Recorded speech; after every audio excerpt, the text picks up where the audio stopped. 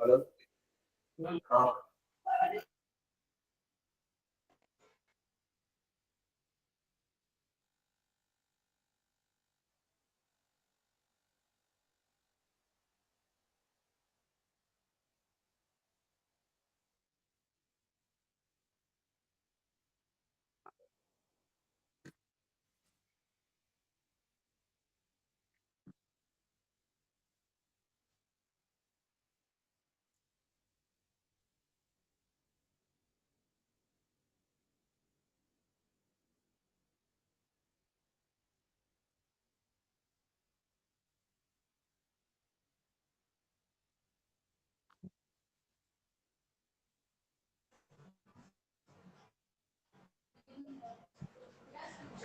Good afternoon.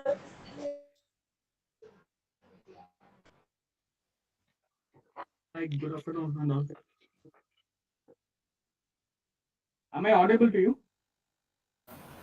Yes, sir. Yes, sir. Okay. Sir, we are waiting for a few minutes, sir.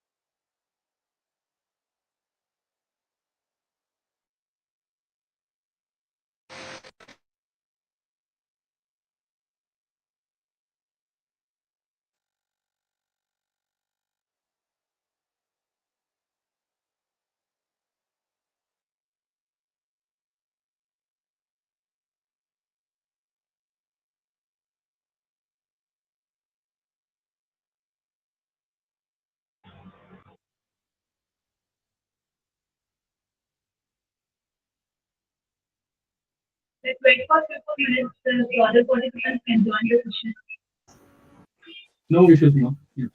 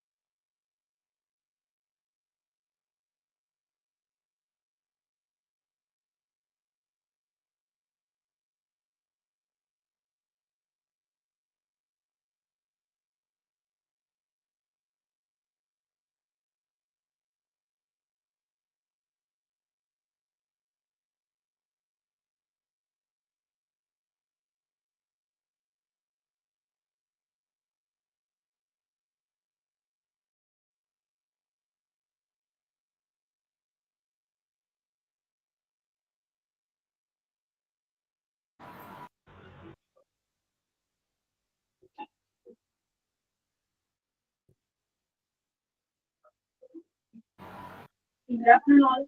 I request our coordinator, Dr. N. Balaji sir, to introduce our resource person, Mr. R. Tamini M. Sir. Sir, please.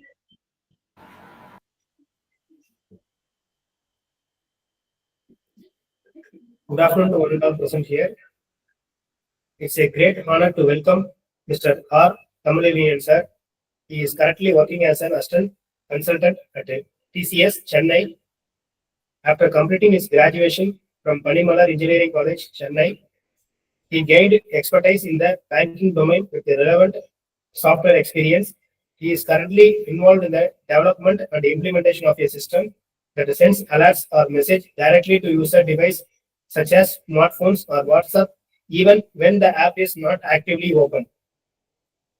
This allows for immediate communication and engagement with users, often used for marketing updates, reminders, or critical informations, while also reducing SMS cost. I welcome you, sir. Now I invite you to take over the session, sir. Thank you, sir.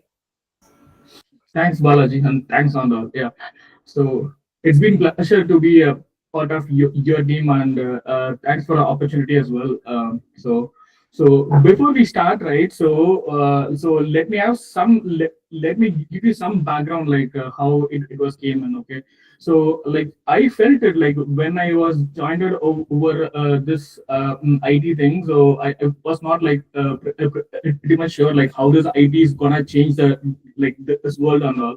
So like going on further, when I started this Java developer, right? So I got an opportunity to work with like it was a challenging application. So I was working as a like banking domain. So where I got opportunity to reduce the SMS cost. It was one of the huge bank in the world. So where we have converted so all the SMS into the push notification. Like how this application works, it will be reduce the cost for the bank actually. So like if you can see that like if you want to say like any real-time examples, right? So you will be getting lots of alerts on your mobile like as an SMS. So apart from this OTP and all, it's going to be a one-time usage, correct? So in order to reduce the SMS cost, so we have converted everything into the push notification. So that was my project I was worked on, and I'm just still working on the same project as a production support as well. Okay, so in terms of this, so let me just go through this topic, microservices, right? So let me explain you first. Like, let me know when you can able to see my screen.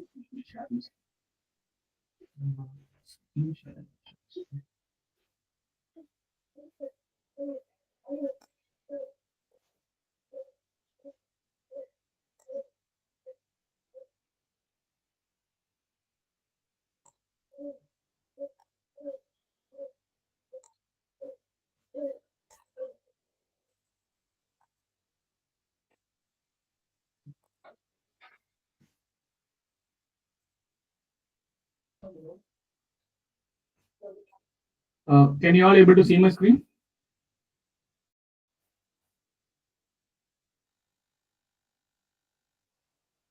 Hello. Hello. Am I audible to you? Okay. Okay. Yeah. So right. Okay. So so coming to this microservices, sir. Why we need a microservices here? So previously the applications which I was working on, right? So let's consider as a real-time banking application. So what we will do, first thing, we will be logging into the banking page, and then you will be getting the summary page of your account. And then after the summary of this, so so what we gonna do? So if you want to do some money transfer, this will be the third page. It will be, and the fourth one would be the like the how much the amount, and the what is it the amount transfer details, and then from account to account, from account to account, and then you will have this confirmation page. Then the on the confirmation page you will be having the OTP. So here I would say it's like first page will be the login to the banking page will be your login page, which has a authorization and the authentication, and then your summary will be your account details will be here, and then fund transfer will be one. So each page will have the different what is it mechanism you can able to say, and this one will be a transfer details page. So if you just consider the entire applications, correct, so it will be involved in like if you consider the banking domain, it will be involved your customer details will be on one side, and then payments will be on another side, and the credit cards will be on another side, and debit cards and mutual funds, and so many, like each and every module will be having it. So what is the part of this microservices over here? So previously we have used the application called as monolithic application. So what it does is monolithic.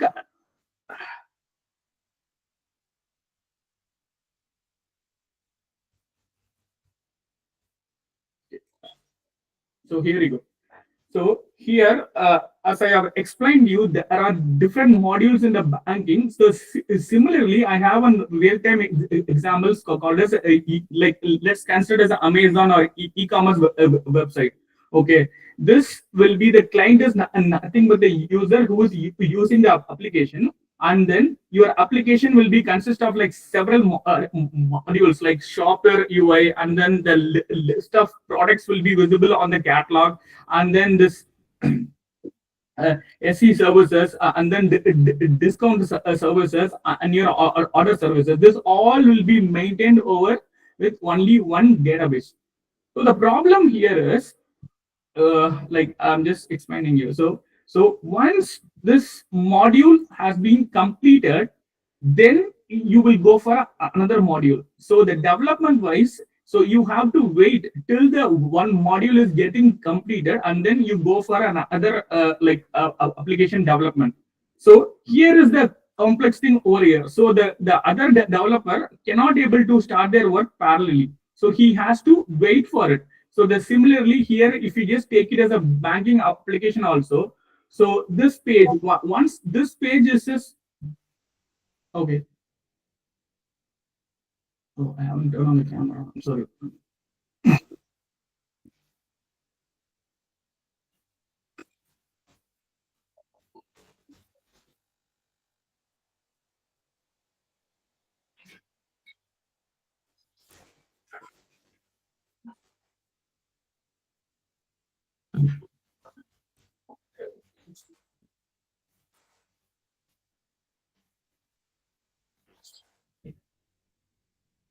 Yeah. So like each and every module over here will be like tightly coupled with other modules as well. So the problem here is, so it will take like lots of time consuming to complete the application, and you will be having only one database for the entire application. And also apart from this like development and this deployment also, it will take some time.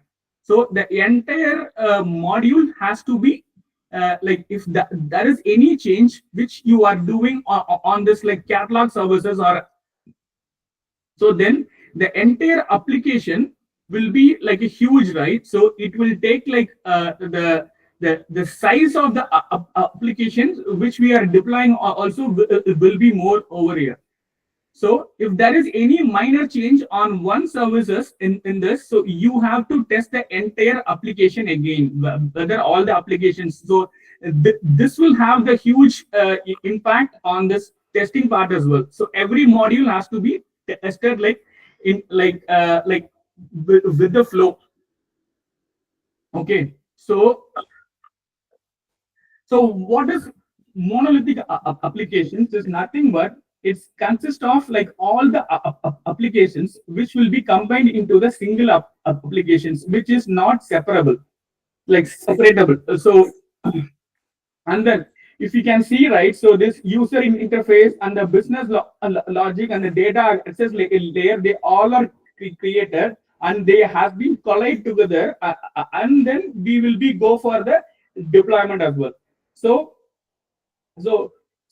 when, like, if you can see that, so the small scale in industries, right, so which they cannot able to invest a more like a huge amount of money on the development, so they can go for this monolithic architecture, because like in if it is microservices, so it will be divided as like each and every module will be considered as one application. So like we'll have a separate story going forward. Okay, so so this will be like management wise it is like easy, but it is like integration wise it is tight, so which is like closely coupled with other like modules as well.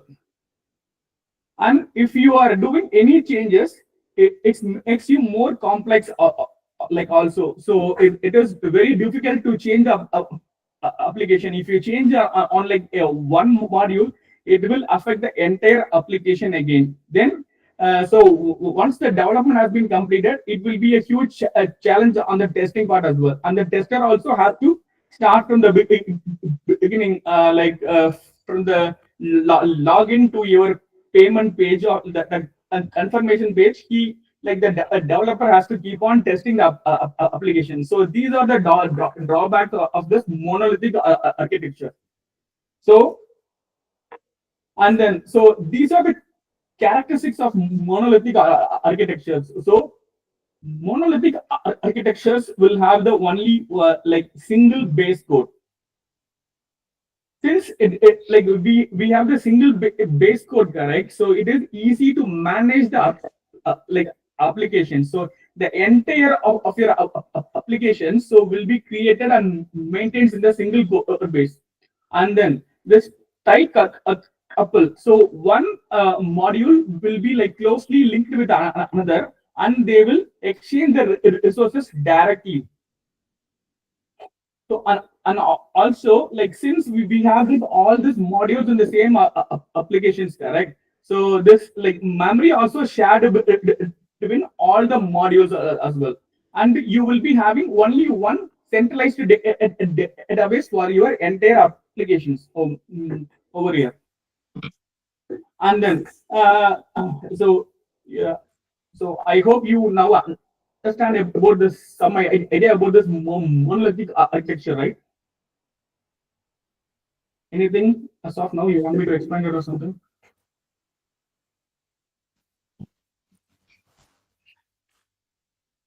Okay.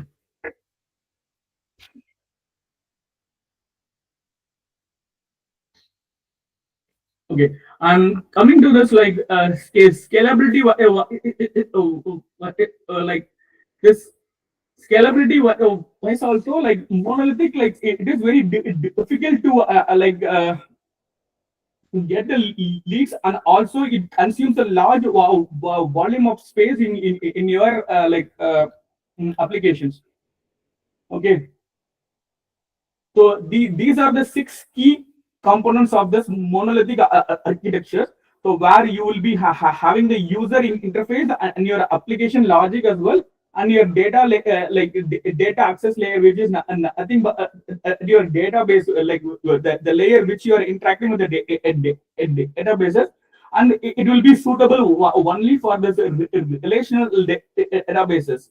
And there may be some external dependencies can be provided over here. So in case if you wanted to add some any messages or anything, any services to be added, so it can be possible over here. So okay, and then so after this, so we'll go for the challenges. To overcome these challenges, this microservices, the concept has been introduced over here. So these are the drawbacks of this monolithic architectures, right? So when we deploy upper code, this monolithic application, the entire modules, like all the modules, will be together into like it will be converted into as one image, and then it will get deployed. So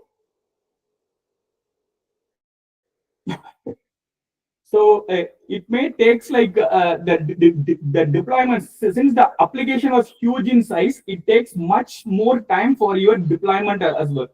So, and if there is any one failure, it will affect the entire application. So if you have any issues in the like in the fund transfer page, it will also affect the entire applications.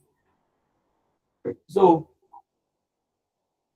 due to this, so it will impact, so we cannot be able to use any other. So like what I'm trying to say here is, so if you are like opening the account only for the fund transfer, you cannot be able to do anything in the credit card, because like this one, like the entire applications will be combined together, and then it will get deployed. If there is any issues in anywhere, like a credit card or fund transfer, it will affect the entire application.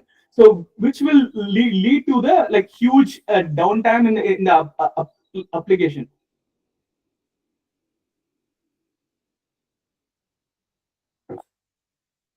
And then this like coming to this resource consumption, right? So when we are doing this, like each module like combined together, and we are working on it, right? So we don't need like more resource as well to work on it. And then like coming to this memory consumption, this like this monolithic architecture will use the more memory, and also it will use your more like CPU utilization as well. It will like sometimes, like if any of the like module is like taking some more time to respond, it will affect your entire efficiency, and then your infrastructure expenses as well. So, and it will have like limited flexibility, which means like it makes more, it may be difficult to do like more modification in your monolithic application. So in case like if you are talking about this development, right? So if you are making any changes in the in any of your module, it will be since it is affecting your entire like application. So we have to test the entire application, whether the particular fix is working on the entire like application or not. So based on this fix, if there is like any more changes which I have to do it will also impact and it will consume more amount of time as well. So since this like this monolithic, right? So it has a like which it has a single core base, there may be a like chances of like getting more possibility of errors as well. So to overcome all this drawback, so we have used this architecture called as microservices. There, microservices, which means how it works, like every module will have the separate database, and then so each developer will not worry about the other module. They can able to only focus on the particular module, and then like there is no dependency between the application. So this API gateway, so it will route your request which is coming from the user based on that, like the request from the user, it will communicate to the respective like microservices. So this will not have any like tightly coupling, since this like one module will act independently without depending on other application. So if you talk about this microservices, it will be a like, it's like splitting your work, like how we will solve the problem. So like we will make some like small steps, right? So like that, the entire application has been divided into small like application, and we will be working like we will be combined together and start what is it, using the application. So here, this microservices is a small and then loosely coupled services. This is designed to perform the specific business function for each of the microservices, which is developed, deployed, and scaled independently. So, which means, so every like, since like every module over here will not be so it will perform only the specific business function, right? So it reduces the deployment time, and also this each and like every like module will be like like performance is also and then efficiency is also, it would be good. So but the problem here is like, so this this architecture, right? So it will take the large amount of monolithic applications, and then it will decompose into the small manageable components, so which is called as microservices. Uh, so how this microservices will work like over here will be, so breaking the complex applications into the smaller independent devices, and then will all work together, and then it will increase the scalability, and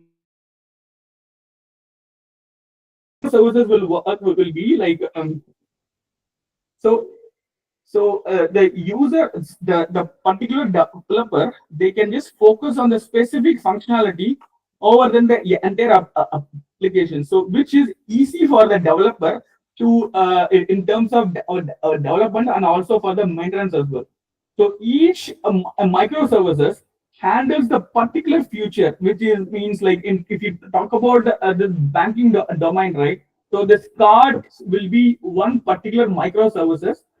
Okay, so this particular developer, he can just focus only on the cards area, and also the payment will be one microservices.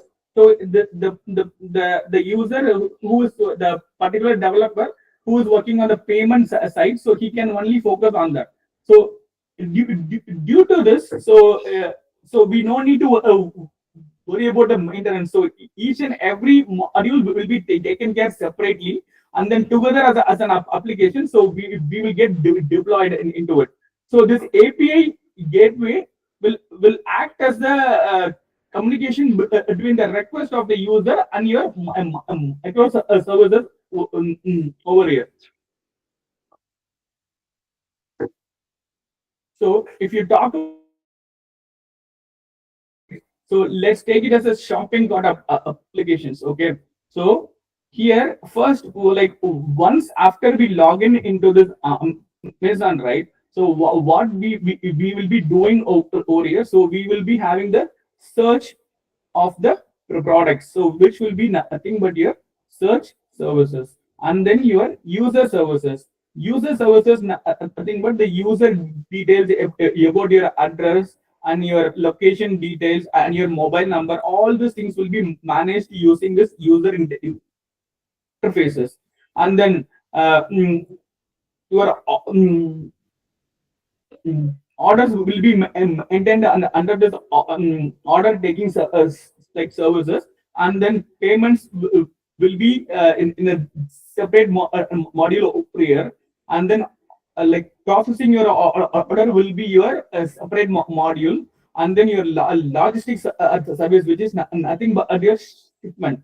And also you will have your warehouse services and the notification, which I was worked on earlier, this alert parts, and then recommendation services. So where you will get like any benefits for the like new users and all, and where you will store all the like saved like your products as well, right? So this each services will act independently, and it is made into a small piece of code, and it will combine together, which will give you the great shopping experiences, correct? So this will be the application. So if you compare the monolithic and microservices, monolithic is nothing but the entire modules of your applications will be combined together, and it will work like as a single unit.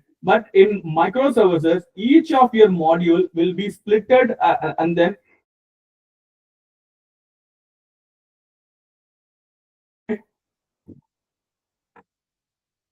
so as we have discussed it, like in the previous thing, this user services, this services and all right. So user services will handles the user accounts and the user preferences, like and then it will give you the like great personalized experience as well. And the search services is nothing but finding your products, and then like based on the the product indexing information. And then catalog is nothing but where you will have the list of products will be displayed on your applications. And then your thoughts services, where you can just add, remove, and change the items before you are checking out in the cart. And also this list allows you to save the items for your later purchase as well. And order taking services, where once the customer orders the product, and it will check for the availability, and then validating your pin code, shipment, and everything will be taken care over this order taking services. And then this order processing team, they will like work on once the order has been received in the warehouses.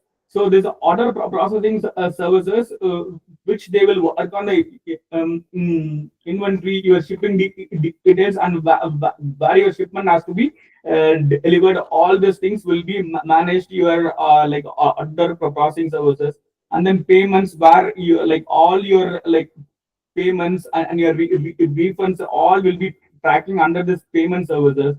And then there's logistics, which like how the delivery is going to be like the product will be delivered to the customer, which includes your shipping cost and your tracking also. And then your warehouse services, where this stock room, or like the people who is working like on the inventory, and then reach the stocking, all these things will be managed in this warehouse services. And the notification is nothing but sending the updates about your orders and the special offers to the customers.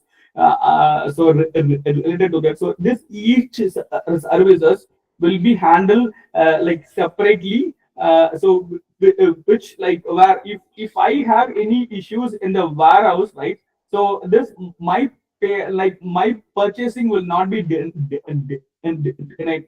So let's take it as this warehouse like microservices having some issue, so it is down, then it will not affect your purchasing. So but in the monolithic, like everything together as an one application. So where if one services get affected, it will be get affected in another like services also. So let's see the difference between this monolithic and micro like architectures. So in terms of talking about this architecture size, this every services has been decomposed into the small independent services in terms of microservices, which is not tightly coupled. And this monolithic will be it's together as a single code base, which is like one applications will be tightly integrated with the other services over here. And this terms of the development team structure, microservices needs, since it has a like this every services has been independent over here, the small amount of development team is required over here, and then this cross functional teams also be possible over this each microservices. And when you talk about this monolithic architecture, it's together as an like one application, right? So it may need a like huge team. So this terms of the scalability also, it is like this scalability will be depend on each individual services, but here it will be depend on your entire application. So when you talk about this deployment also, every services will get independently deployed, but in terms of this monolithic application, the whole applications will be deployed as a single unit over here. And then there's like resource utilization, right? So it is very efficient to use of resources as like the services can be scaled independently. If there is any like CPU, like anything in terms of like performance or anything, so you can able to focus only on the particular microservices where you need some more utilization or to make your application effectively like working. But here so this resources will be allocated for the overall applications, and then this development speed will be more faster, since and then this monolithic will be slower due to this will be your entire code base. Yeah. So far you understand something about this microservices, right? So anyone have anything related to microservices or monolithic?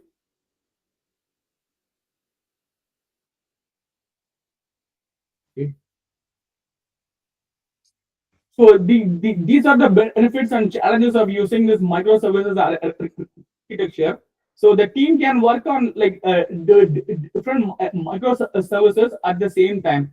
So the issues in the one services will not impact the other. It will enhance the reliability. Each services can be scaled based on the specific needs, and this system can be quickly adapt to changing the workloads as well. And then the teams can also able to like track and stack the each microservices, and where we only require the small teams to work independently. And the challenges over here is, so the communication between one services to another services may be delayed due to this network latency. Since this each one communication is like will not be depend on other application, it may have this data consistency issues will be like may happen. So this decomposing an app, like when we are like splitting up the microservices, it may have like bit complexity in the development and terms of testing, and then deployment as well. The network communication between one microservices and then error handling may be complicates, because one of like it's not like tightly coupled. So, and then managing the consisting data all over the services will makes you bit complex as well in terms of microservices.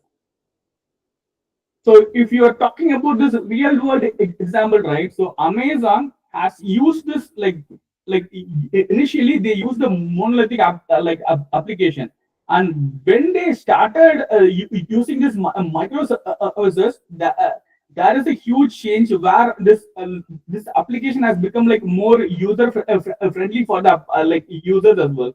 And then in terms of Netflix also, so where so so now like like majority of this like application has been used in the Netflix architecture only, and then this like Uber. So which makes these are the reviews have from the like internet with like I have collected it. So which makes your this Uber, after switching from monolithic to microservices, their operation has become like more smoother, and then it will increase the web page views and then search efficiently over here.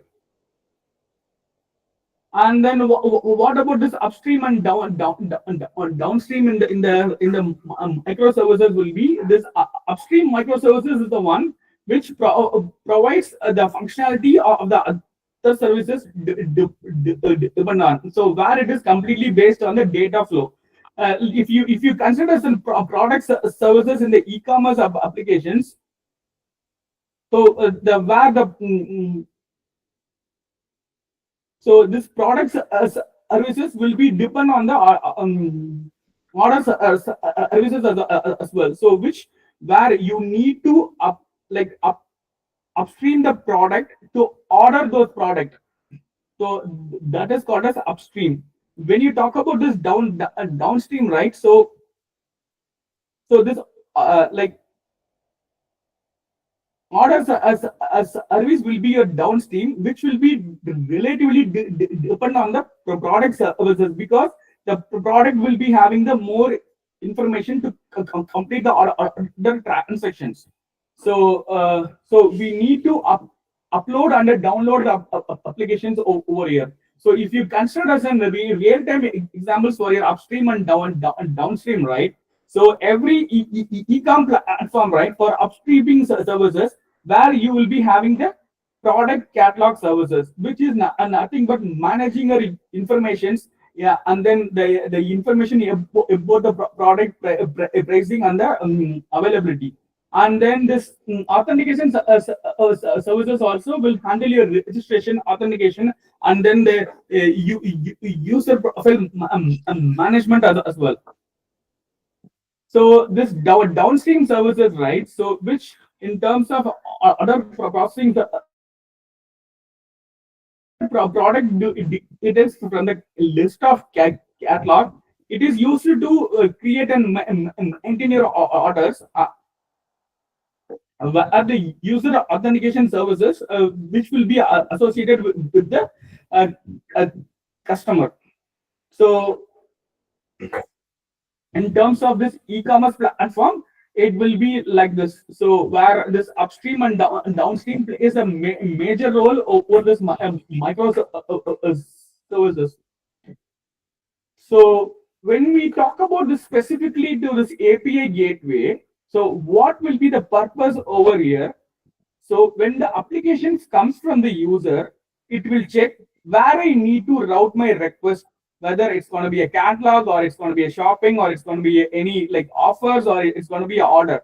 So this gateway plays an important role in your like microservices.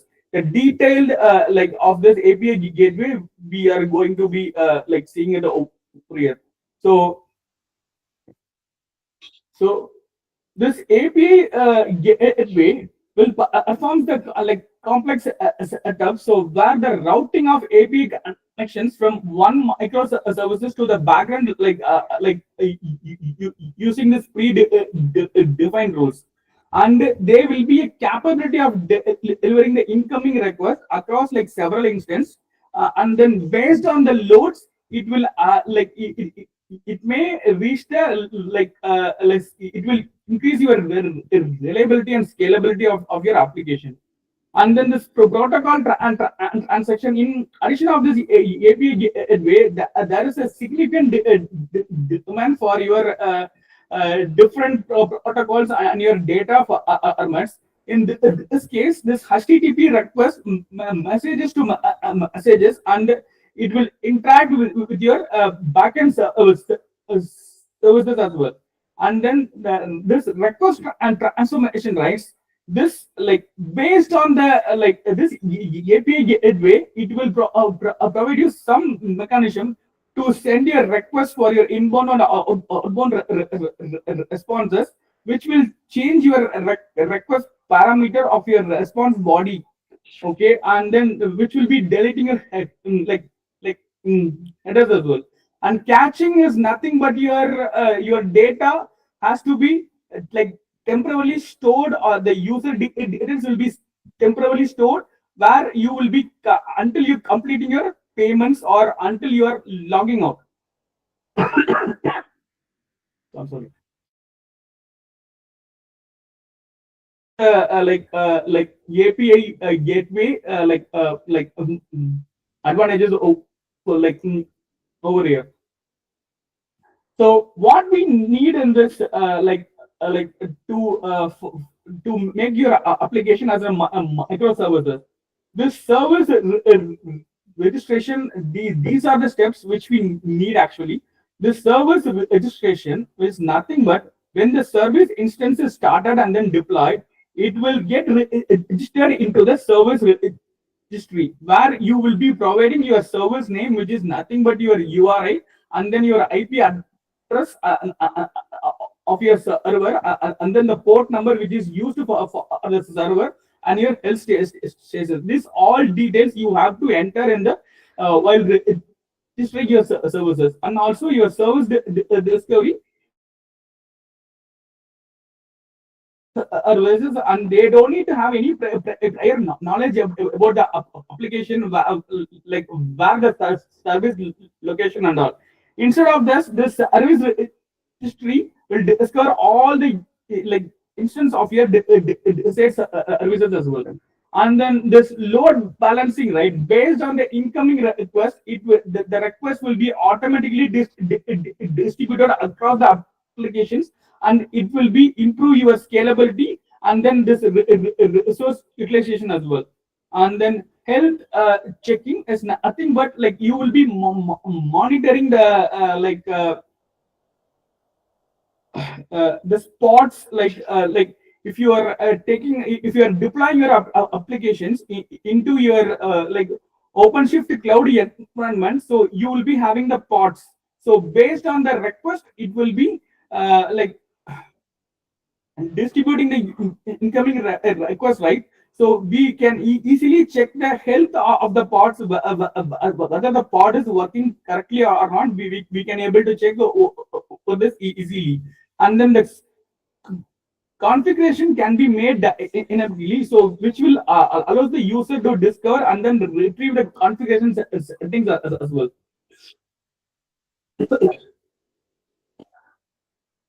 So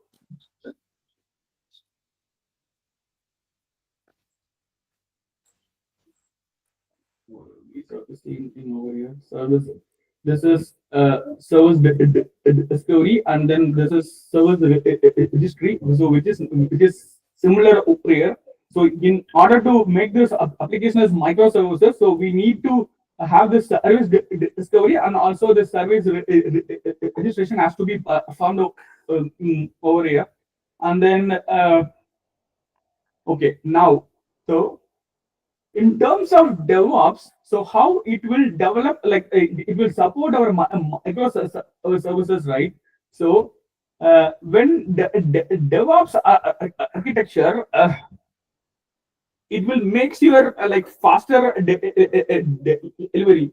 So in DevOps, so we will be following the CI/CD, which is nothing but continuous integration, and then continuous in the development process, which will allowing the microservices to be updated and then like work faster. So and then each like independent, like each will be having the independent deploy model of the each microservices will have the different independent deployment models as well. And then it will enhance your collaboration, so which makes easier for cross-functional teams to work on different microservices simultaneously. So it will automation the like it will automate the process.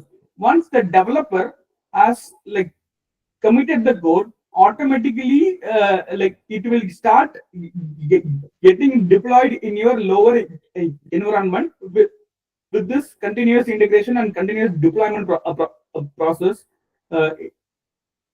It will help for it. And then this DevOps, this feedbacks and then monitoring has been very easy, and you can able to track which microservices is critical and what needs to be like you improved for the application overall reliability.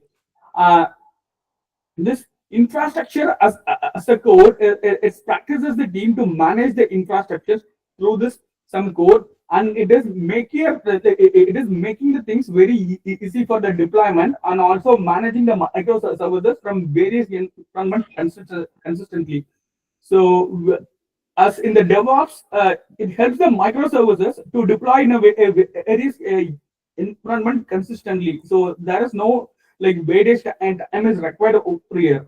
And then to implement this DevOps into this microservices, right? So this team structure, so we need to be organized, and then each team has a ownership about their account. It makes a collaboration, and it will act like it will speed up your development process as well. And then each microservices will have the CI/CD pipelines, which will be automated testing, integration, and development of your microservices, which helps in maintaining the code quality and accelerate the delivery as well. So this continuous like CI/CD, right? Once your development has been completed, so we will check the like code coverage and the code standard using the Sonar Cube. So there you will like that is nothing but your CI/CD process. Through this, we can able to like reduce the latency, and also any like code coverage, or like it can be checked like for the developer. So and then this Docker, like creating an image and the packaging of the microservices, which also like improves your like scaling, and it will simplify your development as well. And then monitoring and then logging of the logs for each microservices can be tracked like individually. So these are the the advantages of this like DevOps with the microservices. And then so we need these three like best practices to make the like to integrate the DevOps with this microservices, which we need to decouple the services, which is splitting up of each and every microservices, which is loosely coupled, and then like promoting the like development and then deployment individually, and it will minimize the risk of one services which is affecting another. And then there's a design for the failure, which is nothing but it will this like it will reduce the failure, since the designs will be carried out on each and microservices like separately. So it will this will have the circuit breakers and then fallback mechanism as well. And then it will automate the testing to implement the automated testing in various stages, which include as a unit integration and then end-to-end tests, which makes the risk of deployment failures. So when we are developing our application, since this is loosely coupled, right? So it will be reduces the deployment failures, where this each and every services will be checked in like independently, and it is easy to test as well. And then maintaining the document also like very easy. since we will be having the separate micros services, so where we can able to document for that, and which will be help for the new team members as well to understand easily. And then this use of API gateway, it will be managing the communication between your microservices. This will be help in routing the request, and then security, and then it will also monitor your traffic as well. So this tools and technologies what we are using for this DevOps with the microservices will be the version control, which is the Git, which is managed for your code changes, and it will enable the collaboration among the team members. And then the CI/CD where we use the Jenkins, and then it will automate the testing and the deployment process, and it will support the continuous integration and then delivery. And this container orchestration is nothing but the Kubernetes and the Docker, which will manage the deployment, scaling, and operations, and then the applications, ensuring that there is no delay in the availability of the application.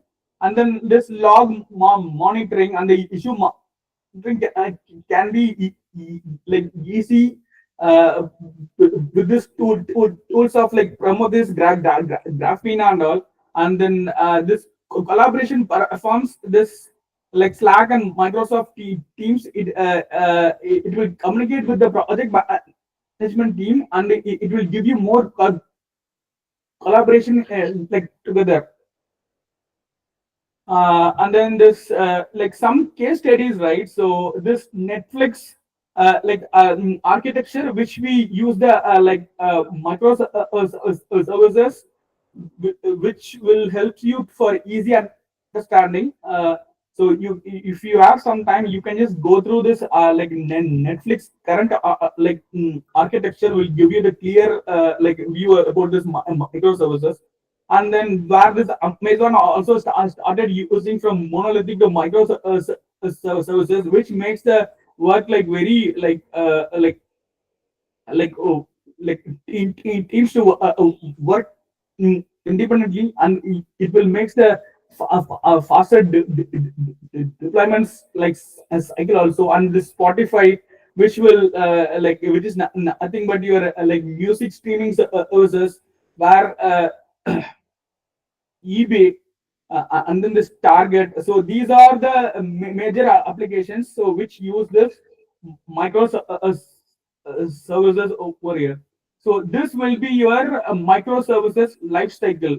So the first phase will be your design part, and the next phase will be your development part, and third phase will be your build part, and then this deployment part, and where it will operate it, your application, and where you will be monitoring your application. In case of any issues, it will we will be updating some changes in the application, and then this decommission. This all things will be quite easier in terms of this micro services when we use with the DevOps.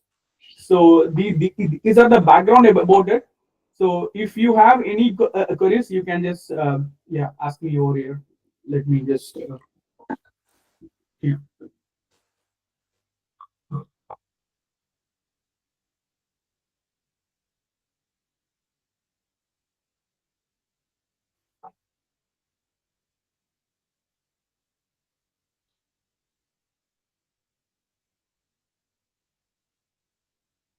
So any queries about this monolithic and microservices, and how we are using this DevOps and microservices? Anyone have any queries?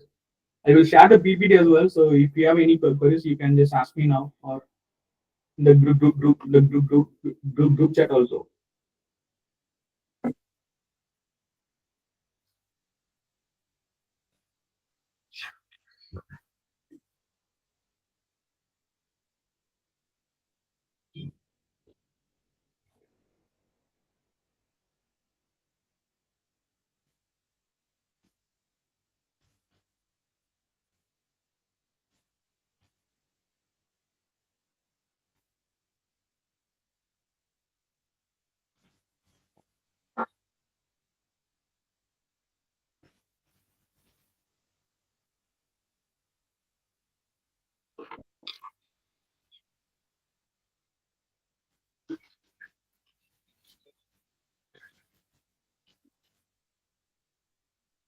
Sir,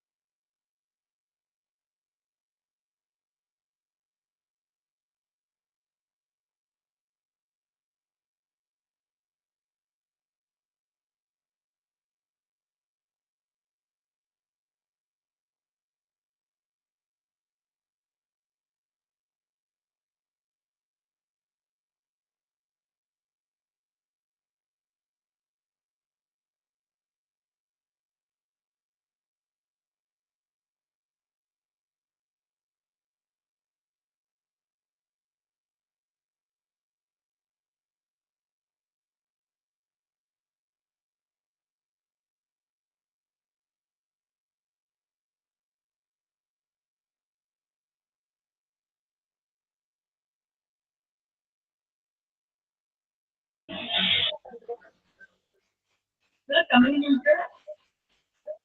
Participants are asking questions here, so you will kindly clarify it. Yeah, I'm just clarifying it in the chat. Oh, okay, okay. If you can see the chat messages, so I'm just responding to each and every chat as well. Okay, sir. Participants kindly ask any doubt. If you have any doubt, the questions or ask me. Okay, okay. So you or is the chat is also sufficient over here. I'm just responding in the chat. So Okay. okay.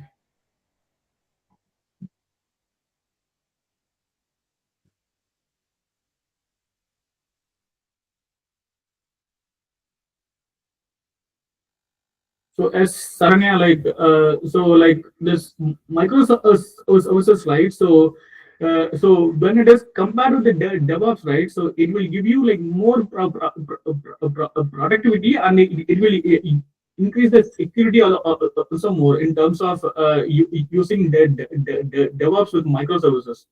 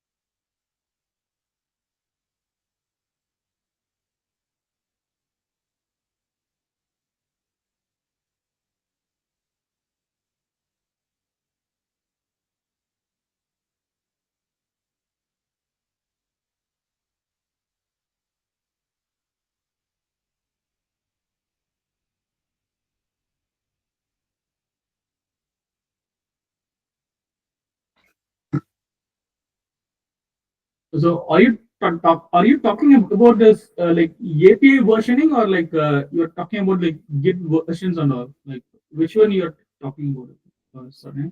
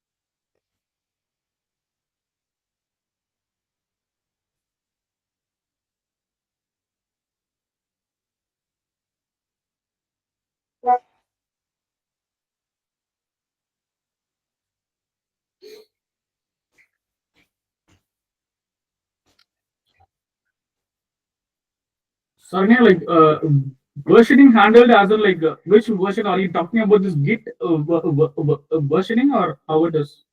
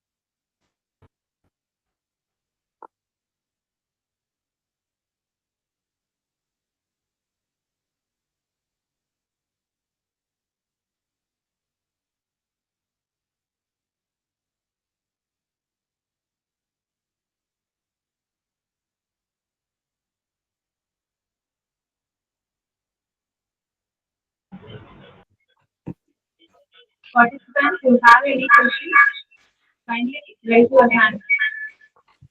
Uh, so how do this microservices handle the backward compatibility doing the deployments, right? See, microservices, like if you are like, is nothing to do with this deployment. So it is like splitting your work. So like how the use of this microservices. So like splitting your work into the individual, and then like so each and every work has been handled in like individually. So backward compatibility, like you have to go back and then get deploy the previous version, right? So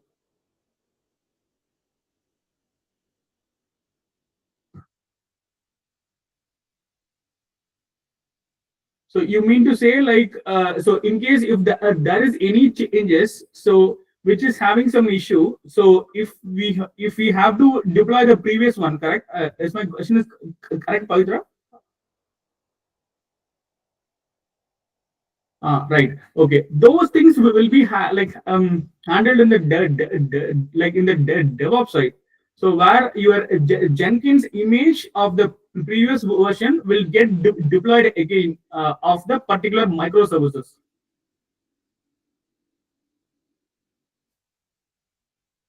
Am I okay?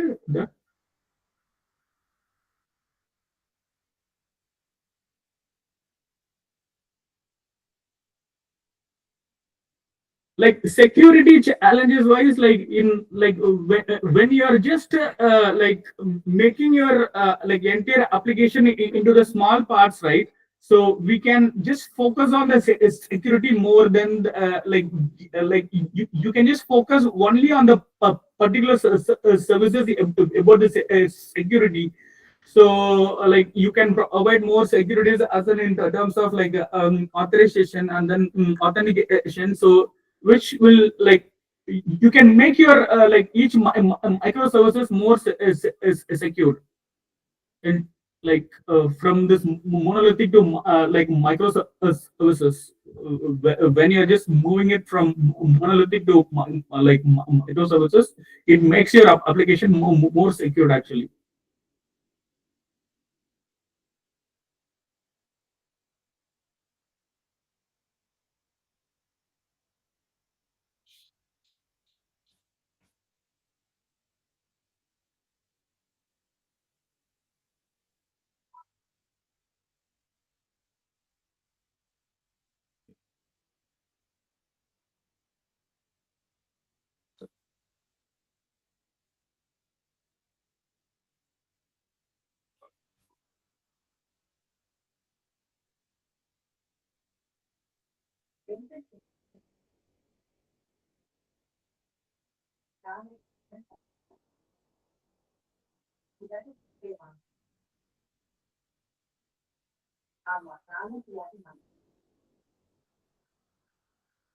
How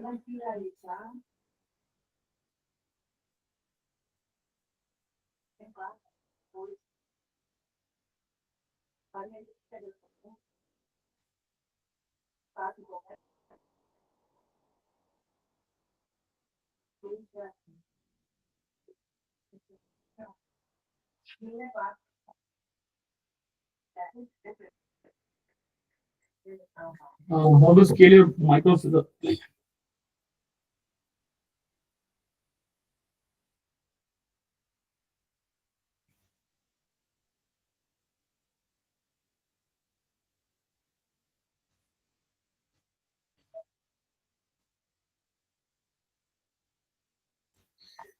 So in terms of this, like Kubernetes, right? So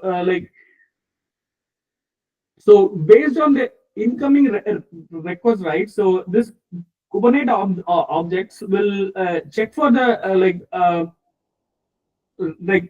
request individually, and it will automatically scale up your microservices based on the request dynamically. So for that, there is a this mechanism called as like auto scaler will be used in the Kubernetes to scale up the microservices. Arnett.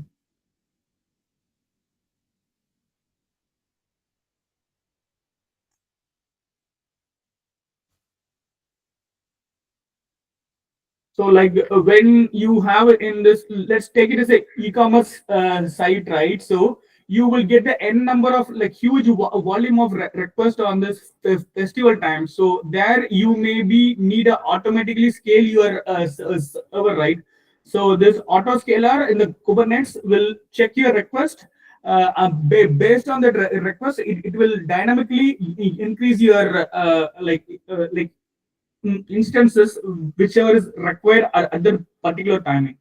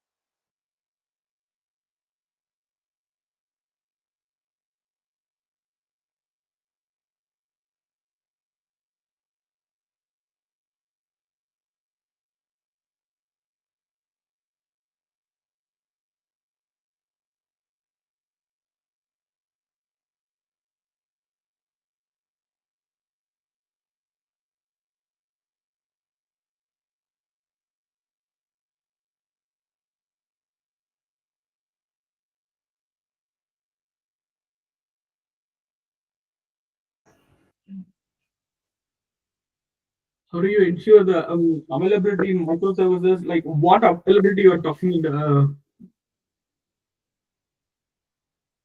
Saranya? Can you just brief your question? Sorry.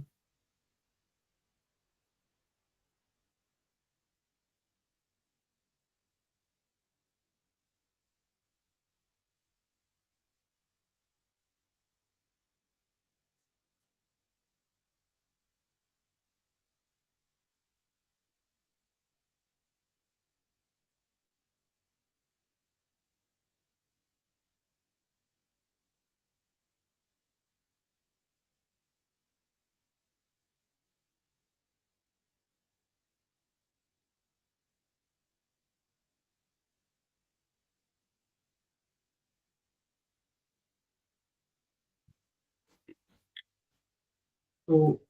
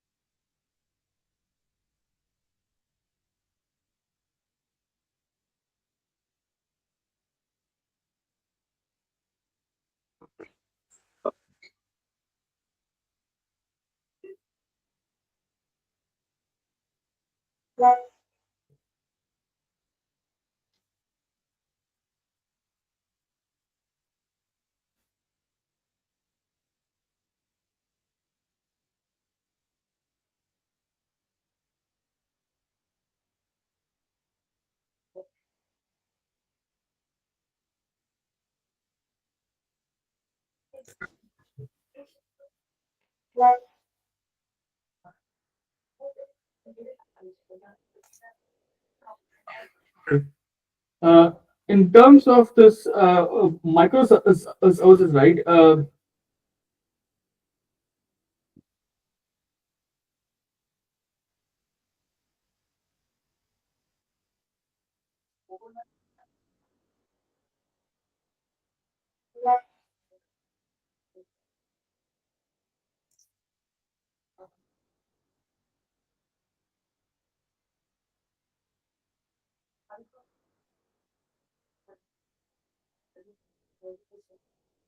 Okay.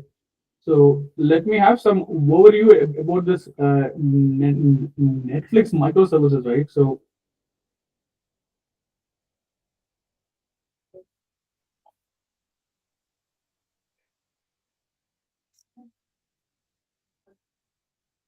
when we talk about this Netflix microservices, right? So what it will be happening over here will be this in terms of video pipeline. So every services will be like individually working on it. If you talk about it, right? So let me just share an example.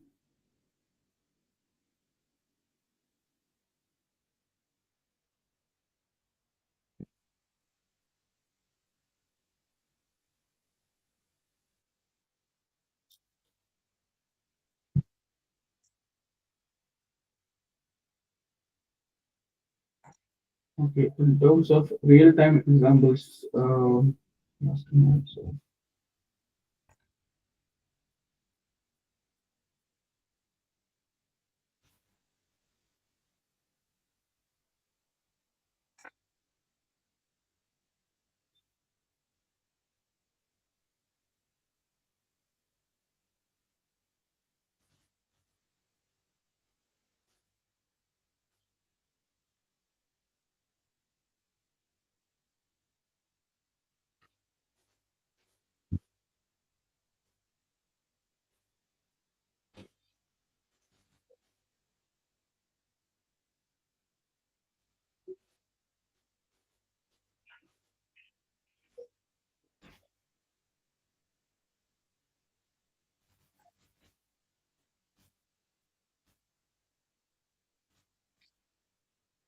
what is since dividing your application in narration, dividing your application into the small parts, right? So it will mostly avoid the issues with so while communicating with each other. So so breaking the functions what is it, like breaking your applications into small parts, which will avoid your intercommunication failure.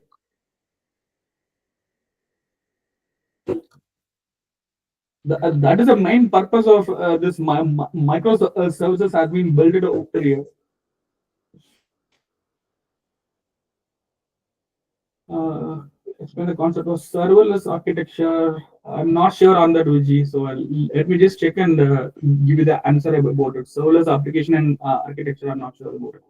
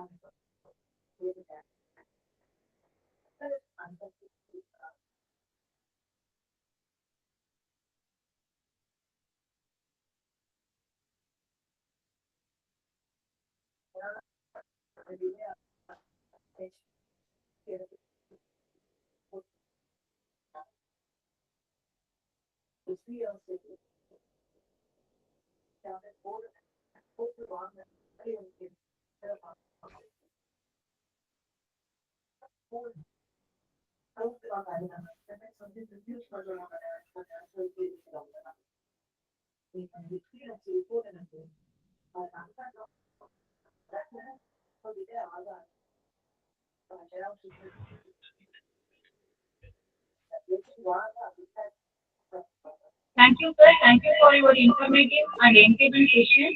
And we appreciate the time you took to share your knowledge with us, sir. Thank you. Thank you. Thank you very much. Thank you for your nice presentation, sir. Thanks, Balaji. Yeah, thanks a lot.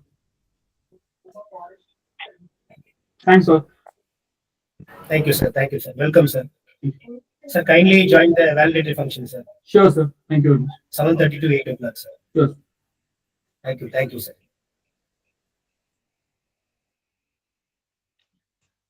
I request Dr. Balaji sir to introduce our next speaker, Dr. B. Saravana Balaji, to our participants.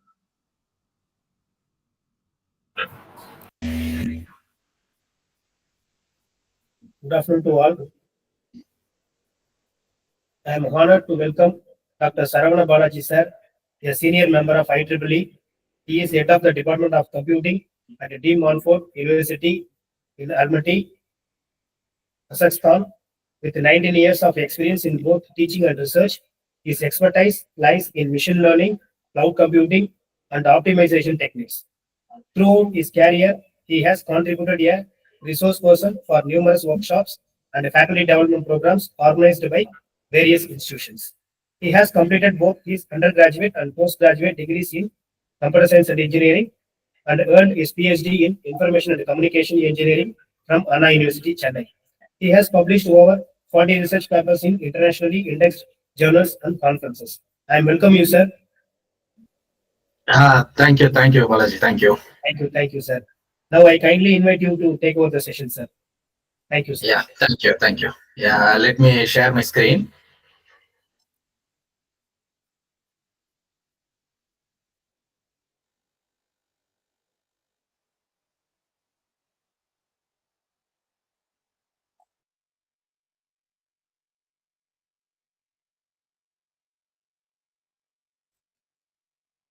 Yeah, I hope you can see my screen, yeah?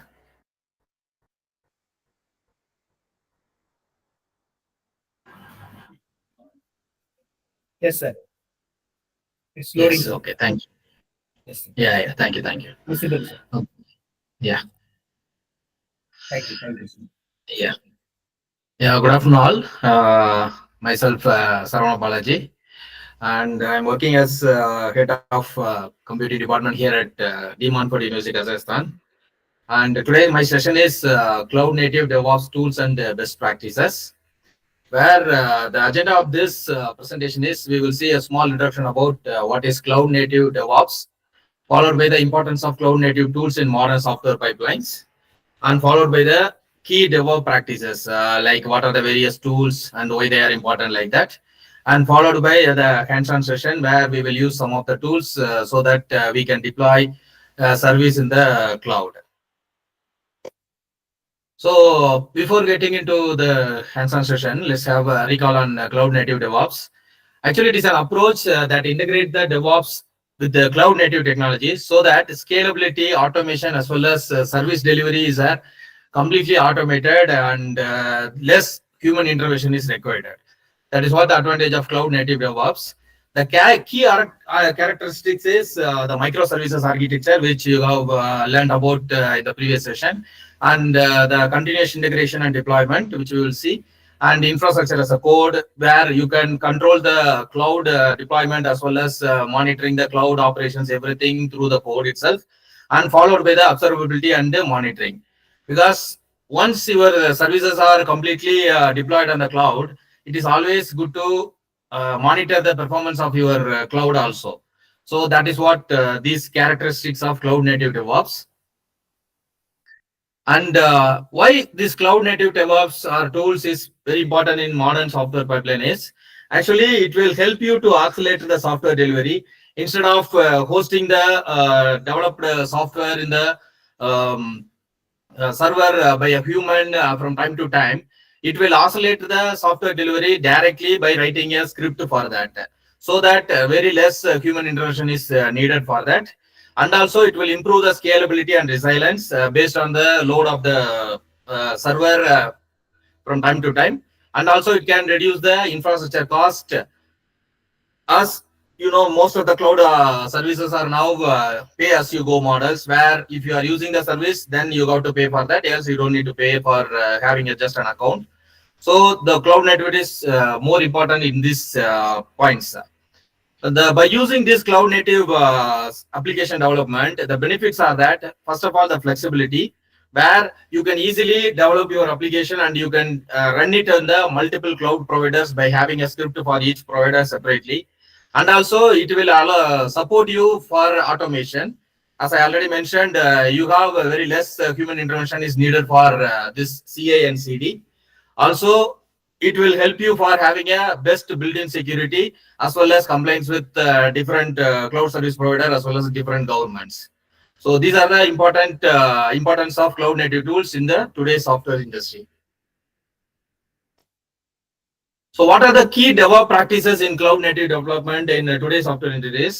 Actually, you can see there, if you are thinking of continuous integration, then every code push, whatever the code you are developed in your development center, it will be automatically pushed to the server, and the integration is tested there by using the tools called GitHub Actions, Jenkins, or GitLab CA, etc. Just a moment.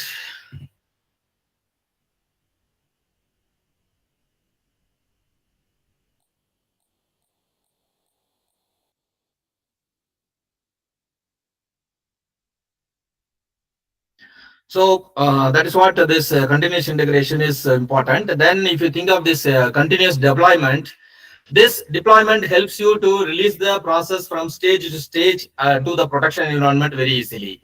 So for that purpose, you can have these tools like Argo CD or Flex CD like that. And if you think of the infrastructure as a code, and as I already mentioned, you can easily manage the infrastructure of the cloud where your services are running by writing some scripts for that. The tools which are all available for those things are, like you can see here, the Terraform, AWS Cloud Formation, and Kubernetes. So that's what we are going to see during our session. Then finally, as I said, observability and monitoring, which is very much important for ensuring the system health as well as detecting the issues yearly. So for that purpose, we can have the tools like Prometheus, Grafana, and ELK Stack. So these are the different tools which are all used by developers or companies for adopting this DevOps for their service deployment and offerings. So these are the very basic information which we are going to see, which we are need to know about before getting into this DevOps development. So the tools which we are using in this hands-on session is, for version control, we are going to use Git and GitHub, which all may aware of that, how they are using for version control and etc. So Git and GitHub we are going to use, and for containerization, we are going to use the Docker, where it is Docker desktop. And for deployment purpose, I'm going to connect this Docker desktop with the Kubernetes. So for that purpose, we are having another one too called as kubectl. That is what command line tool for connecting with the local Kubernetes clusters. And for CA and CD, we will see how to use that GitHub Actions by enabling the security parameters, etc. And after develop your application, how you can make it as available to everyone by pushing it to the artifact repository called the Docker Hub, which is happening through the script, where we will see the script for that also. And the final one, deployment Kubernetes, where it's actually Kubernetes is helpful for running the services on the cloud. Instead, we are going to see it in the local system. Then the goal of this session is how to build, containerize, and deploy the application using cloud native DevOps tools.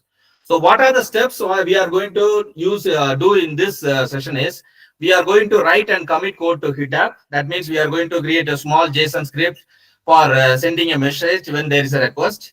Then after that, we are going to trigger the GitHub action pipeline by writing another separate script, which is called the CI/CD script. And using that script, we will develop or build the Docker image, and we will push it to the Docker hub. And finally, deploying the developed image to the cloud native environment. So that is what we are going to see in this session. So if you want to practice this DevOps, there are many tools are available, but it's better always going for the open source tools. So the prerequisite is for practicing this DevOps is, in your local system, you should have these softwares to be installed. For example, the first one you got to have is Git, where this Git is command line tool, which is used to communicate with your GitHub account for sending and receiving the files for push and fetch operations. And then you got to have the Docker desktop installed on your system, so that you can connect the local Kubernetes clusters and it can run the services on the Kubernetes also. So that is what the purpose of the Docker desktop here. And then we are having the kubectl also we have to install, and this kubectl is able to check the status of the Kubernetes which is running, what are the services or pods running on the system. And for code editing purpose, generally you can have VS Code or any code editor. Generally, for example, you can use Notepad++ also. And then apart from these things, which is for local operations in your system, but for pushing and seeing the output, you got to have a GitHub account for yourself, as well as you should have a Docker Hub account also. So after all these tools, which are all mainly for deploying the services on the cloud, but to develop the application, I'm going to use the JSON so that we got to install the node.js to test the app locally. Mainly that is what this installation is also needed. So these are the tools which you need to install for practicing DevOps by yourself. So let me get into the the hands-on practice. So the first step is we have to develop the app and Docker. As I already mentioned, whatever you want to develop, that is what you call it as an app.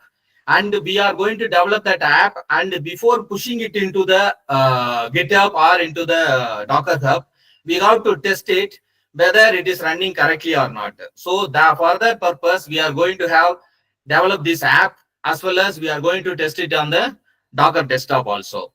So the first step is you got to create the simple application called app.js, which I will show you. So in the project directory, which I mentioned as project directory, so you can have your own directory on your system. So let me have this. I'm creating a new directory in my desktop, which is I'm calling it as just test, or let me call it as dev test. So I'm just creating this folder as dev test, and you got to create your app, which I already created for this session. Let me open it. This test tab. So you can see here I'm having one JScript file called app.js, which I'm just copying and putting here in dev test. So let me open that JS, what it actually do, so that you can have an information about that. You can see here actually it is just going to push a message when there is a request called the Cloud Native DevOps Tools and Best Practices Demo. It is just a small message which will be shown in the browser. So just make it as a small app which will run on the port number 8080, the general HTTP port we are using for all our operations. So this is what a small app which I developed for this demo. So I hope you have an idea about this. Yeah. So let me close this app.js. So now I have this app.js which is developed for this session in my newly created folder called dev test. and followed by. Now I have to create the metadata file for this package.json, because this package.json file will have all the information to push this data into, or push this app into the container. So I also already created this, which is called as the package. So I'm copying this and I'm putting it in the dev test. So let me open this package JSON file also. So here you can see here, I'm naming this app as a sample app, just and version for having this app. If you are having multiple versions, then you have to have the version record. So we are having a version number for that, and a description for this JSON file also. And the script for creating the node for that particular, or creating the node in the Docker is, you got to mention the particular file name. So we are mentioning the file name as app.js, and the dependencies for running this JS file. So that version is also given here. So this is a simple JSON file, which is helpful for your Docker desktop to create that image and push it in the Kubernetes to run it in the local system. So these are the two important files which we have to have for your simple app. So I have created that. Then before moving into the Docker, you have to check it out that dependencies are installed. So what you can do is this npm install. Actually, npm means node package manager for JSON files and JavaScript. So this will install all the dependencies for the file, for the software which you installed called Node.js. So your app will run successfully without any issues. So that is what this command npm install will do. And before creating this Docker file, you have to ensure that you install the Docker desktop, which I'm going to, already I have it in my system. So I'm running it now.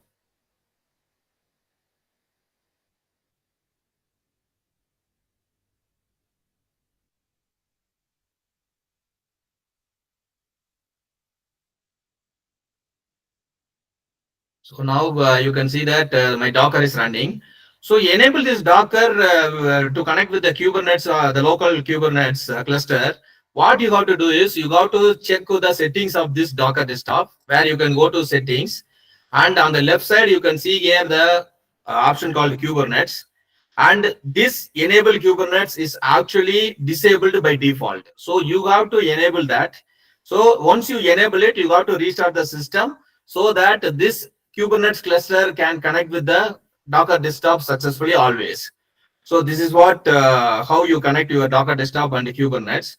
So this Kubernetes is now enabled in my system. So I'm just leaving it. So now, as I said, we have developed the app by having these two files, app.js as well as the package.json. Now we should create a Docker file so that that Docker file should help for the Docker desktop app to push the app into the Kubernetes. So now that is the next step, Docker file, which I already created for us. So you can see here the Docker file. So I'm just copying it and I'm putting it in my dev test. So I'm putting here.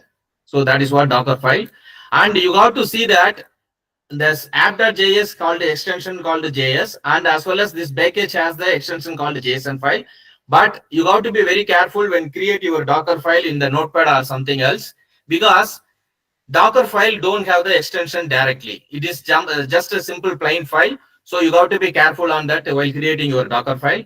So it is better if you create it using Notepad++, which allows you to create the file without any extension. So I'm opening this Docker file also.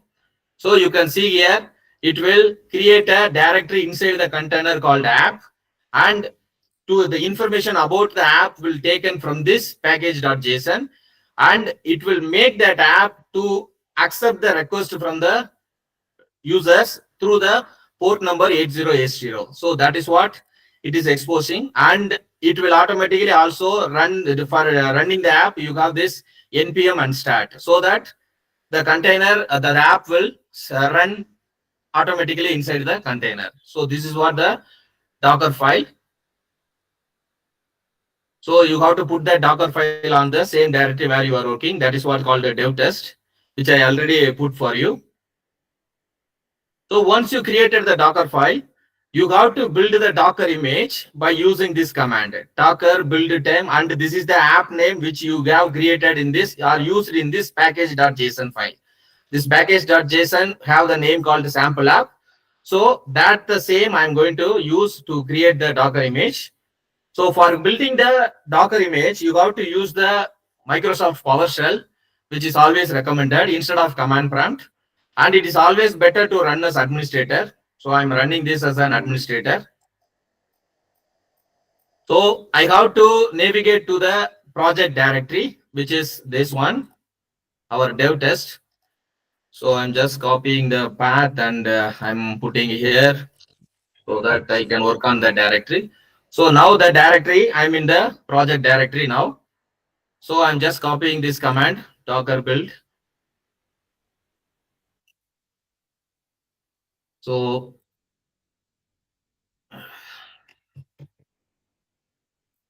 copy this properly.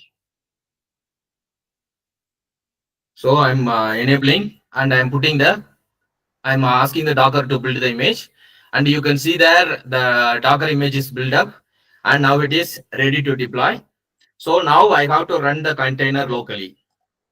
So now I'm running it locally. So I copied and I'm putting here.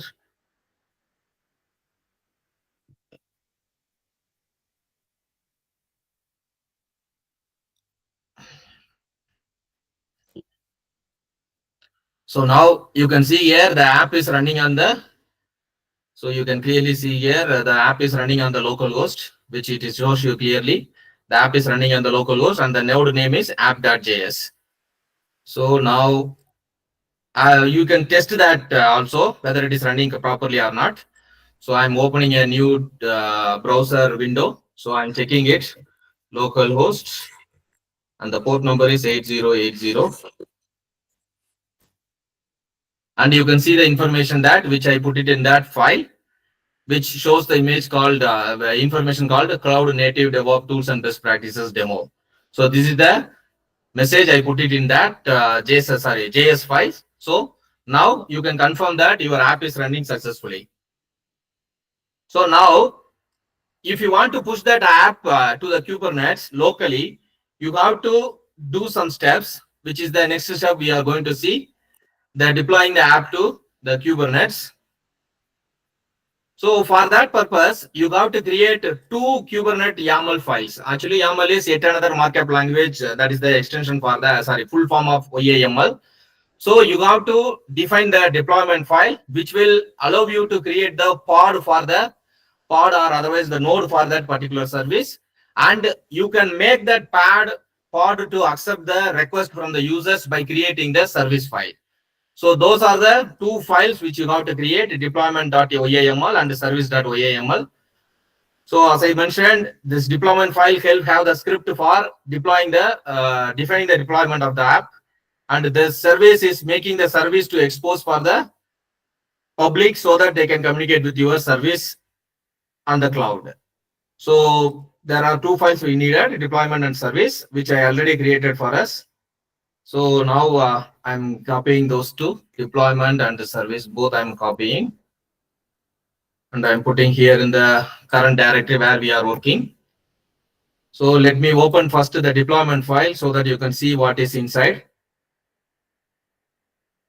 So you can see here the metadata is simple app development, and you are defining this kind as deployment. And you can name the app, which we already created the name called sample app. And it is the container version image, which we used to create in the container side. So, and the port number is 8080, which is already running on the container. So this is the deployment instruction, which you got to put in your YAML file for deployment. And then making this deployment to run as a service for people to accept, you got to have this service file, which I am opening again. So you can see here, it tells you the protocol TCP, and it tells the port number 8080 and the target port as 8080, and this type as pod, which is also called as node port. So this is the app, service file for making that node to accept the request from the users. So this is the simple, without any much security, it is there. So this is the service file or service script for deploying the for the deployed service to app to run as a service. So now we have developed those both files, deployment as well as service. So now what we are going to do is, as I already mentioned, we are going to deploy the app on the local Kubernetes, which is running on my system. So for that purpose, we have this tool, which is called as kubectl or Kubernetes command line tool for deployment as well as making as a service. So which we have created two files. So you have to run it. But this PowerShell is already running this app. So I'm opening another one PowerShell for other operations.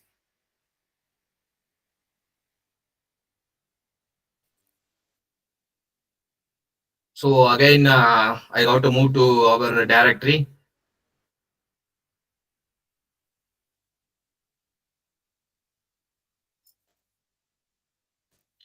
So now we are in the directory and we got to use this command kubectl apply. This kubectl apply and this. And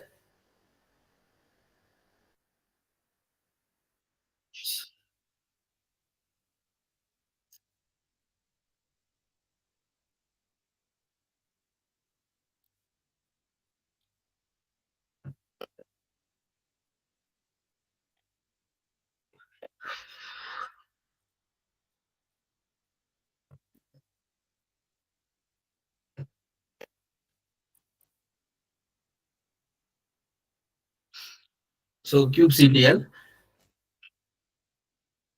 So now you can see that it is I already have this. So it is showing that it's unchanged. But if you do that, it will show you the success message. So, but for your purpose, I'm telling you an instruction where when you are using this kubectl, you have to careful that this kubectl path is added in the environment variables of your system before this Docker installation, because this Docker Kubernetes connectivity will overcome these commands and it will say that the command is not found. So that is what you have to be very careful when you are using both Docker along with Kubernetes and the kubectl. So let me show that for you so that you can set up your system variable properly. So you can see here, I'm opening my environment variables in the system. So you got to come to the system variables and in the path, I'm opening the path for you. So you can see here, I installed the kubectl on my desktop directly. So I am putting this path before the Docker path so that your kubectl will run first time instead of the Docker conflict will be avoided. That's why I'm giving you this information. So make a note of that for testing and developing by yourself.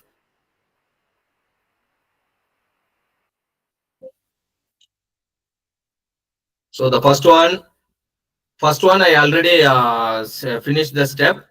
Now you can see the second step. I'm going to kubectl apply the service YAML. I'm going to do that. Apply YAML. Let me come to this point. I'm putting it here. Sorry. This is the copying is big problem. Yeah. Okay. So now the service also successfully running. So both are running now. So now after deployment, you can verify whether the deployment is running properly or not. So for that purpose, you got to have these two commands. First one, you are going to check whether the pods are created successfully or not. Why? That the pods are the output of this deployment.yaml, that file. So once that is success, you can check whether the service is also running properly or not. So these are the two commands you are having it.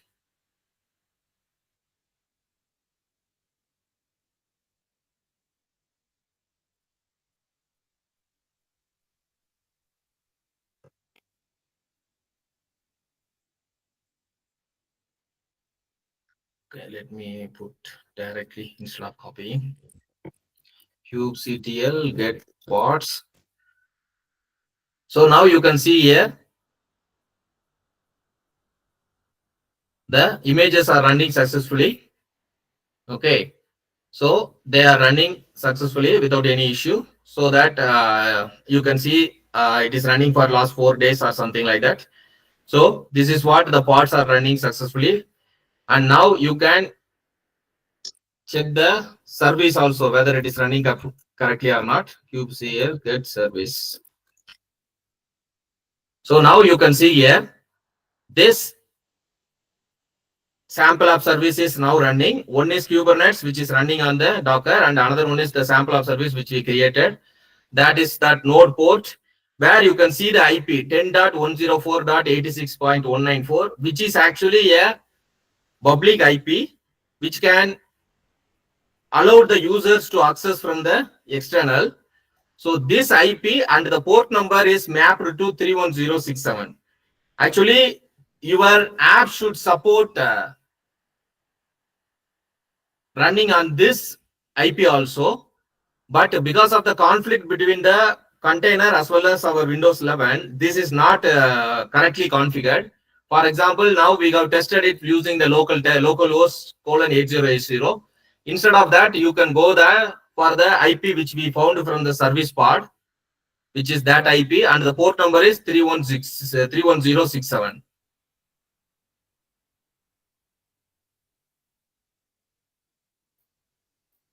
So I'm running it.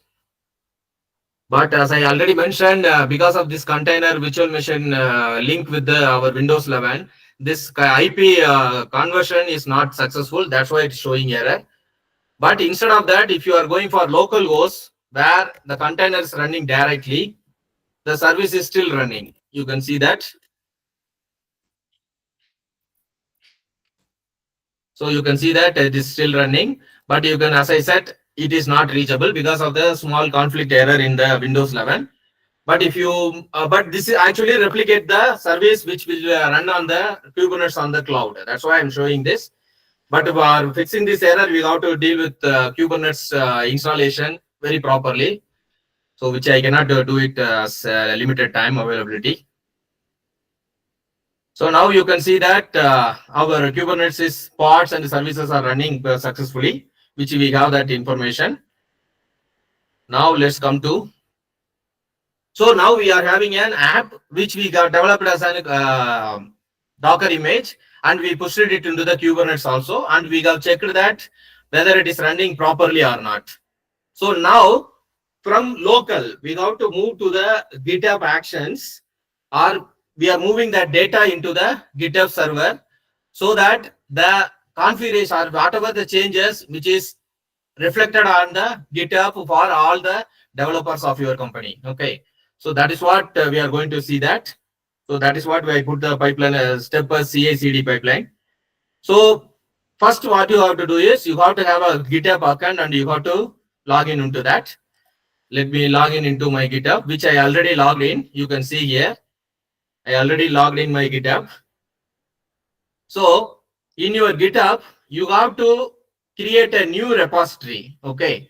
So for that purpose, you have to come to this plus side where you can create a new repository.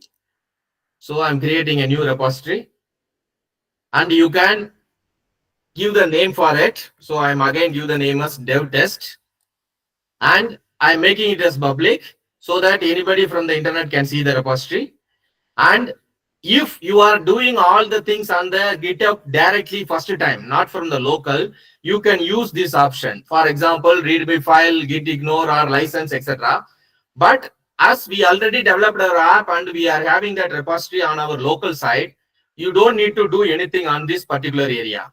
Okay, that is what you have to remember, that if you are moving your data from your local system to the GitHub. So now I have that I have a new repository called a dev test. So I'm now creating a new repository.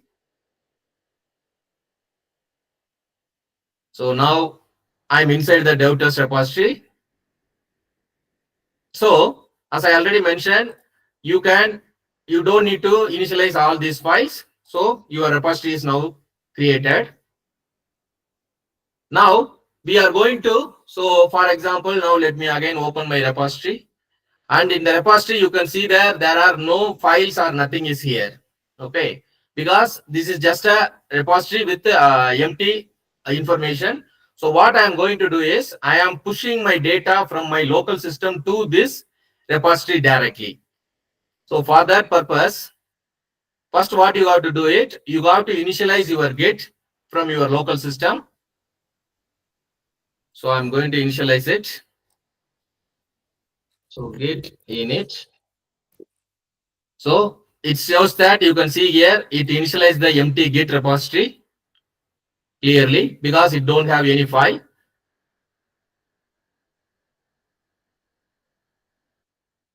Now, after that, I'm going to access my location or my path on the GitHub server. So for that purpose, you got to have this command, which I'm going to put here.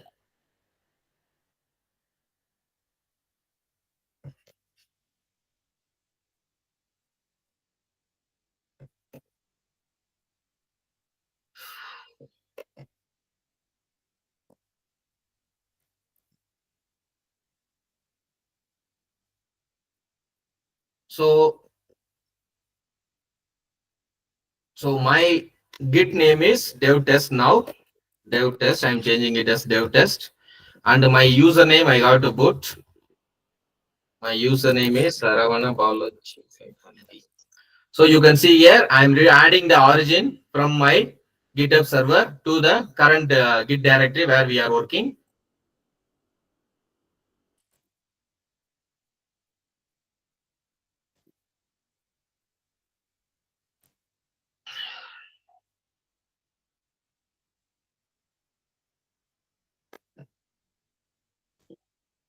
Okay, now we have mapped it to the dev test in the Git.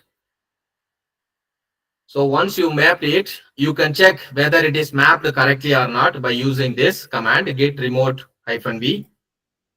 So I'm typing that also, git remote -v. So now you can see here, my Git repository is connected with this, my remote Git repository, where I can do both operation, fetch as well as push. So now what I'm going to do is, we have the data or app developed in our local system. I'm going to add all the data to the GitHub repository. So for that things, I have to do these steps. So first I'm going to put this add command.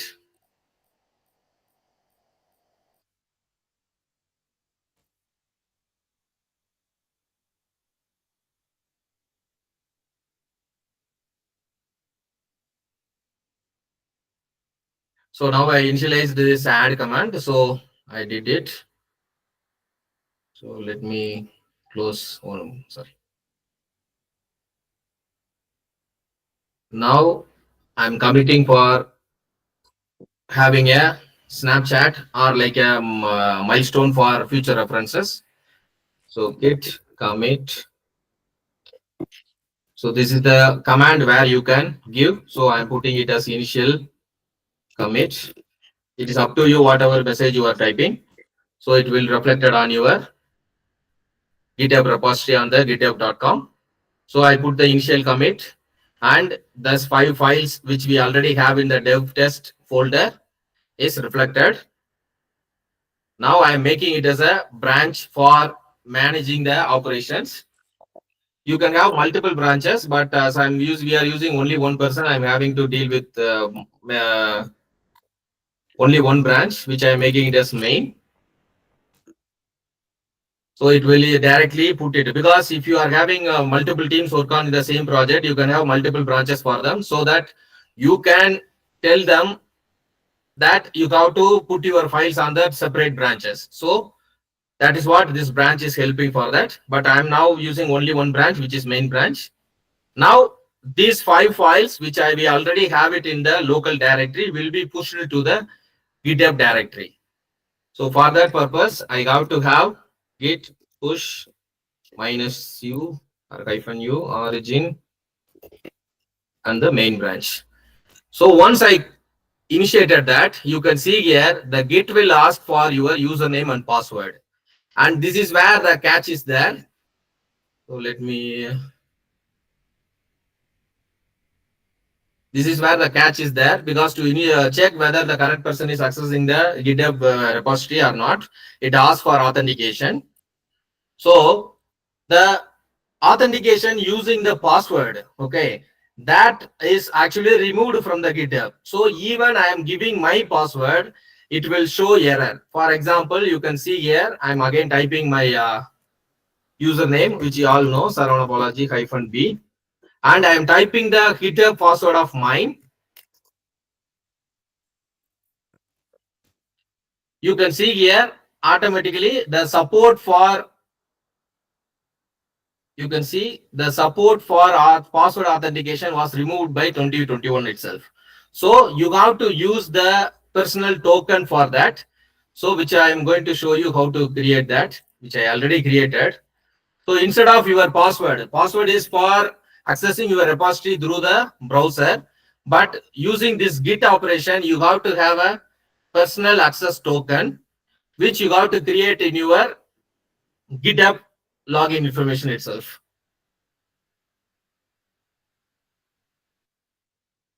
So now what I'm going to do is, I'm going to come to my GitHub site. This is the GitHub site where my page is there. So I'm just zooming it for your purpose. So what you got to go is, you got to select your, you got to come side and you got to select the settings. And on the settings, you got to come on the left side end and you can see here the developer settings. So this developer settings you got to click, and on the developer settings you can, on the left side you can see their personal access tokens, where you can use fine-grained tokens for that your operation, which is mainly useful for Git over the HTTPS, because you know we are using HTTPS for Git communication. So you can use these fine-grained tokens there, which I already created. You will have the option for that. You have to create it, and there is a catch there. What it is? 1 minute.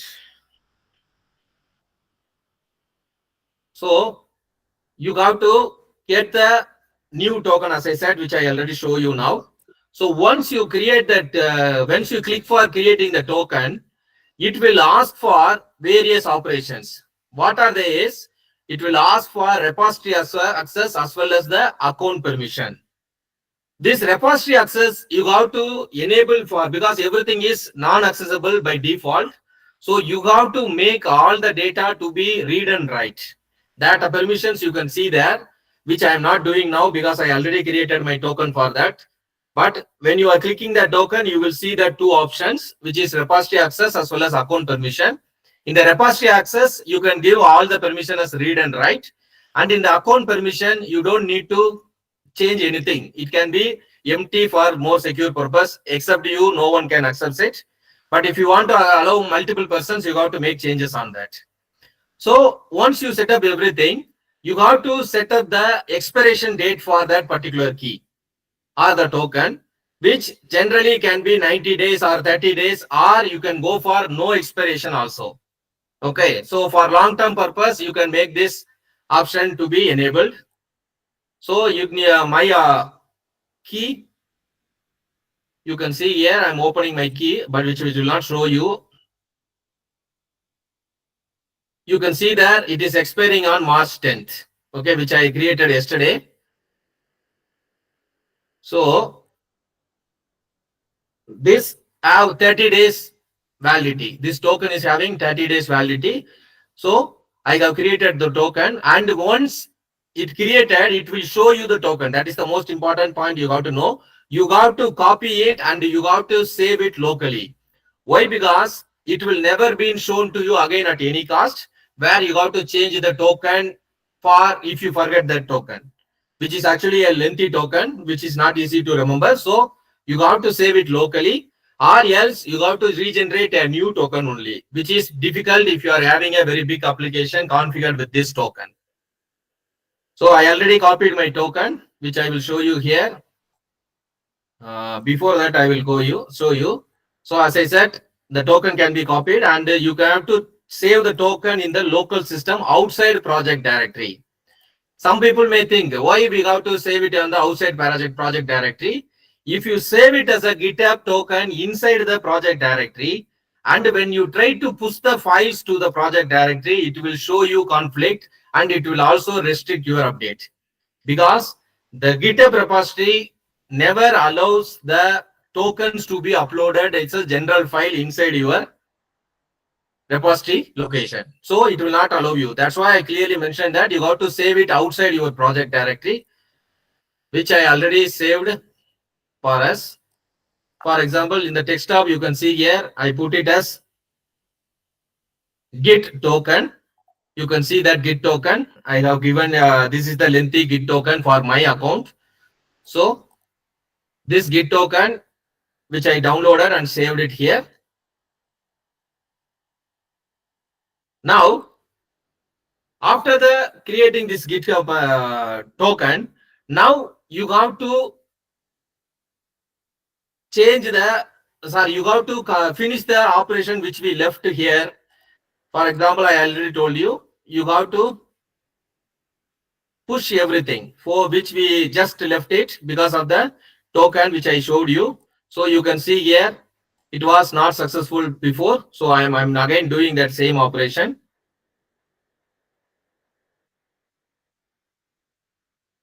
Git origin main. So it will ask for the password. So I am putting username as saranapology-b and it will ask for the password, which is this git. So I've just copied it. So I right click it, hope it copied perfectly. Yeah, it copied perfectly. So now you can see here, all the files are uploaded to the directory. So now it is branch set up as main and all the data is uploaded to my directory or repository in github.com. So let's have a look at in the repository. As I already showed you, my repository is empty. Now I am going to my repository again.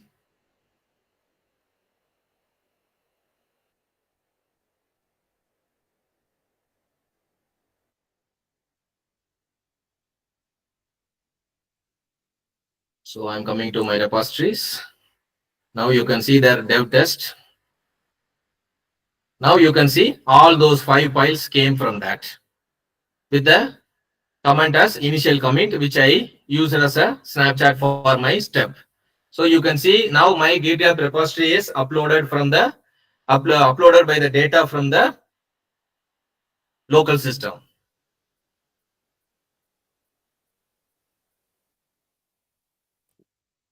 So now I hope everybody understood about this personal access token. Is there any doubt on this personal access token?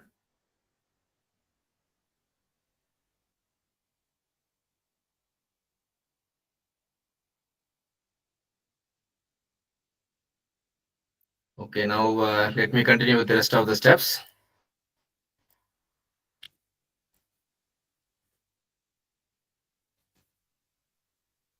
So now after you completed your the pushing, now we have to move that data to the Docker Hub. So for that purpose, you have to do some operations, which is I'm giving here. First, as I said, you got to create your Docker Hub credentials, which I already have that.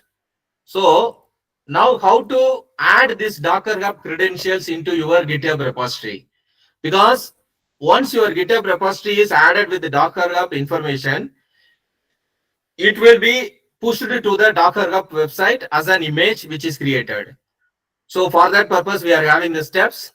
So now first we have to go to the GitHub repository, which we already are in that. And you have to go to the settings.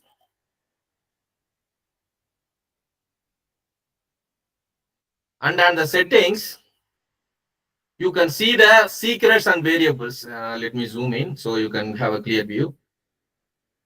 So on the settings, you can have this secrets and variables. And in that secrets and variables, you can click on actions. So once you click on actions, you can see here, there is the secrets. One is called as environment secret and another one is for your repository secret. And now we are going to deal only with the repository secret, which is applicable only for this repository. For example, right now I have 5 repository in my GitHub account, but I am applying this to the secret is applying to only dev test repository. So now I'm creating a new repository secret. So it will ask for your secret name first. Okay. So for that purpose, you have to give it as Docker username. This is the standard value which you should not change. So the name is Docker username and you can give the value for it. As it is username, I'm typing it openly. My Docker username is Saravana B, which is I saved. So click it as add secret.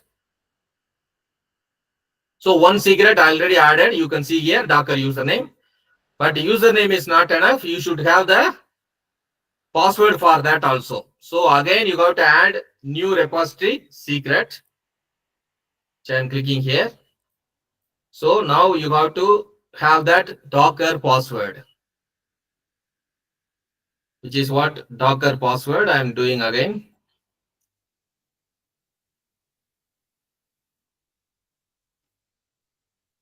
So I'm putting the Docker password again and I'm putting the secret where it is my password.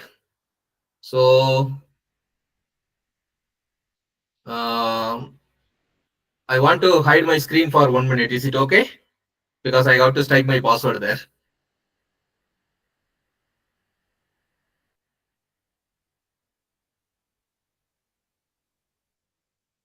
So let me stop sharing for just 1 minute so that I will type my password and come back to you.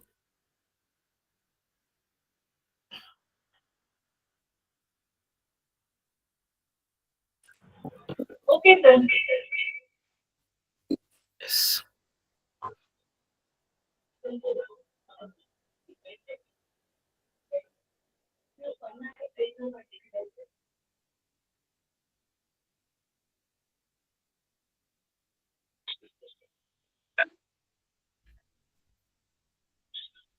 So now you can see my screen, yeah?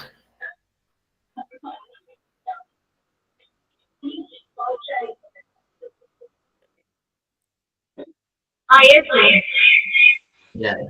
Now you can see I have added 2 secrets. One is Docker password and another one is Docker username. Both are added here under my GitHub repository. So this is the step which I have given for you people. How to add the secrets for a particular repository in your GitHub. So anybody have any questions on this? So we have seen for personal access token to access the GitHub repository from your local system. That is one thing. And to push the data or moving the data from your GitHub to the Docker hub, we are having another one called as secrets, which we added in the particular repository alone. Okay, so that is what we have seen. So anybody have any questions on this Docker secrets?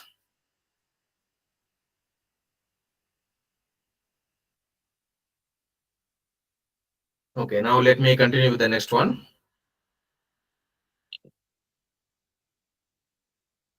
Now you have to use these secrets for initiating this CI/CD pipeline through the GitHub. Okay, for that purpose, you have to have a new YAML file or YAML file, both are same, which I created for us operation called as CI/CD, and that should be put under the folder called as workflows under our current project directory. Okay, so that project directory, which I am going to show you, this is our project directory. Right now we don't have any workflow directory inside this. So for that purpose,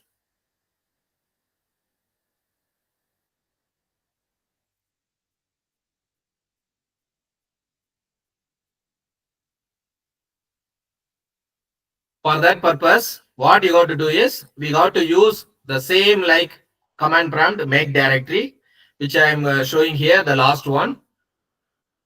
So in the PowerShell, I am putting it here.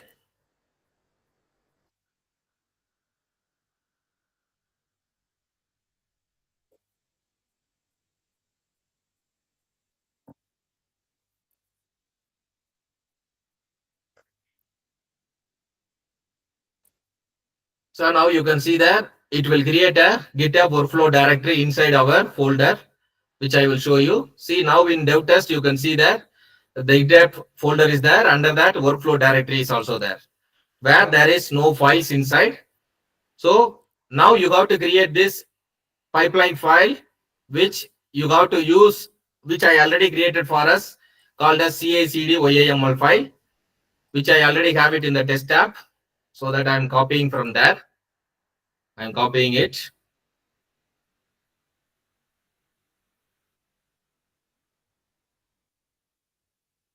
And I'm putting it on our workflows. So let's see what this file looks like. So you can see here, this app will run on the Ubuntu Ubuntu operating system, and it will have the Docker username password, which is it will take from the secrets, where this is the name we used to give in the GitHub repository. So Docker username, Docker password, it used it, and it will use it for running or connecting with the GitHub server. And then it will create the Docker image, which we are having from our Docker build from the GitHub. So it will take it and it will push the information to the Docker Hub website. Okay, so this is what that step. Okay, you can see the version 1.0. If you are having multiple version, you can specify it directly. So we are having it. Yeah, all this information in this CI/CD pipeline, which I gave the name as. You can give any name. So this file you got to create for making this pushing operation and continuous integration operation a completely automated one. So this CI/CD file, now it is under our dev test folder, dev test, GitHub, and then workflows. So now what we got to do it, we got to initiate the automated pushing of the data. So for that purpose, we have to follow some steps, which I showed you. Already our Git is initialized. Anyhow, I'm just initialize again. So you can see here the output, reinitialize the existing Git repository. Just for showing, I'm doing that again. And you have to add the new file which we created. Or if you want to push everything, you can go for git add that directly. But we already committed pushing the data, which is we used that 5 files yearly. So now we need to add only this particular file or pushing the file from our local system to the GitHub. So I'm putting that.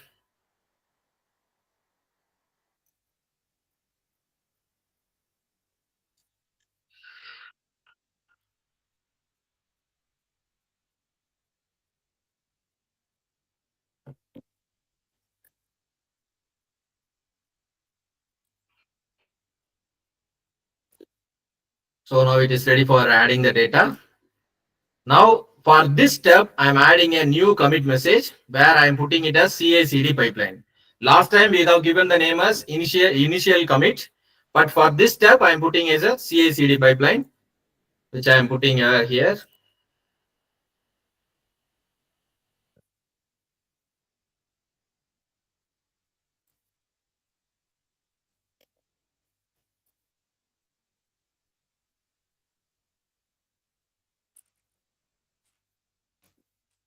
So now it is ready for pushing the only one file which we mentioned, and we got to initiate the push operation.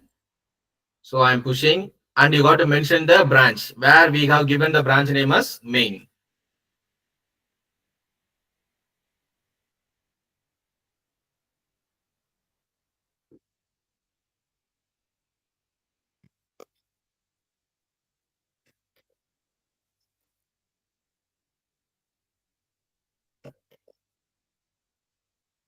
So again, I'm pushing. Again, it is asking for my username password. As I already mentioned, for password, you should give the personalized token, which I have it. So I'm copying it.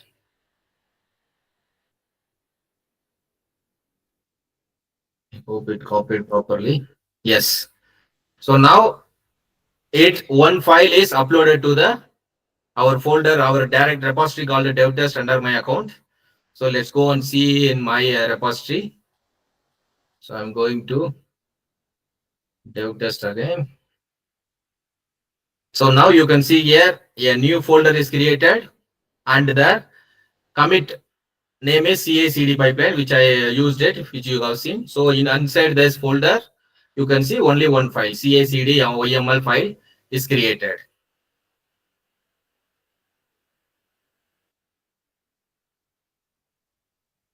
Now, after pushing the changes, you got to go to your repository and check the action step where we pushed the script. And you can see here a new tick is coming, which is shown that our CI/CD operation is success. So how to check that? You can go to your actions. Now you can see here one workflow which we added that YAML file, which is CI/CD pipeline, which show you the build and push to the Docker Hub through using that secrets, which is completed successfully. So far we never touched the Docker Hub, but we communicated with the Docker Hub through the GitHub. So now we are going to see that my Docker Hub, whether that image is pushed successfully or not. So now I am checking my Docker Hub. So this is my Docker Hub page under my repositories. So it is refreshing it. Let me refresh the page again. Yeah. So now you can see I have an image which is pushed 2 minutes ago. Just before 2 minutes ago, the image was pushed. So that you can see that my Docker Hub is completely, the pushing operation is completely automated from my local system only, where the connection is established from local system to the GitHub repository and from GitHub repository to the Docker Hub. So this is how you can ensure that your CI/CD operation is completely streamlined. So this is how, so now you have seen that. Is there any questions on this?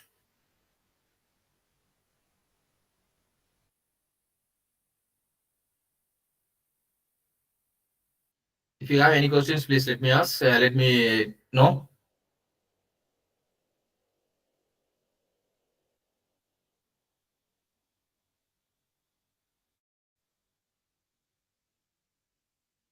So, before come to the conclusion, let me recall the steps again so that you can understand how these things are there. As I already mentioned, the prerequisites you got to have is first install the Git, then install the Docker desktop for Kubernetes. And as I mentioned, you got to check your Docker desktop Kubernetes is enabled or not by clicking on the settings. And on the left side, you can see the Kubernetes and it will be default disabled. You got to enable it. That is a step you got to follow. And you got to install the kubectl also. And this kubectl will be added in your environment variable after this Docker desktop, as we install the Docker desktop already, but you got to overcome that. So for that purpose, you got to ensure it is added in the previous entry above this Docker. So for that purpose, you can edit your system environment variable. So in this system environment variable, system environment variable. You can see here on the path. I'm again telling you, you can see here, this is where I install this kubectl directly on the desktop. So I install, I put this entry before this Docker resources. So that is what main important point. If you are not having this on this, then your kubectl command will not be working fine. So you have to have awareness about that. So you got to make sure of that.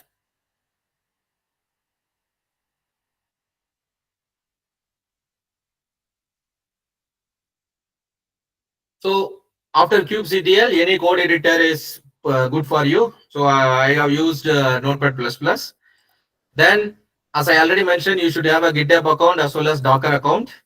And you got to install the node.js software also, so that you can create the app and you can test it locally. So for that part, you should have two files, which is app.js and another one is package.json, where this package.json give the name for that app and everything, which I already show you. So once you have these two files, you have to create the Docker file. And as I already mentioned, this Docker file should not be having any extension. That is what you have to be very careful about that. So once you created this Docker file, let me show the Docker file again so that you can have an information. So you can see here, it creates a work directory inside the Docker for that container, and it will get the information from the JSON package, and it will make that to expose using the port number 8080, and it also have the information to start that container. So it has all the information. So once you have created this Docker file, you can create the image by having this command Docker build, and this is the name we are having, sample app. So once you developed this Docker image successfully, then you got to run this Docker, and the port number is mentioned 8080, which we already clearly mentioned in the Docker file also. So once you are running this, you can test whether it is running correctly or not by having a localhost version, which you can see here, native DevOps tools and best practices demo, which we have that. So the app is running successfully. Now from the app, if you want to make it to Kubernetes, you got to have the two files, deployment.yaml and service.yaml. So there are two files which I already showed you. And once those two files are ready, you got to put it in your project directory and you got to deploy that app on the Kubernetes.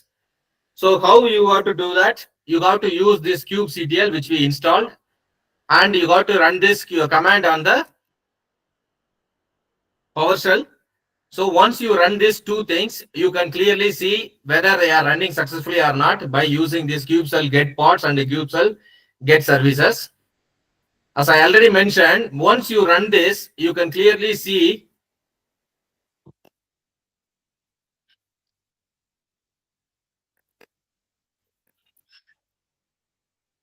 there is a node port IP. This IP is actually a public IP, which is acting like a cloud for you, and you can access this service using this port number 31067. But as I already shared, in my system, there is a conflict between this container and my local system. This IP conversion NAT is not working fine. That's why I have the error. Else, the output which you have seen on the localhost :8080 should be same when you are running this 10.104.86.194 31067. Both should be same. So that is what the Kubernetes is.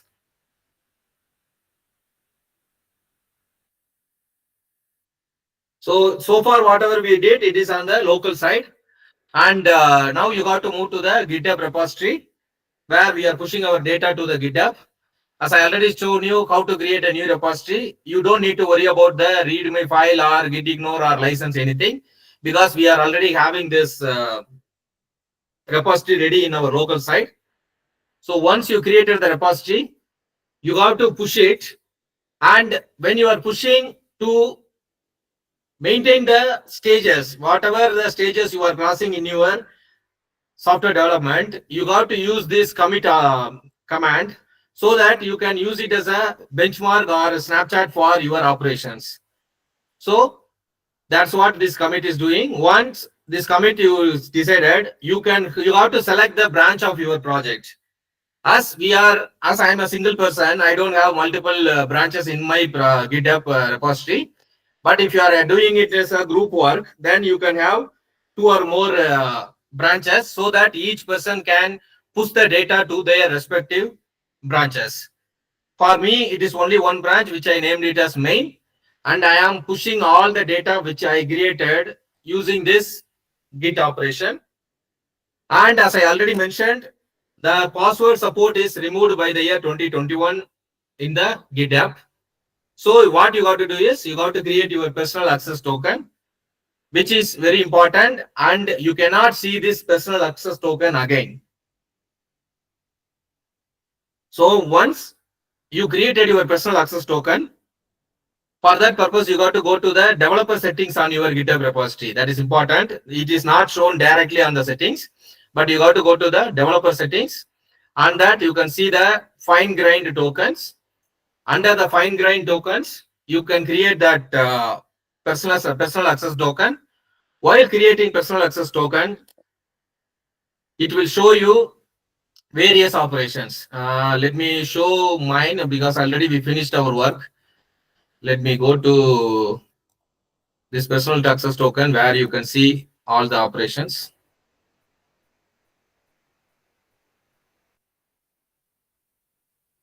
So in the personal access token, fine grained token. So I'm going for generating new token. So you can give any name. Okay, for my last token I give git CLI access because command line access I gave that name, but I am giving like this git test for you. So I gave the name as git test, and as I said, it will ask for the expiry date. If you are using it for decided to use it for a long time because of bigger projects, you can give it as no expiration, but the default will be 30 days. It's up to you how you are going to give. So let me give it for 7 days, and the description is for your purpose test token. I'm just giving it like that, and it is for public repositories. But instead of that public repository, you can give all repositories because in the initial stages, you will not understand the security conflicts occur on the repository when you are doing the operations. So to avoid these conflicts, you can go for all repositories, which will be helpful for you. And as I mentioned, it will ask for two repository permissions. Repository permission, two permissions, which are repository permission and account permission. As I already mentioned, if you are having only one user, you don't need to worry about account permissions much. But you got to deal with repository permissions. And as I already told, these repository permissions all will be with no access. That is the default. But as we are remotely accessing our repository, you got to change it to read-write operation or read only for metadata files. So that is what very important. So you got to give it as read and write.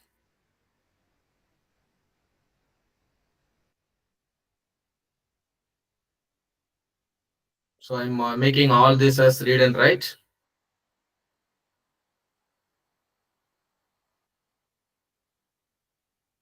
So as I said, this read only is for metadata file. Metadata file is having only read only file, read only operation. And then read and write.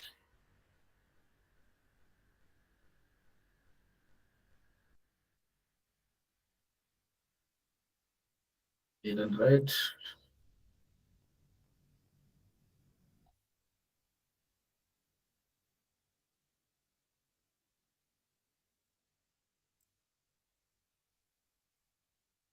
And this also a metadata. It is mandatory, and as I said, it is read only already. Read and write. Read and write. Read and write.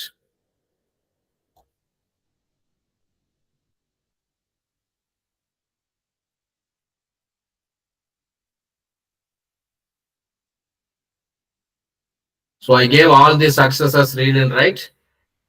But when you are familiarized with GitHub and your DevOps operations, you can give permissions particularly for different actions.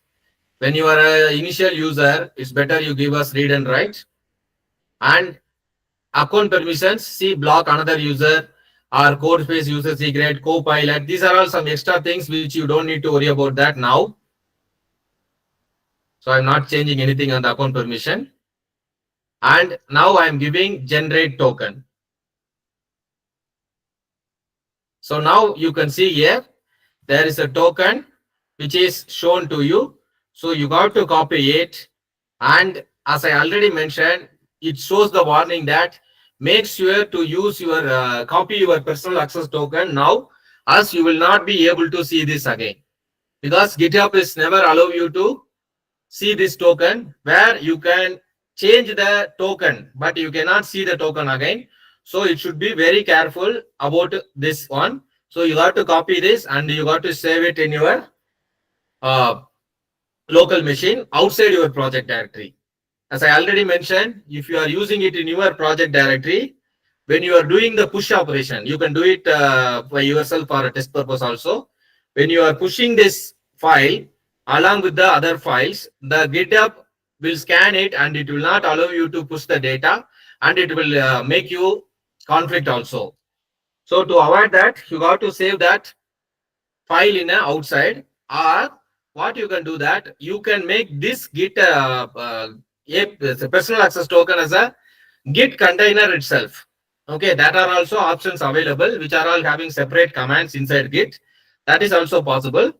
Okay, but saving this token in a text file as a separate one is always feasible, because it will helpful for you to use it anytime. If you do put it as a container inside the Git, and if there is a software corruption happen, then you may lose the token permanently.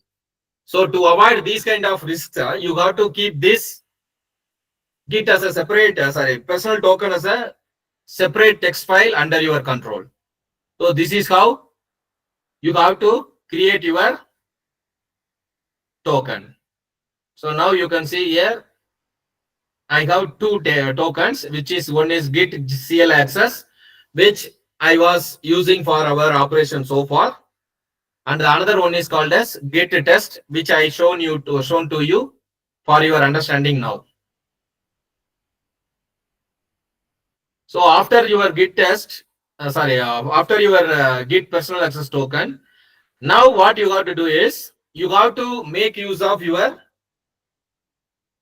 Docker credentials for adding that information as secrets inside your GitHub actions plan, so that that credentials will be used to push the image from your GitHub repository to the your Docker hub. So that you got to create. And here there is a separate from the previous step personal access token, where this secret is individual for each repository, where that personal access token is a common for all the repositories you are having, but this is a separate one for each repository. So you got to be very careful to create the secret according to the repository name you are using. So you got to go inside the repository, which I can show you again for your understanding purpose.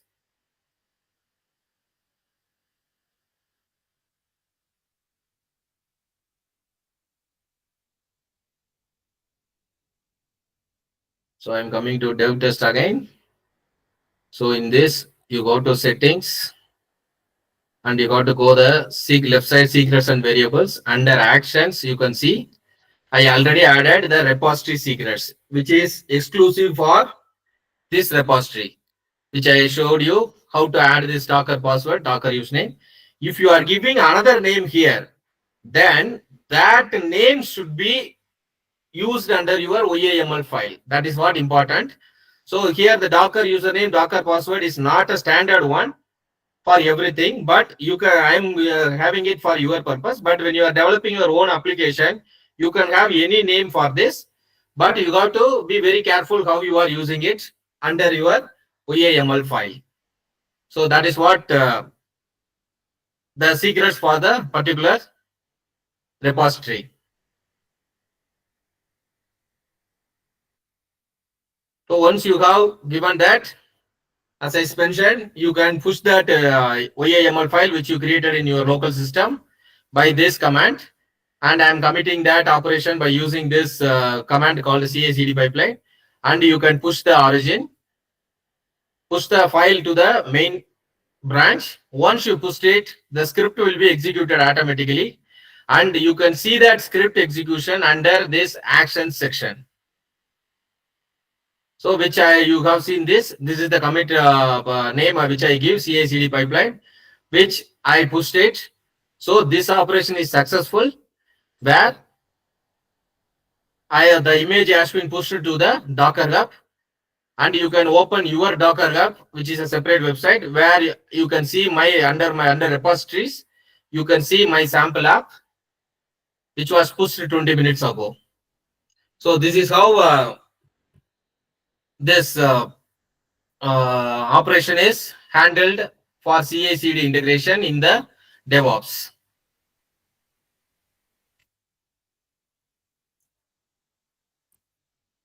So now I'm coming to the conclusion of this session. So as I already mentioned, this DevOps or cloud native DevOps oscillate the software delivery with complete automation. And that is very much important for your today's software pipelines, because multiple people are working on a particular project, and you are having everything to be deployed manually, means it will take more time and effort, which is not possible for the organization. So by having this CI/CD integration, where the development happens at one area and all the things are executed through the scripts from one server to another server automatically. So this CI/CD infrastructure as a code and observability and can enhance the efficiency of the software development. And by adopting this cloud native operations, you can improve your scalability and resilience of your software. And as a developer or as a student or as a researcher, you have to embrace the automation, scalability, and observability, which will lead to your success. So my final point is always continuous learning and adaptation are the key for our personal success in our career. So with this, I'm completing my presentation, hands-on session on this cloud native apps development best practices. So if you have any queries, please ask me. So let me stop my screen sharing. Is it okay?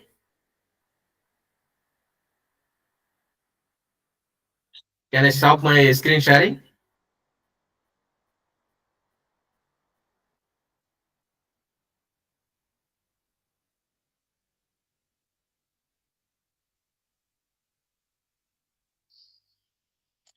If you have any queries, please you can ask, or you can put it as a message inside.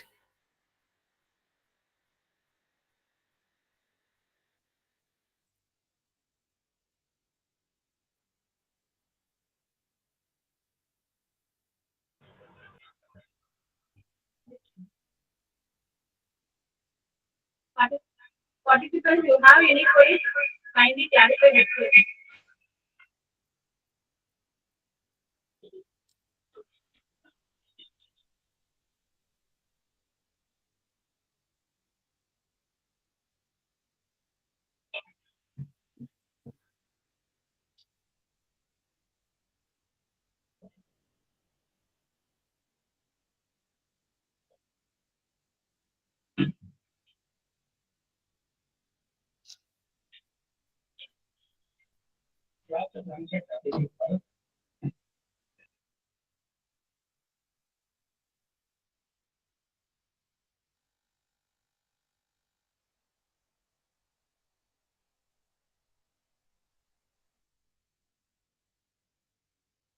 Yeah, somebody asked me, please share the instruction set to execute. I already shared my PPT with the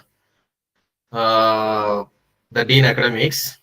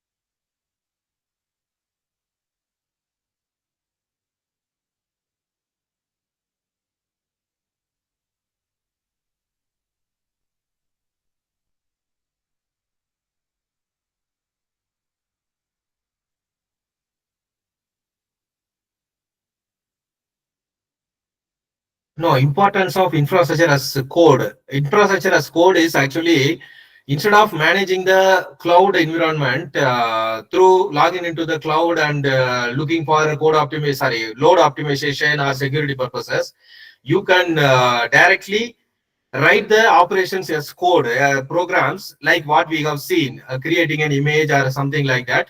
So this automate the entire management of the cloud. That is what the infrastructure as a code, which is possible nowadays.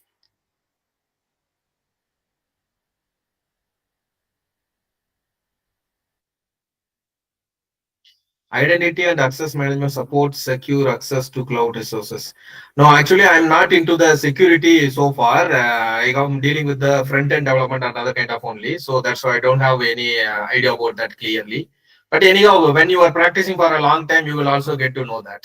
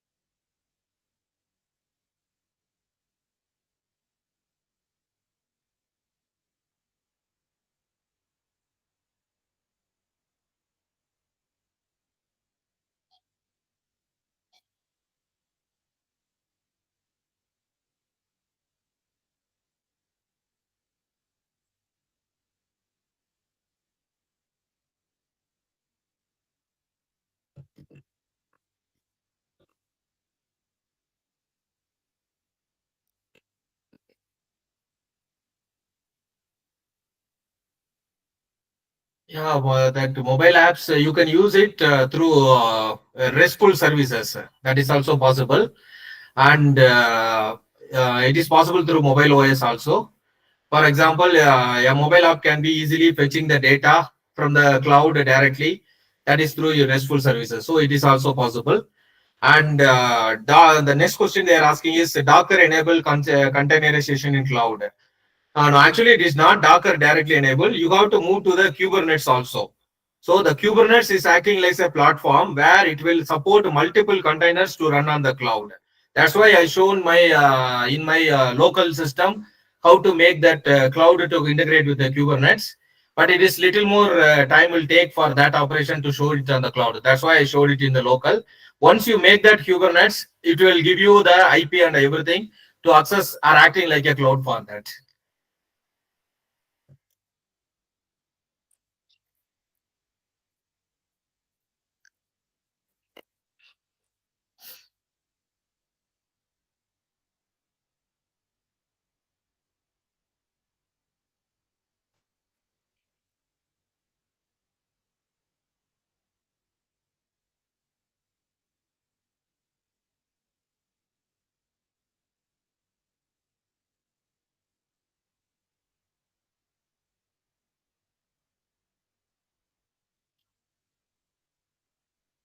I think there are no other queries.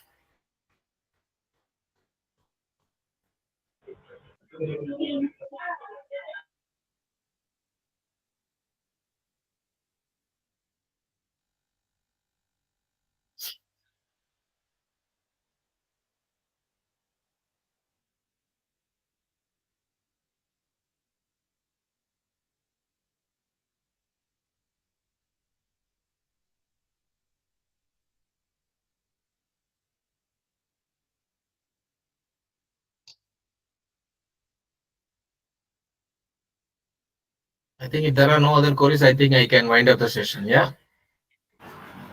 Yes, sir. Thank you, sir. Thank you for your sharing valuable insights with us today. We appreciate your time and expertise. Thank you, sir. Thank you. Thank you. Thank you all. Thanks for your valuable time and nice presentation, sir. I request You're you to welcome. kindly join the validator function, sir. 7:30 to Yeah. 8. Yeah. I will try my best, Balaji. Thank you. Sure, sir. Thank you. Thank you, sir. See you. See you all.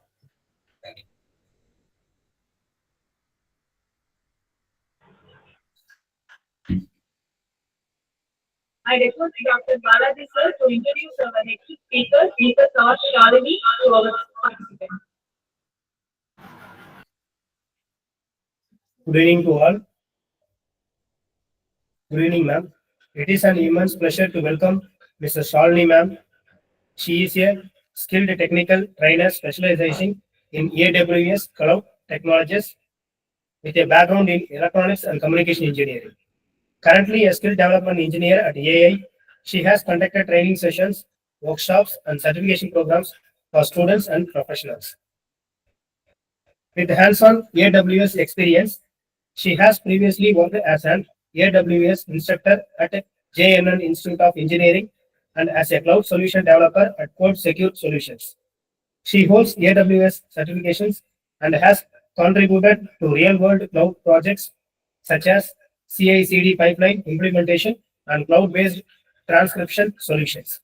She excels at simplifying complex concepts and has a strong passion for mentoring future cloud professions. I welcome you, ma'am. I would like to hand over the session to you, ma'am. Kindly take over. Thank you, ma'am. Thank you, sir. Thank you for the introduction. Sorry, my video is poor.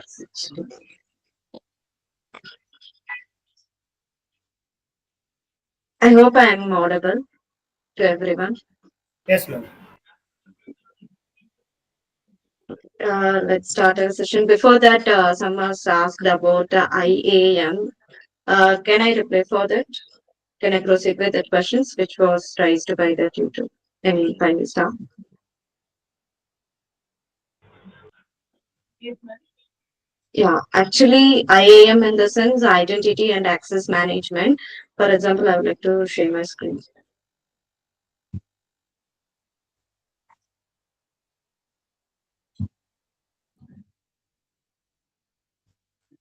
Yeah, actually in cloud, actually in AWS, Amazon Web Services, obviously you know that it is one of the leading cloud service providers. We have a two kind of users, as a root user or IAM user. So when you log in, you can also log in as a root user, you can also log in as a IAM user. But root user is the one who have all the access to access all the 200 plus AWS services. But IAM user is the one when you log in as an IAM user, they could have only the restricted permission. For example, according to their roles and responsibilities,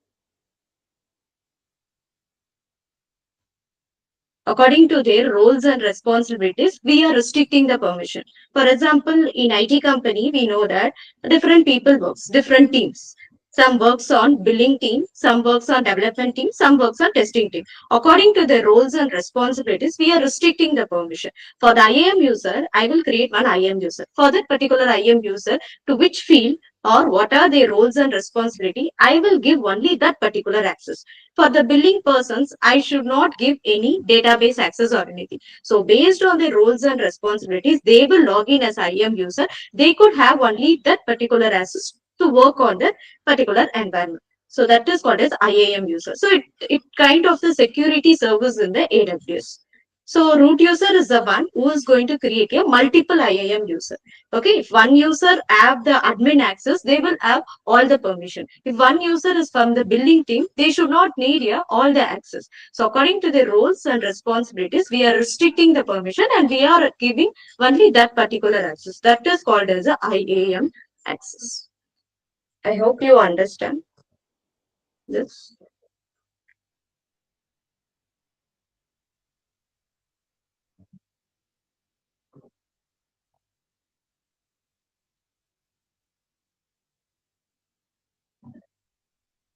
Okay, fine.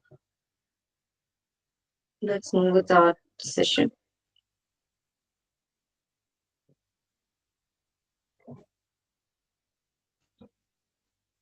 Okay, it's a Kubernetes. Today our topic is around about to Kubernetes. Sorry, I forgot to introduce myself Shalini.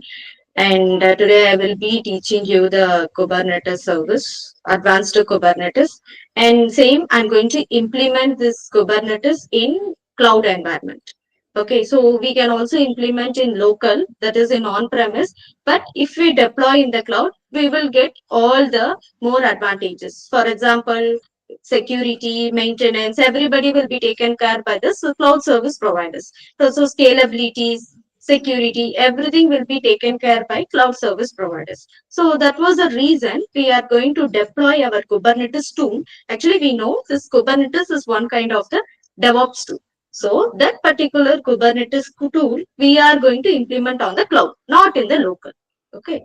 So let's start with our session, Kubernetes.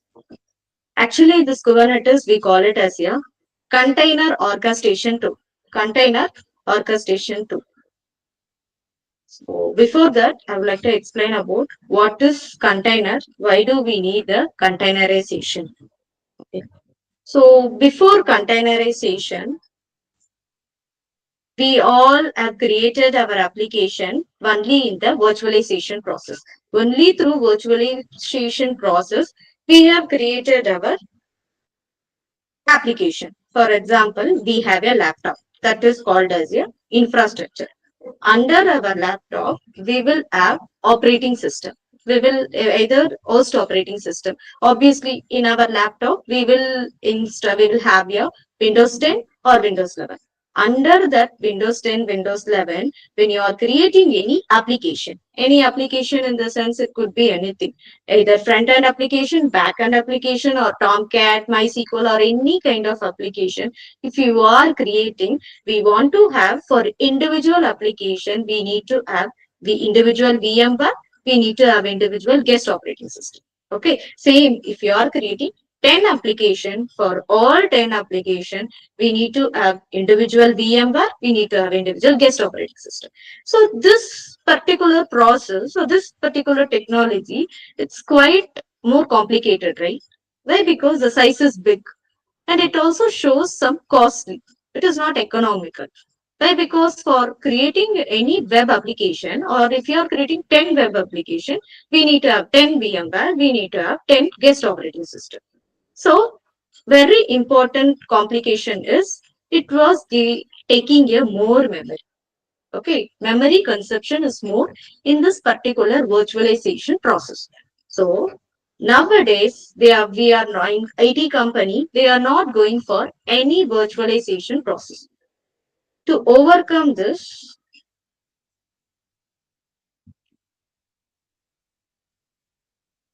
they have introduced the technology of containerization. They have introduced the technology of containerization. This is virtualization and this is containerization. So under containerization, how we are creating our application means we have an infrastructure. Infrastructure in the sense we have laptop. And under our laptop, we will have a operating system, either Windows or Linux or Windows 10 or 11, anything. Under that, we are creating one environment. That environment setup, we call it as a container environment. So under this container environment, we are creating multiple application. Okay, if you want to create 10 application, for 10 application, you don't want to implement individual operating system, you don't want to implement individual virtual machine. Under single containerization environment, you are setting up multiple application. Okay, so the process or the infrastructure deployment is very easy and it is not complicated. Okay, and so much advantages you are getting while you are going for the containerization process.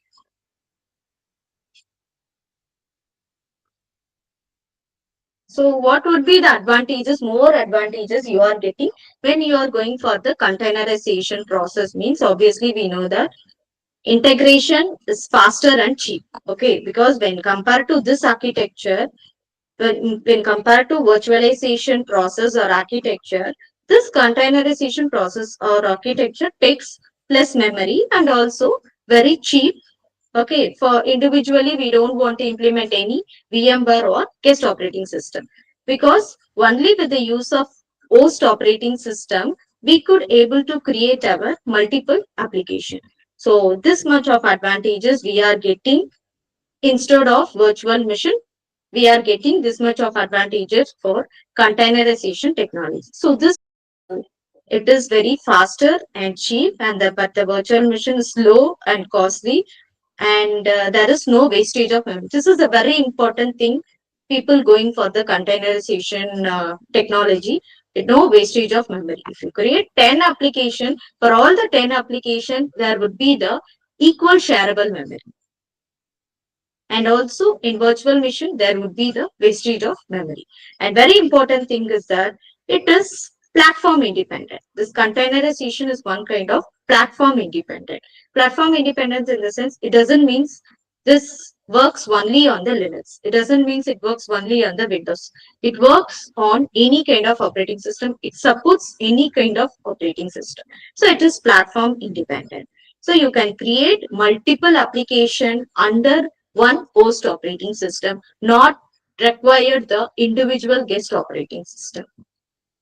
And same, it uses the same kernel in the sense, same operating system, but there would be the different distribution.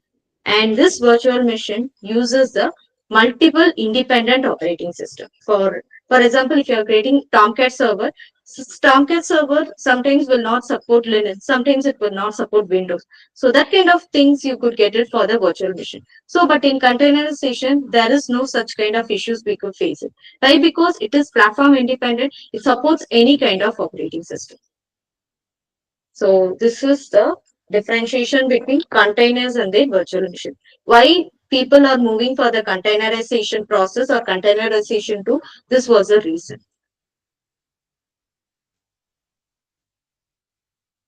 And now coming to the point, same Kubernetes is a one kind of container orchestration tool. Why I have explained about container in the sense, because we are going to see about the Kubernetes.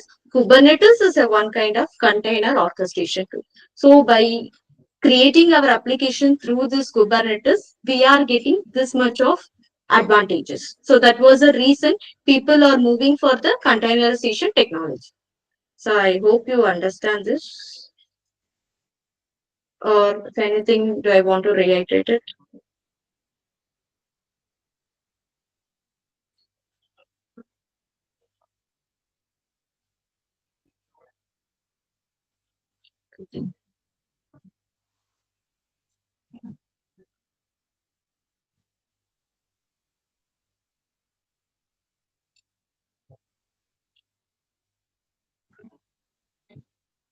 Okay. Can anyone tell me who was, who has created the Kubernetes? Which brand ambassadors have created the Kubernetes? Any idea?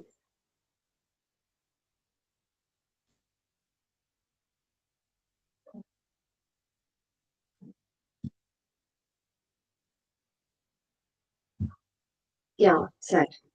It's Google. Thank you. Thank you, ma'am. Thank you so much. Yeah, it was created by Google. So the Kubernetes, we also called it as a K8S. K8S. So K in the sense K, and between this K to S, there would be the 8 words Ubernetes. So other name for the Kubernetes, we also call it as a K8S. It is one kind of the container orchestration tool. Orchestration in the sense, multiple things we could able to run on single hardware.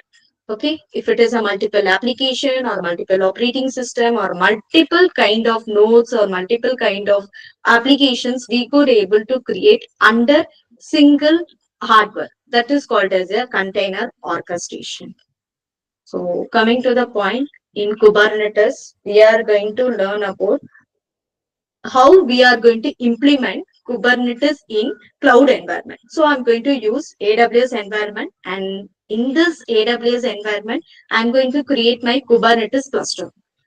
So what is cluster? So I'm going to create one Kubernetes cluster. How this particular Kubernetes is going to work means, it works on master and node machines. It works on service. What is a master and node in the sense?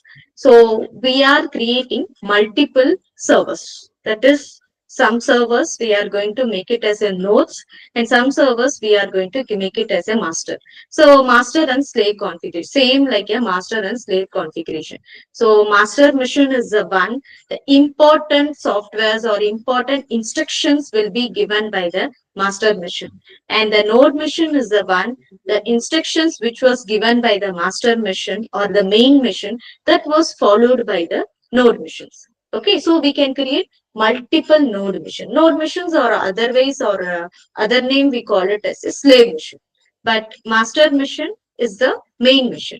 Okay, they have the controller. We also call it as a controller mission. They are going to control all the other mission. So the instructions, main instructions, what should do, what not to do, how many applications should create, how many pods or how many containers should create, every instructions will be given by the master mission. And node missions is the one who is going to follow the instructions. What are the instructions given by the master mission?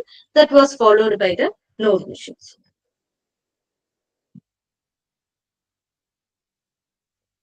And then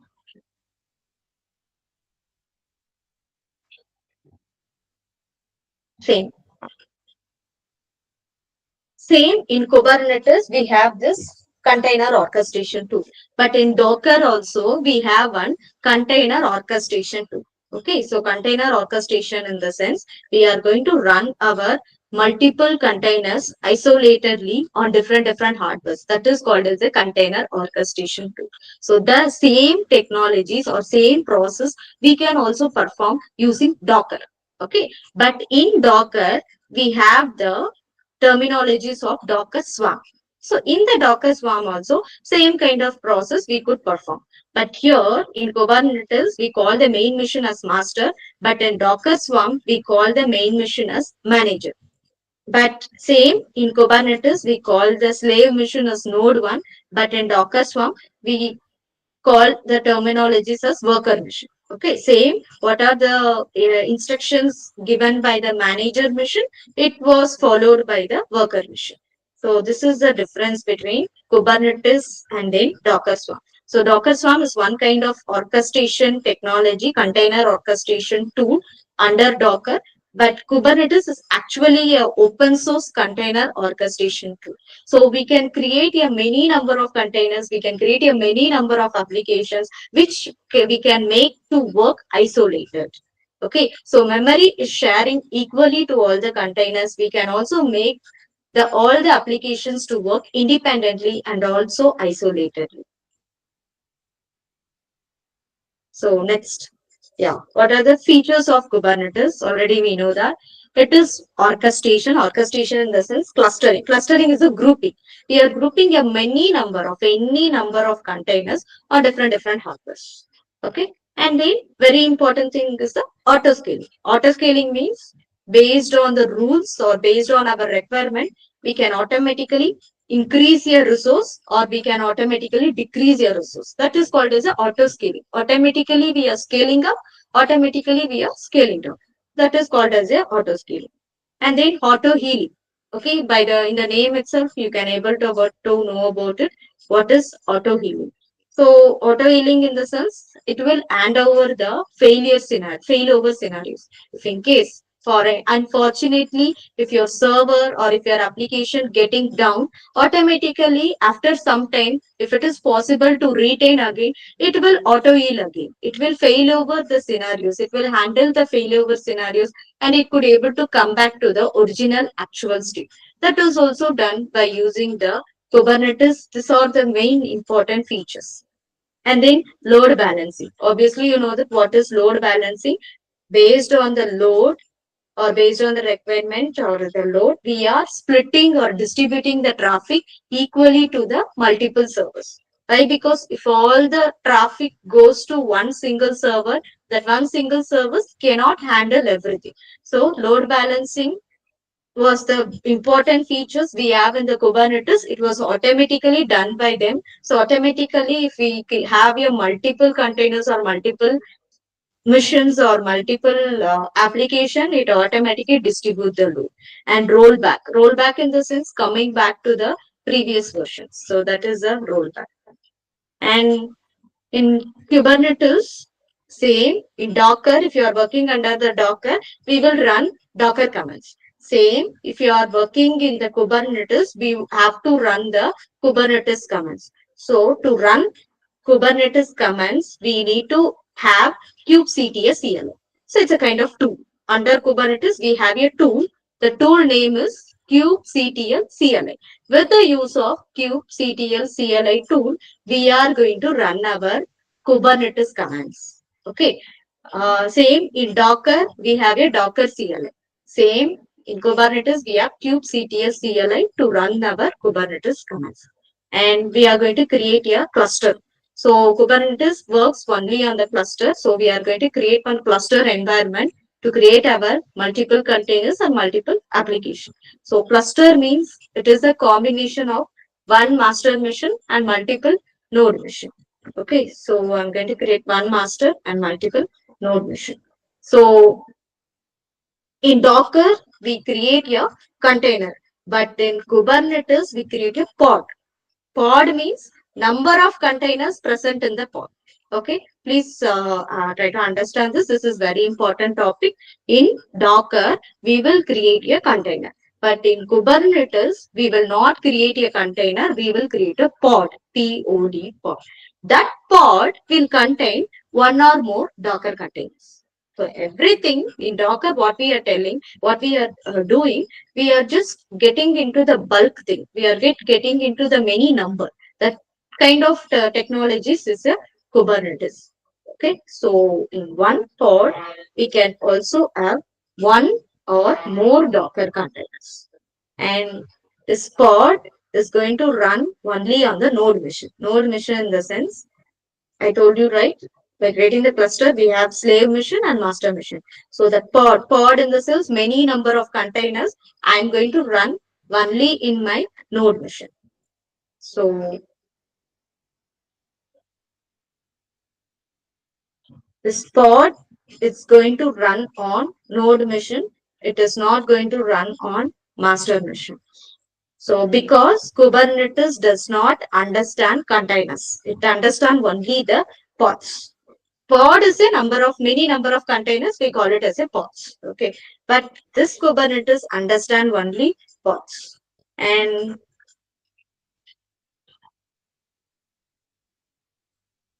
what is node? Node in the sense I told you, right? A slave machine. The node, but in Kubernetes, we have some terminologies. We call the containers as a pods. Okay. And node machine, we call it as a minions. Node machine is a slave machine.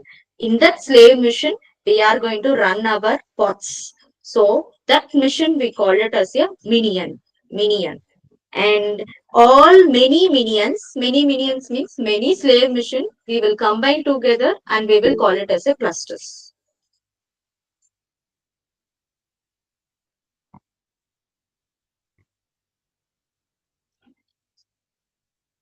Yes, ma'am, can you tell me? You have raised your hand.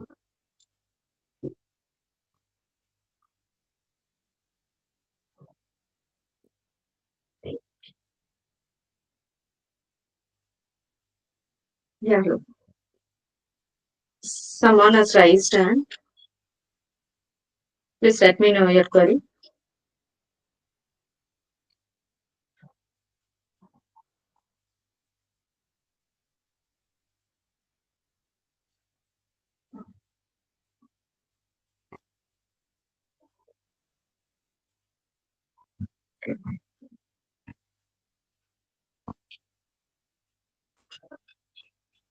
Okay. And same, many node machine we combine together and that is called as a Kubernetes cluster. And master machine, we also call it as a control panel. Okay, control plane. So these are the terminologies. Master machine, we call it as a control plane. And the node machines or slave machine, we call it as a minions. So node machines are the minions, master machines are the control plane. And only in the node machines, we are going to run our pods. Pods in the sense, one or more Docker containers, we call it as a pods. Okay. Make sure this is very important. And now coming to the point, we have some limitations in Kubernetes. Limitation in the sense, same like quotas or only the capacity of the Kubernetes for one pods or for one nodes. What will be the capacity means? Okay. Number of nodes in the sense, number of missions. Okay. In AWS, we call it as a EC2 mission. EC2 mission in the sense servers. That is called as a nodes. Okay. One server. You just consider it as a server or you just consider it as an operating system. Okay.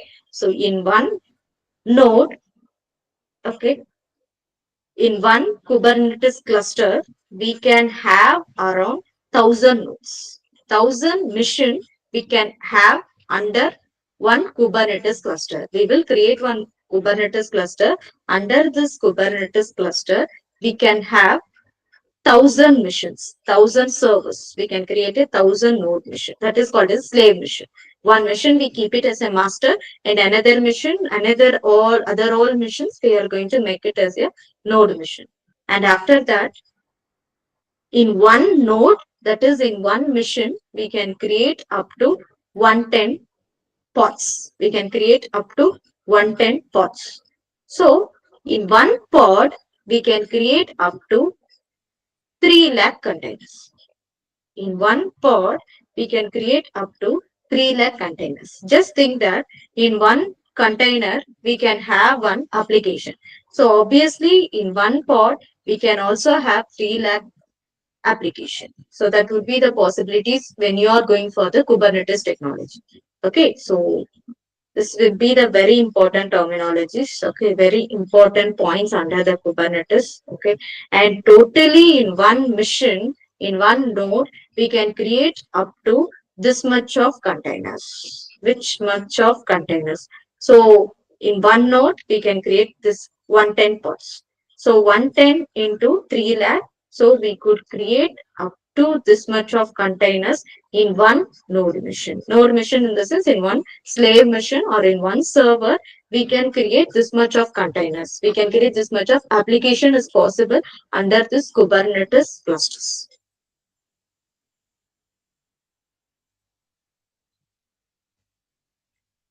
And next, coming to the point, what we are going to set up.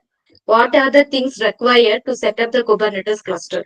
Means now we need to have kubectl. Obviously, I said you kubectl is the one which is used to run the Kubernetes commands. Okay. So whenever developer is going to run your Kubernetes commands, they are going to run the Kubernetes commands only in the kubectl. Okay. And after that, we have the master missions. I said it right. This is our master mission. We are going to do the setup. We are going to do this particular infrastructure setup. So I'm going to implement master mission. I'm going to implement node mission. So how it's going to work actually means whenever developers is getting inside and they will run all the Kubernetes commands in the kubectl. And after running this commands will goes to the master mission. That is called as a control planner. The instructions will be given by the master mission. And this would be the node missions. This is a minion. We call it as a minion node mission. So whenever developer run the kubectl commands, this directly goes to the master node. That is a control plan. And through this API server, API in the sense application programming interface. So if they want to take one thing from one place to another, if they want to migrate or if you are going to make the communication between two different servers, API is the one who is going to act as your interface. Okay. Same whenever commands in the kubectl goes to the API server. From the API server, it goes to the scheduler. So scheduler is the one who is going to give the instruction. So scheduler is the one who is going to take the action. Okay. So first it goes to API server. From the API server, it goes to the scheduler. So scheduler is the one who is going to take a action. And we have the controllers. Okay. So what controllers will do means in the control planner, we have all kind of things. We have API server, we have scheduler, we have controllers, we have etcd. etcd in the sense it is a database. It is a kind of database. So First it comes to API, and from there it goes to the scheduler. Scheduler is the one who is going to take the action. How many pods should create, how many containers should create, everything is going to follow or is going to take the action only by this scheduler.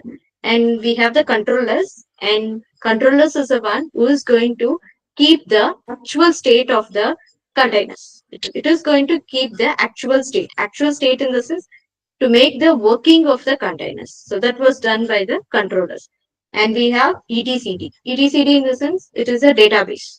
Okay, so what are the things required or what are the pods it was creating? It was just storing everything in the database only through this etcd. Okay, so all this setup we are going to implement. So after that, it comes to API server and it goes to scheduler. Scheduler is going to take the action.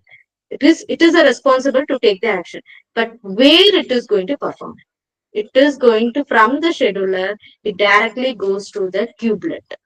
It directly goes to the kubelet.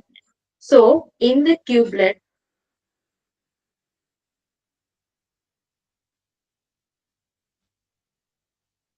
is the one which is going to communicate to the container engine. Okay. We in the node missions, we are going to install kubelet, and kubelet is the one who is going to communicate with the container engine. So it is going to give the instruction to the container engine. So container engine is the one who is going to create multiple containers, multiple pods. All this container pods, everything is going to create by this kubelet. Okay. And first it comes, we will run all our Kubernetes commands in the kubectl, and after that it goes to the API server, and only through this API server this commands is reaching to the scheduler, and scheduler is the one who is going to take the action. Okay. And how it was going to take the action means the scheduler will communicate with the kubelet. So this kubelet will give the instruction to the container engine. So the container engine is the one, what are the pods we needed, how many pods we need, how many containers will be, everything is going to create by this container engine. The instruction will be given by the kubelet. And this will create many pods or many containers according to the commands which we run according to our requirement. And after that, we are using kubeproxy. So when you want to take your container, when you want to assign your public IP address to your containers or to your pods, we will have the kubeproxy. Okay, so this was the process, and after that user, it will reach to the user. So when the user wants to access this container, only they need a IP address. Only through this public IP address, they can able to access the containers or pods. So that particular IP address will be given by the kubeproxy. Okay, this was the architecture. This was the overview of how Kubernetes is working. This was the overall architecture of Kubernetes. So if you are creating any application under this particular setup, we are going to develop our applications. We are going to build, test, or deploy our application only under this particular setup. So I hope everyone understood. Is it clear? Is it clear, or do I want to reiterate it? Anything? Any doubts up to this?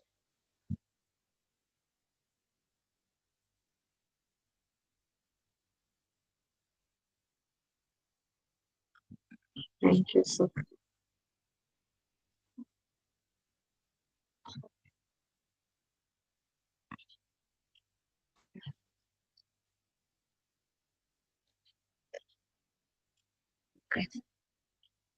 Same, what are the things I said? Everything have been listed over here. The main components in the control plane is API server, etcd, controller, scheduler. Okay. So API server is the one who is going to get the command from kubectl, and it will make the commands to communicate with the scheduler. The scheduler is going to take the action. And after that, controller is the one who is going to make the desired action to make the container to be in the actual state. And etcd is a database which is used to store the data. And after that, from master is going to give the instruction. And under the master, who is going to give the instruction? It was given by the scheduler. So scheduler is the one who is going to give the instruction to the kubelet. Kubelet, which we are going to install or which we are going to implement in the node. Node in the sense slave machines. Okay, so that instruction is given by the scheduler, and scheduler will give the instruction to the kubelet, and from kubelet it just goes to the instruction to the container engine. So container engine follows the instruction which was given by the kubelet, and it will create how many containers we needed, how many pods we needed, and from this it directly we are making the containers to make it to move to the kube proxy. So this kube proxy is going to assign the public IP address to the containers. Then only user can able to access our pods. Without assigning public IP address, user cannot be used that. So for that purpose, we are using kube proxy to assign a public IP address to our containers. So this was the process. Node is 3, kubelet, kube proxy, container. And control planner, API, scheduler, manager, etc. So this is the components of control plan. These are the components of the node missions.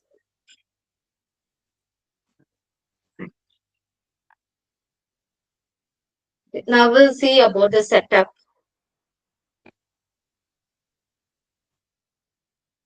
How we are going to set up the Kubernetes.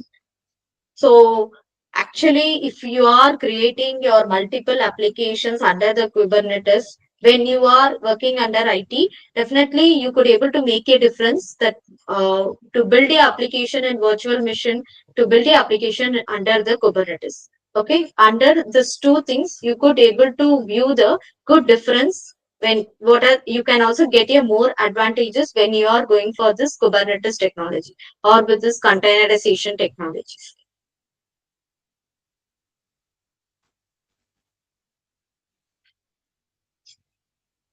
So first thing, how we are going to install. To install kubectl, it is very mandatory for us to have AWS CLI to install in our local machine. Actually, this Kubernetes cluster, we can also implement in local, but we are going for the cloud. Under cloud environment, I'm going to set up. Why? Because same we are getting more advantages. We can increase our scalability, we can increase our maintenance, security, and failover. We can also eliminate our downtime. So this much advantages we will get it when we go for the cloud technologies, when we go for the cloud environment. So that was a reason I'm going to implement under cloud. So I'm using AWS. So I hope you know about the AWS. So I have my console account. So I'm just logging into my console account first. I have my account ID. Same, to create this console account, you just need your either debit card or the credit card. Okay. So only 2 rupees will get detected, and within the week, that 2 will get refunded. So it's a free tier account. I'm just going for the free tier account. So it's asking me nothing.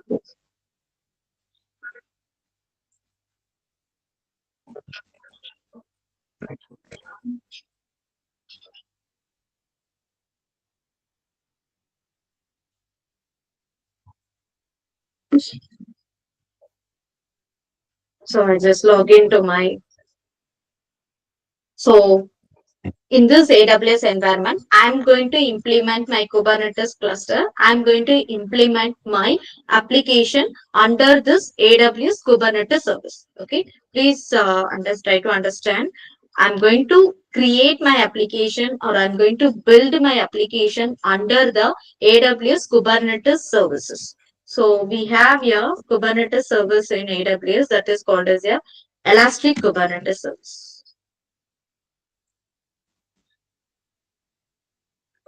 So with the use of this Elastic Kubernetes service, I'm going to I'm going to create one cluster, and in this cluster, I'm going to create my application, my multiple applications. So I'm going to create many pods, and under the pod, I'm going to create my application.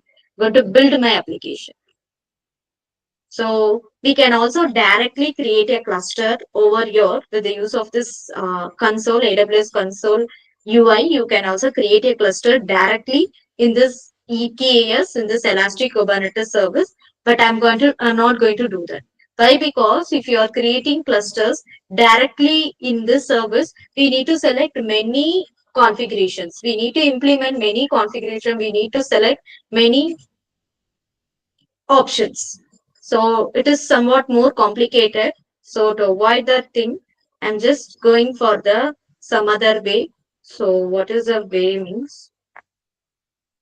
First, I'm going to have the AWS CLI to be installed in my local machine. Okay, CLI in the sense when you are running any commands, that command should be followed by that command should be supported by our command prompt. So for that, I'm just connecting or I'm just installing AWS CLI. It is a tool which is going to manage all our AWS services. With the use of that tool, we can directly connect to this AWS environment.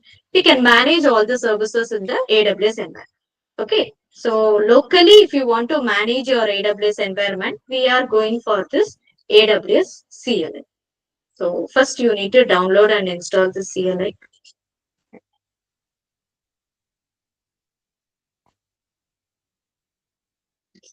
So getting installed. Actually, this has been already installed in my machine.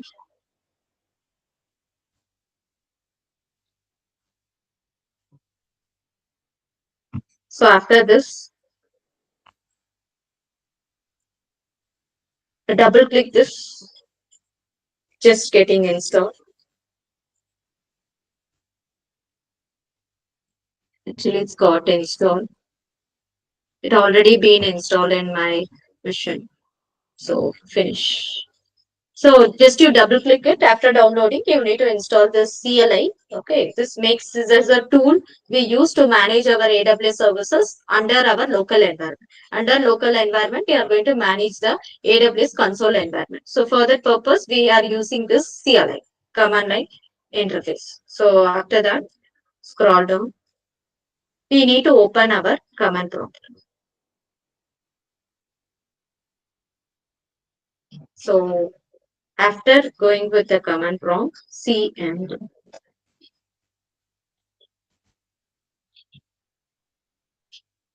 Okay. So through our local command prompt, I'm going to create my Kubernetes cluster in AWS environment. Okay. Through my local environment or through my local command prompt, I'm going to implement or I'm going to create the Kubernetes cluster in AWS environment. This is my AWS environment. This AWS console is my cloud environment. In this cloud environment, I'm going to create the cluster, but not directly in my AWS environment. Through the local, I'm going to connect this AWS environment. So for that purpose, I need to make a connection between or communication between my local and the AWS environment.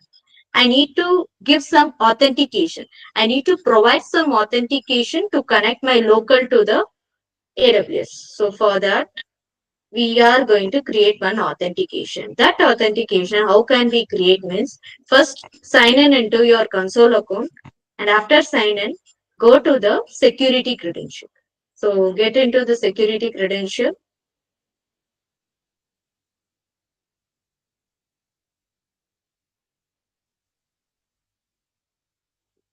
So under the security credential, we have the access keys. Okay. So this is a keys. It's used for the authentication. It's the security credential keys which make you authentication to communicate with the AWS environment. But in one account, in one console account, we can able to create only two access keys. If you have missed the access key to be noted while creating, it's better you deactivate or delete it once and you can create a new one.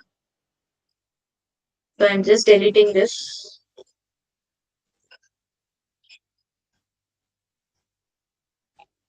First deactivate it and delete this. And I'm just deleting this. And after that, I'm creating my access keys. Create access key. And it's a keys which was generated by AWS. If you enter this key in my command prompt, in your command prompt, automatically you could able to connect AWS console environment to the local command prompt. Okay, so this will be take over by the AWS. So what are the things you could perform under the console AWS environment? You can perform directly in the local. in the local command prompt, because we have made the authentication between them. So we can perform in that way. So copy this access key and note it down, put it in any notepad,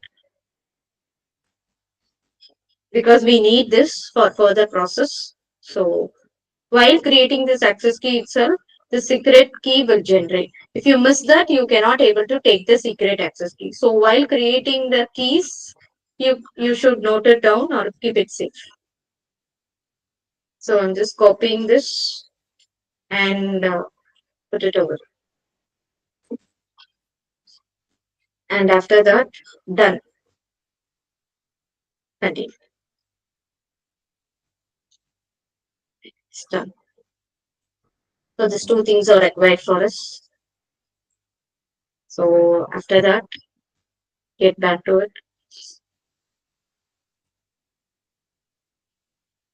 So I'm going to create my cluster in Mumbai environment. In Mumbai data center, in Mumbai region, I'm going to create my Kubernetes cluster. Okay.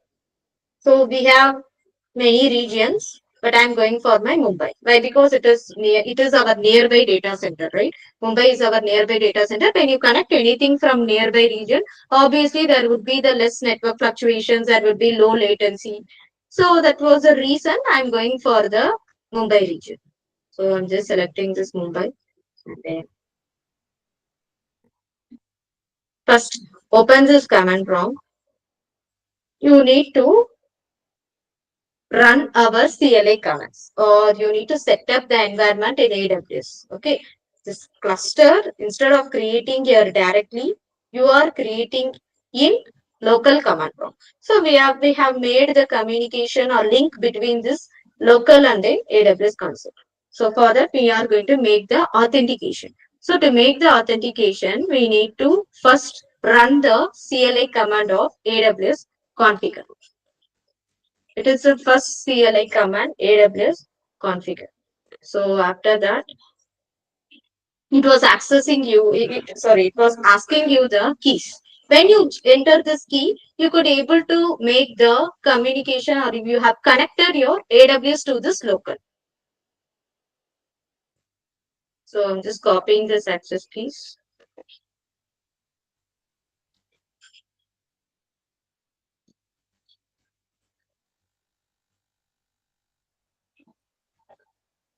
And after that, secret access keys.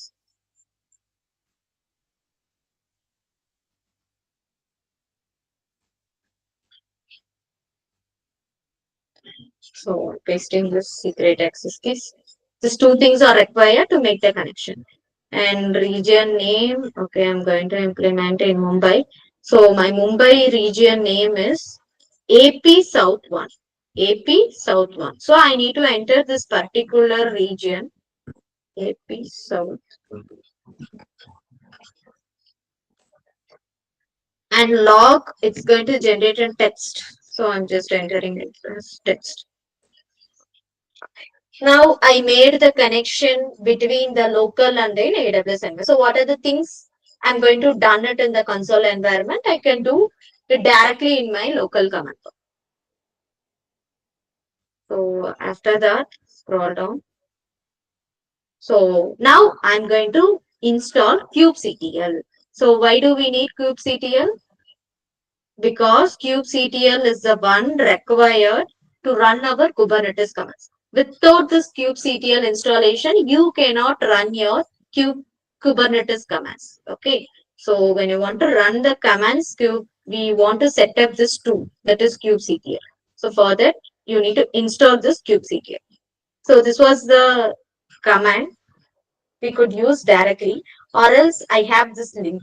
Okay. If you get into this link, you have the set of commands in this particular thread. You can also get it from here. This was the commands.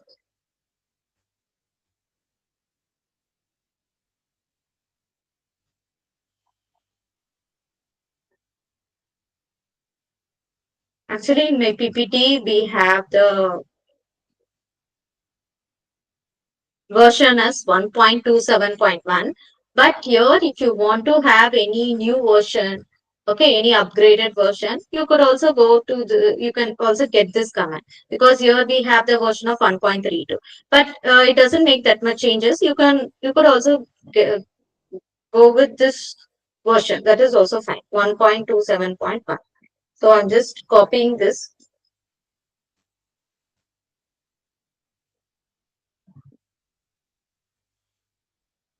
So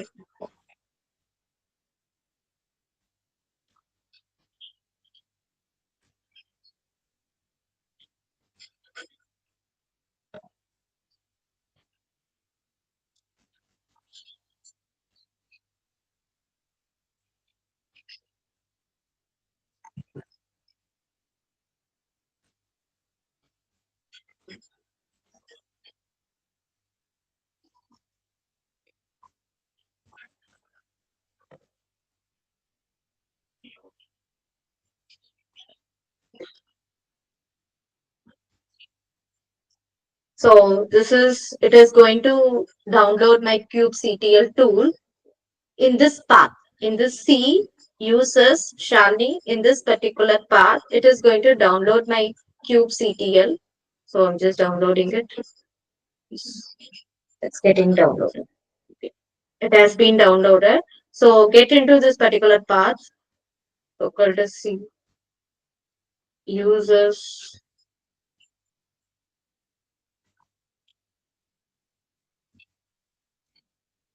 So this path, you could have this kubectl. Yeah, can you see it?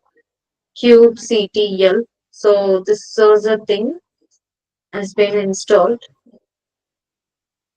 So copy this particular tool. Why? Because I'm going to create one folder. Under this folder, I'm going to put this tool.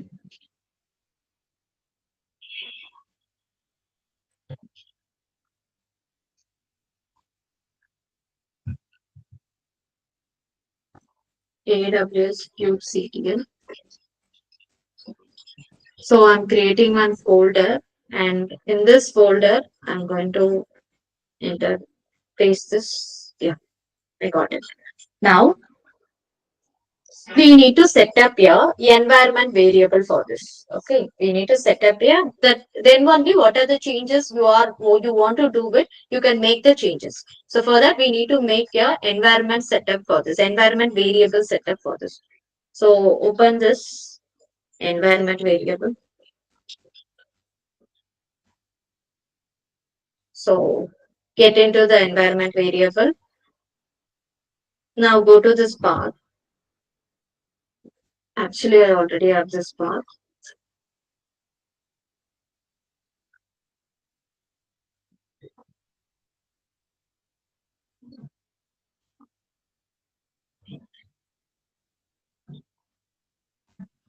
So I'm just deleting this.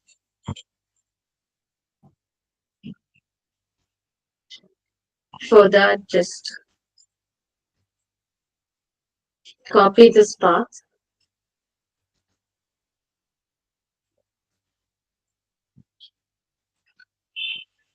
And in this path, you need to set up your environment. So open the environment variable.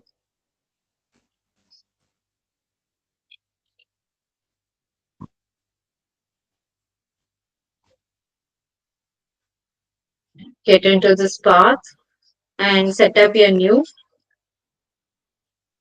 And then I'm pasting this. Then give OK. And give OK. That's it. We have set up the environment variable for this kubectl. So what are the changes you can make? You can make through this. So after that,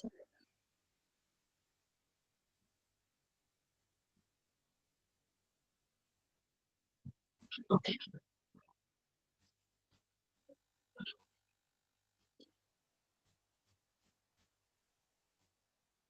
Now I'm going to check the version, kubectl version, whether it has made the changes or not.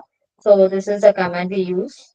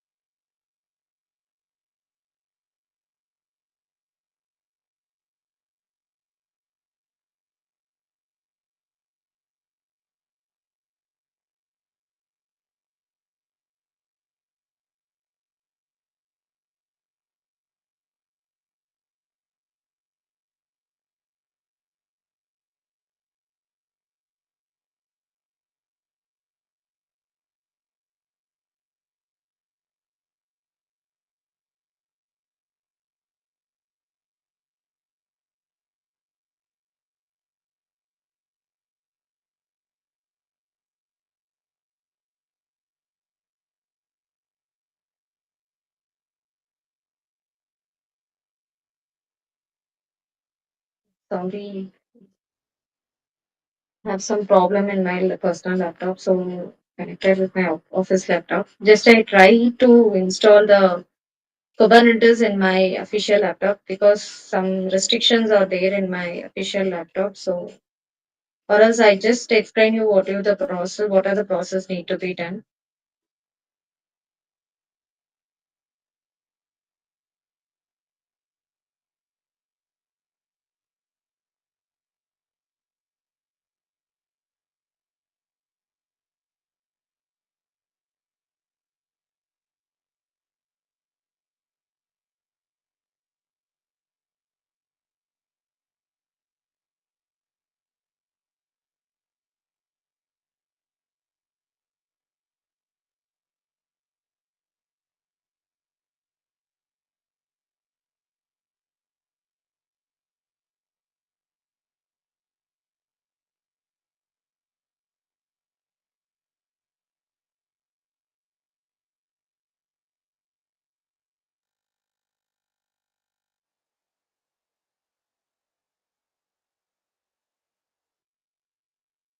Yeah, actually, what we will do means, first we will download the kubectl commands. So this is a kubectl.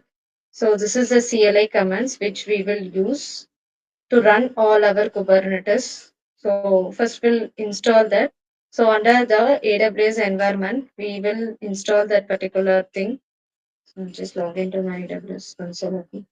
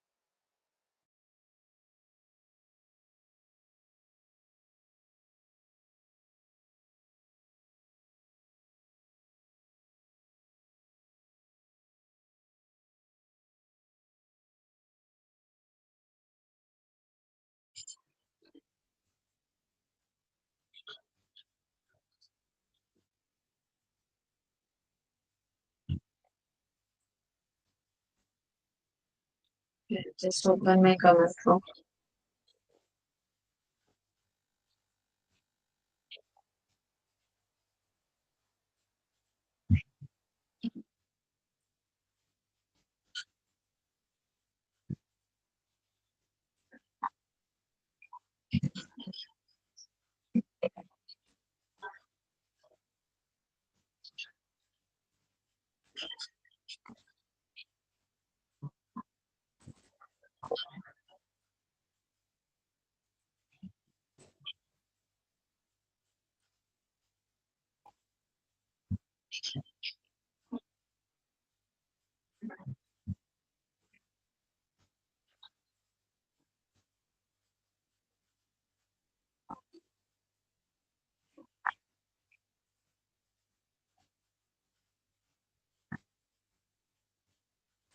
After installing and after setting up the environment variables in our kubectl, we need to set up our ekctl. So this was the thing. Why? Because we are going to create our clusters only in the EKS. EKS in the sense under AWS environment, under this Elastic Kubernetes service, we are going to create our cluster. So for that, we need to set up the EKS in our Windows local. Okay, obviously we all have the Windows operating system. So I need to set up this particular EKCTL. So when you set up this, when you want to create your cluster or Kubernetes under the Elastic Kubernetes service, we need to download the ekctl in your local environment. Then only we could able to set up that particular thing.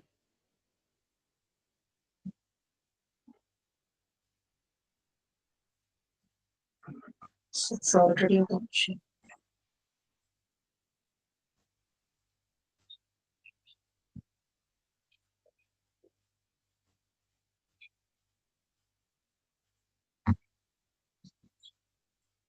So I'm just downloading this CKCTL. So get into this particular link.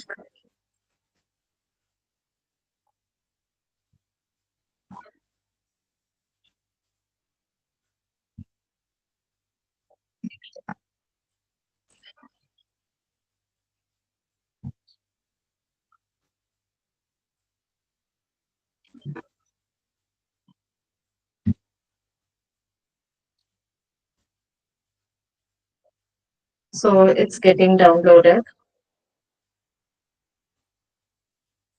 After it's get downloaded, now I'm going to unzip this folder. So after that, extract out. So I'm just unzipping.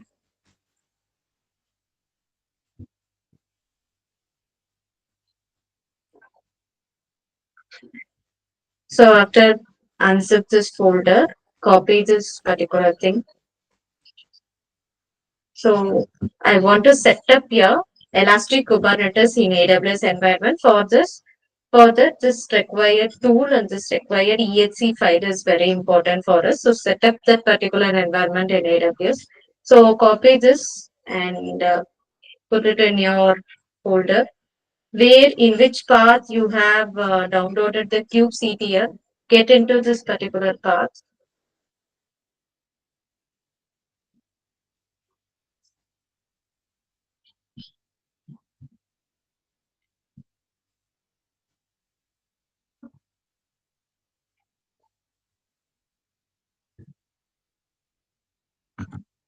And in this, paste your ekctl file. So after getting into that, same you need to set up your environment folder for this. So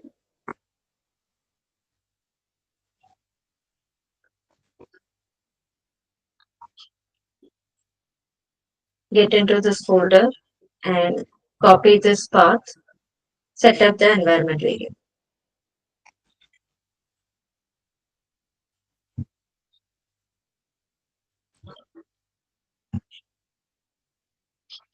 And open your command prompt.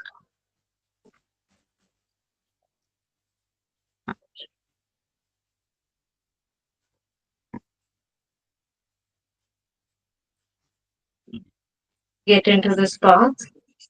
And I already have this path, so I'm just deleting the old thing and creating a new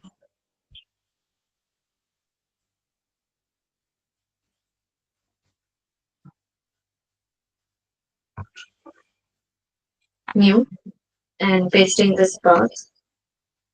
And after that, okay.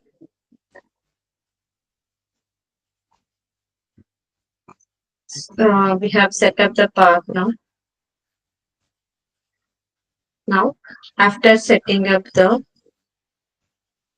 path, now we are going to create our clusters over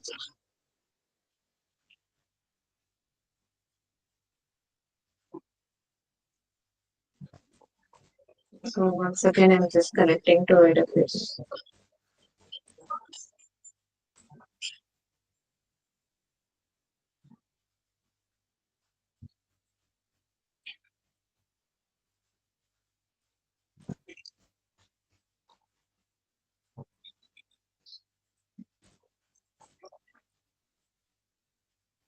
Setting up this in access key and secret access key.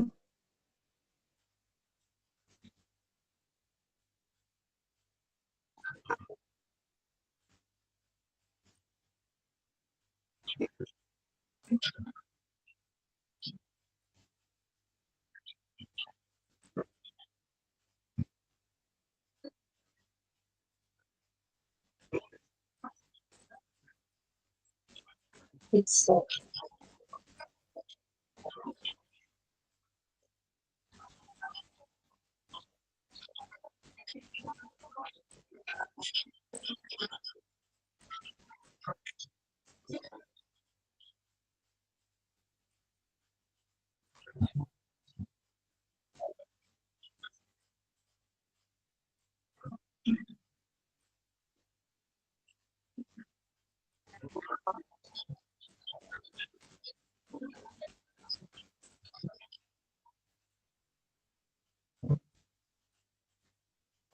I try to create a cluster using this EKSCTL.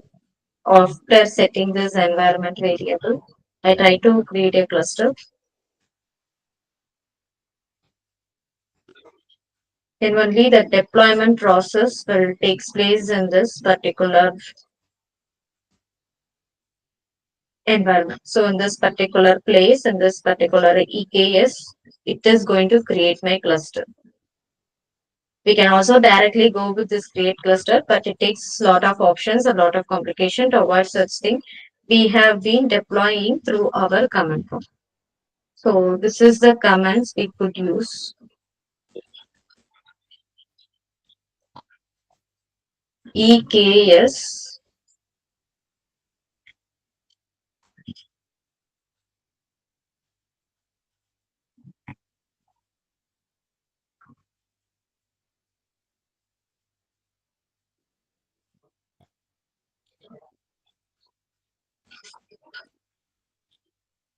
create cluster, and then this is the Kubernetes commands we use,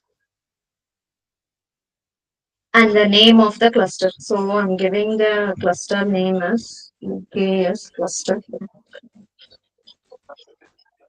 Can give with any name. So after that,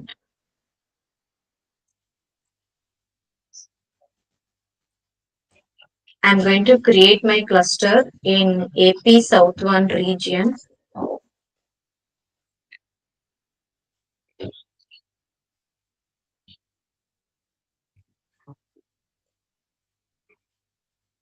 And the availability zone is 1A, 1B. I'm going to choose that.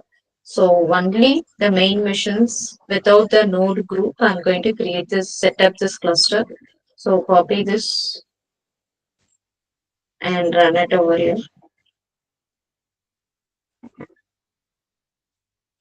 KS create cluster name KS.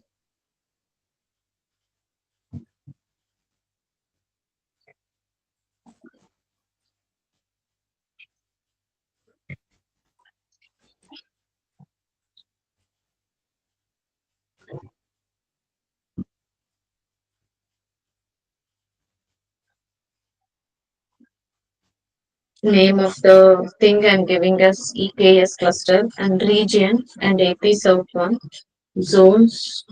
AP South 1A, it's availability zone I'm choosing, and without node group. So just setting up the things. Yeah. Can you see here? It was started deploying in my AWS environment. Okay, this is the commands. So after completing the session, I try to share this particular documentation. If you follow the same setup, definitely you could able to create the Kubernetes deployment. Okay, so EKS this is a command. Actually, this is a Kubernetes command, but this will work only in the AWS environment because this command is the AWS Kubernetes command. It is not a local Kubernetes command. This particular command like kubectl version, for example, let's see here. Yeah. kubectl version. When command starting with kubectl or anything, that command will work on any Kubernetes. But this particular command, ekctl, this the command which is starting with EKS, it will work only under the AWS environment. It will not work under all the Kubernetes environment. If you are working, or if you are deploying a Kubernetes in AWS, only at the time this command will work. Okay, so in this, we have creating the setup. I'm creating the cluster in AP South 1. AP South 1 in the Mumbai region. This is my Mumbai region. In this region, I'm creating this. Can you see here? You can see that particular deployment has been started. It was creating me the cluster. Okay, the thing I have run it in my local. Okay, but it was creating in the AWS environment. How it was creating? Because I have made the connection between this AWS and then local. How can I made it? By giving the access keys and then secret access key. By providing the access key and secret access key between, so I made the communication or connection between the AWS and the local environment. That is the security credential. Okay, this was making the connection between them. So you can ask me the question, how this infrastructure is getting deployed. How it was deploying means in AWS, we have one service called cloud formation. Cloud formation. Through the code, okay, we can resource or we can create our resources through the code. That is the infrastructure as code. So one infrastructure as code service in AWS, we call it as a cloud formation. This cloud formation, we have a specific templates. So this templates is got triggered, and whatever command I'm running in my command prompt, it was getting fetched and it was triggered and it was creating my application or deploying my applications in the AWS environment. So that was done by this cloud formation. Okay, so how it was directly connecting to the AWS is only through the cloud formation, because it is an infrastructure as code. Through the code, it was developing the infrastructure. That was done by the cloud formation. So this cloud formation is executing and it was creating the environment. And after creating the environment, it is creating my clusters in my EKS, Elastic Kubernetes Service. Okay. So it takes around 15 to 20, 10 to 15 minutes to create the environment, to create a clusters. So automatically when you get into the EC2, okay, this is the server in the cloud. So automatically at least 3 missions got created in this. Okay. So after completion of 10 to 15 minutes, the instance will get created. So the missions and servers are getting ready. So when you create any container or pods, it is going to run on that particular node missions and then particular master mission. This is how our Kubernetes is working.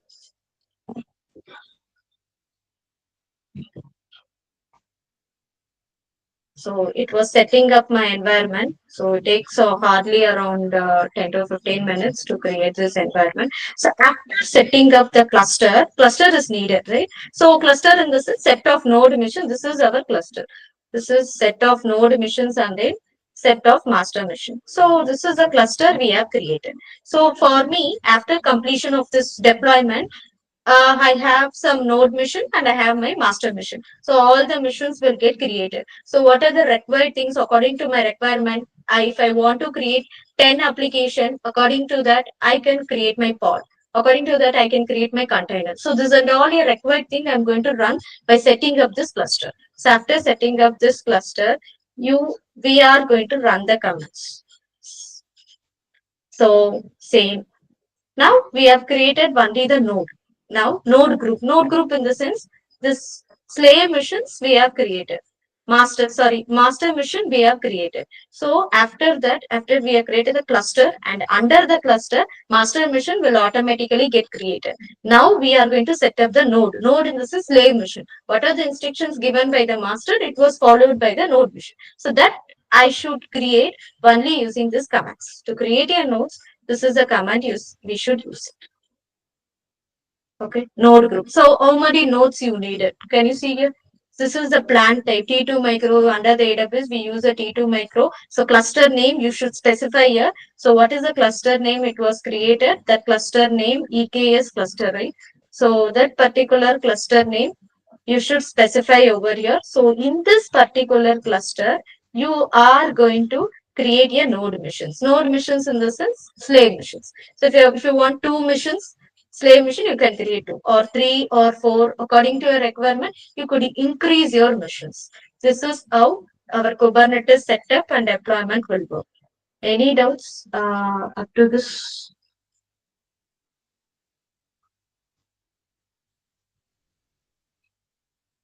IAC infrastructure as code.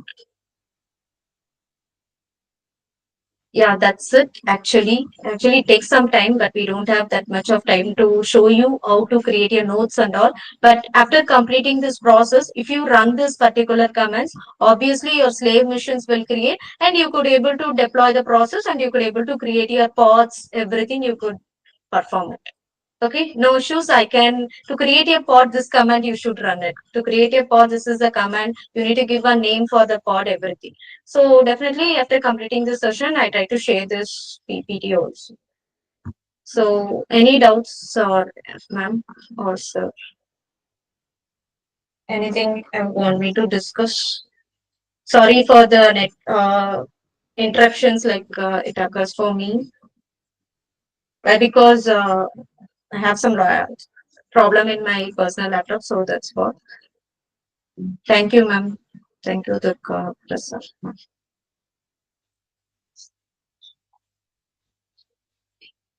Anything else? Yes, ma'am, we can also create. Actually, within pods, so we can, no, actually, in pod, we can create a container. Multiple containers or many or 10 containers or many containers you can able to create with one pod. Same, I have shown you the limitations, right? The pod limitations. In one pod, we can create 110 containers we can able to create it. So that was a limitation, ma'am. That is the thing we can able to execute. So this is the, so yeah. Uh, in one pod, you can create only up to 3 lakh containers. And in one mission, you can create 110 pods. Okay, in one pod, you can create up to 3 lakh containers. So under one node mission, you can create this much of containers. So that was a limitation.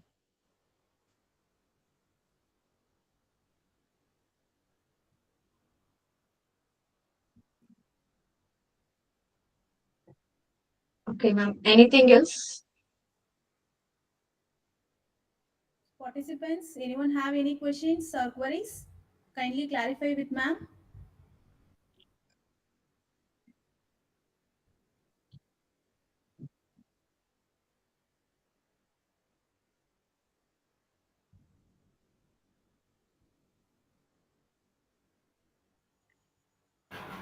Yes, ma'am. Multiple containers will have the multiple IDs. For example, Docker, if you take a Docker, you have the containers, right? For every containers, you have unique ID. Same like that, if you are creating one pod, under the pod, we have multiple containers. So in one pod, you have one unique ID. So inside of the pod, if you are creating multiple containers, we have the multiple unique IDs.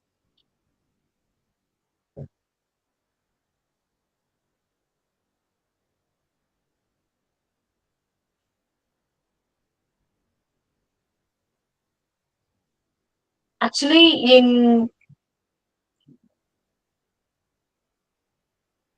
create and delete containers.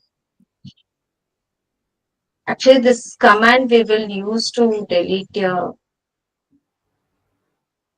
Actually, same we use kubectl commands, ma'am.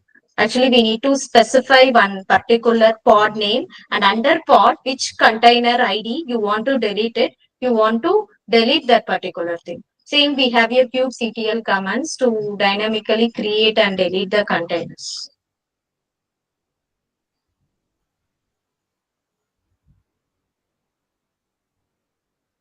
Yeah, check once again whether it is clear or not. To show you that.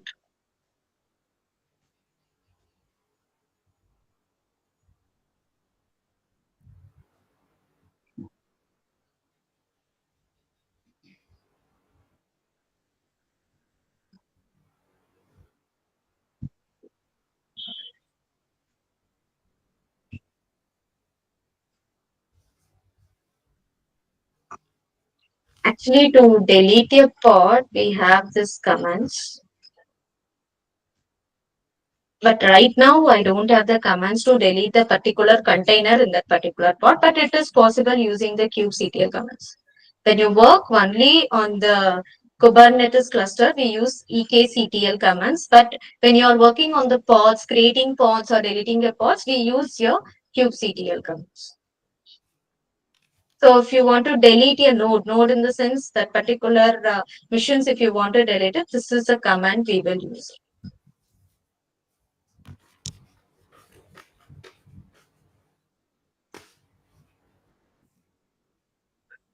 Okay, ma'am. Okay. Okay, sir. Sure.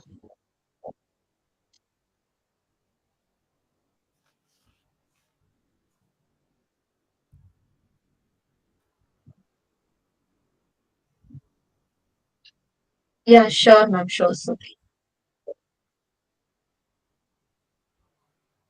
Yeah.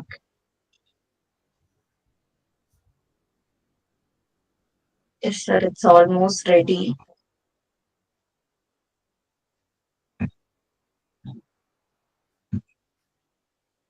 Yeah, it's active. It's ready actually. And further that, we need to run this particular command, the slave command, to create a multiple nodes or the master machines. First, you need to go with this IAM cluster that is providing the user access to that particular master. And after that, you can able to, according to your requirement, you can create the slave machines, master machines, everything. So under this, you could also see the details. Resources, same. Yeah.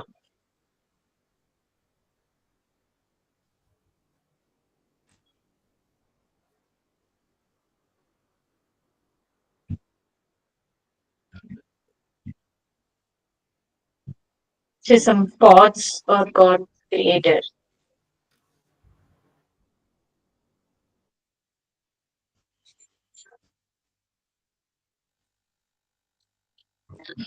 In the resources.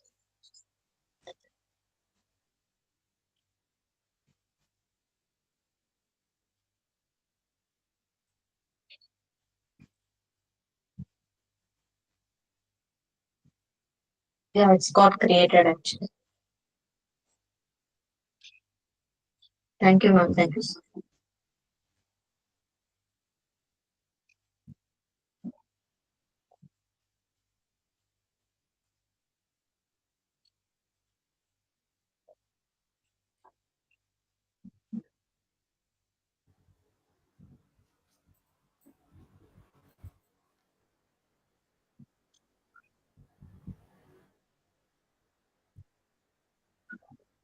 Yes, ma'am, it's completed.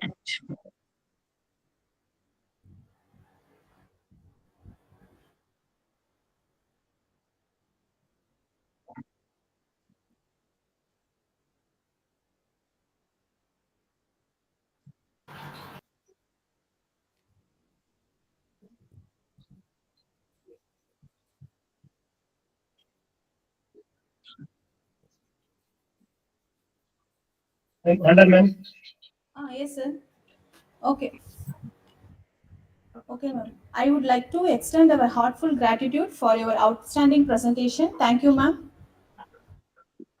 Thank you, sir. Thank you, ma'am. Thank you for giving me this opportunity. Thank you, ma'am. Thank you, ma'am. Thanks for your valuable time and a nice presentation, ma'am. Okay, soon I share the PPT also. You can share it with the Yes, ma'am. faculty. Yes. Thank you, ma'am. Thank you, ma'am. Thank you, sir. Thank you, audience, for listening.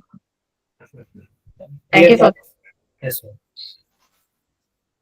Dear participants, now I share the assignment assessment link through the um, uh, through the inbox. So I like to you conduct the test within the 1 hour. Now time is 6:32. You have to complete uh, on 7:32. 1 hour the assessment time. We are giving the 50 questions. Each question 1 mark. You will get 70% of mark. Then only you will get the certificate after completion of your feedback form with through portal through Atal portal. So now I share the assessment link.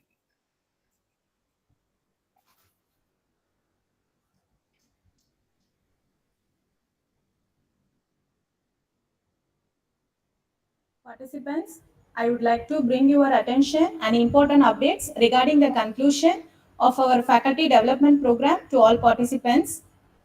As we near the end of this program, we will be conducting an assessment to evaluate the knowledge gained from your session. This assessment will be serve as a crucial benchmark to measure your understanding of our topic covered. Assessment will be from 6:30 p.m. to 7:30 p.m. 1 hour duration, and the eligibility criteria will be minimum 60 percentage mark be secured in the assessment. Google Meet attendance will be given priority, and minimum 1 hour must be attend the session daily. Then alone it will be considered as present. Less than 1 hour will not be taken into account and considered as absent. So minimum 80 percentage attendance is required. Your eligibility for the certificates will be based on these criteria.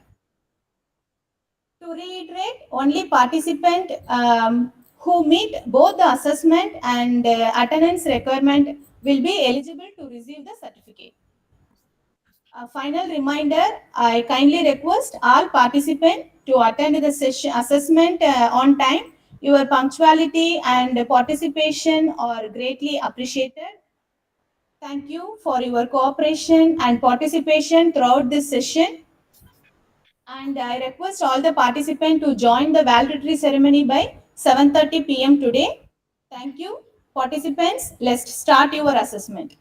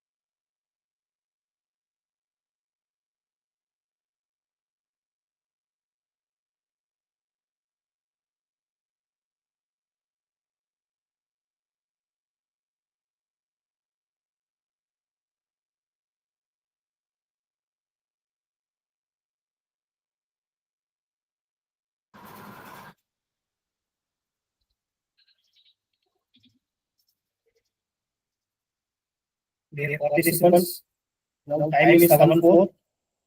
Half an hour completed. 30 minutes only more. So I request you all to Hello. the assessment. Where is the chat box, sir? It's not appearing in the chat box, sir.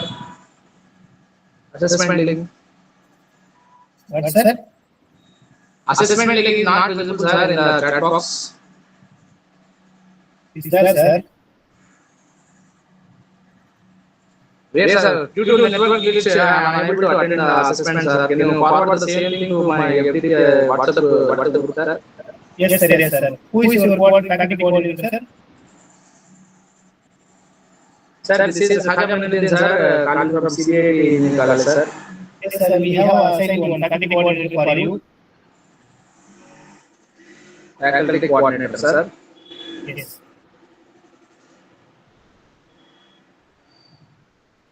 Hello. Yes, sir. Yes, sir. Where is the chat box? In the chat box not appearing, sir, due to network glitch. I am unable to attend, sir. For the past 15 minutes, I am trying to attend the assessment test, but it's not visible, sir. The link is not. We will share through WhatsApp, sir. Wait, sir. Can I share my number, sir? Yes, sir. Yes, sir. Hello. Sir. Chat box option is not visible in my Google account, sir. Sir, through WhatsApp you have to send, sir. Will you open WhatsApp? Yes, yes. We'll change May I know the your good name, sir? May I know your good name? we'll change the admin settings, sir. You have to send your details through WhatsApp. Actually, so many admins are there now, sir. Yeah. In the admins, Niranjan, Bala Natarajan, Lavanya ma'am, Sai Pavitra. Yes, sir. To whom should I send, sir? Sir, you send, sir. We will see, sir. Okay, sir. Okay, sir. Thank Sir, you. may I know your good name, sir? My name is Dr. Balaji, sir. Is it Balaji Natarajan, sir? Yes, sir. Yes, sir. So I will send it to you, sir. Please share the link to me, Yes, sir. sir. Sir. Thank you, sir. Thank you, sir.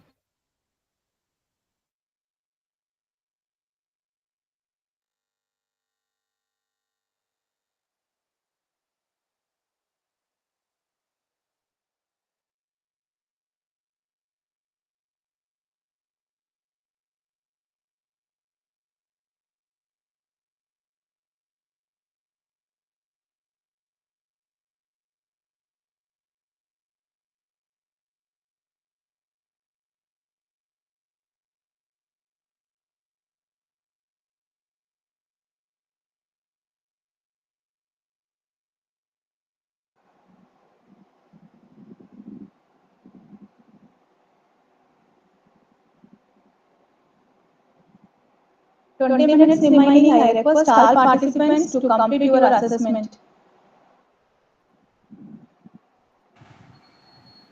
Share the assessment link, ma'am. Can you please share the assessment link to me, please? Hello. Sir? Can you please share the assessment link to me? Yes, assessment link in the chat box, sir.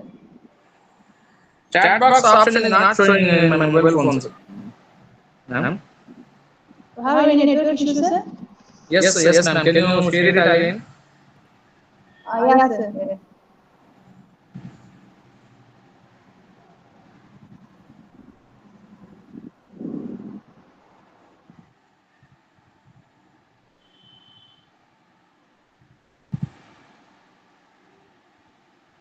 Is it Lavanya ma'am talking? Hello.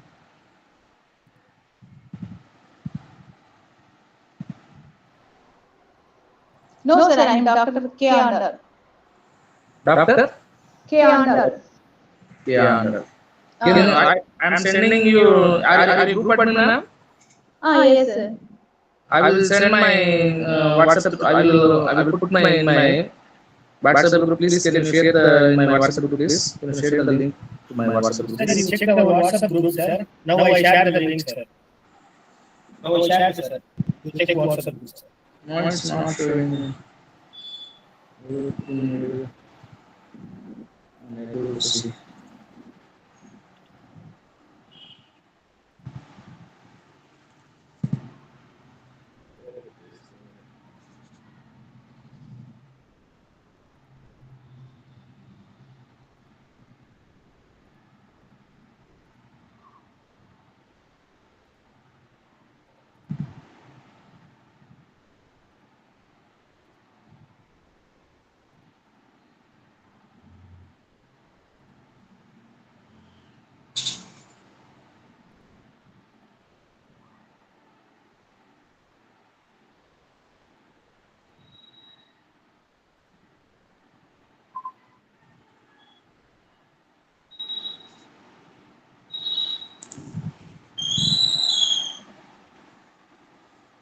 Hello, sir. Just now I have put a message for you, sir.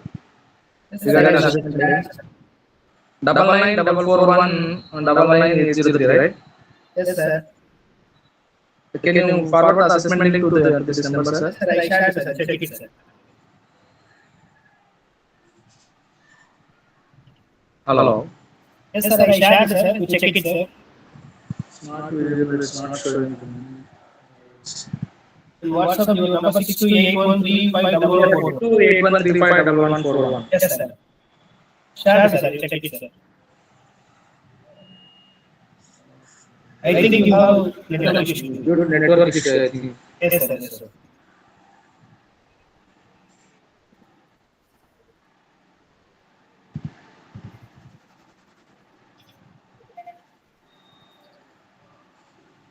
Hello, hello.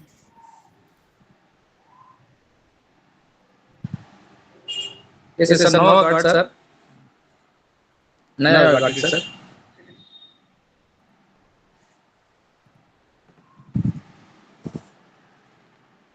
Sir, myself and Lavanya ma'am shared link to your WhatsApp number, sir. Kindly check your WhatsApp number, sir.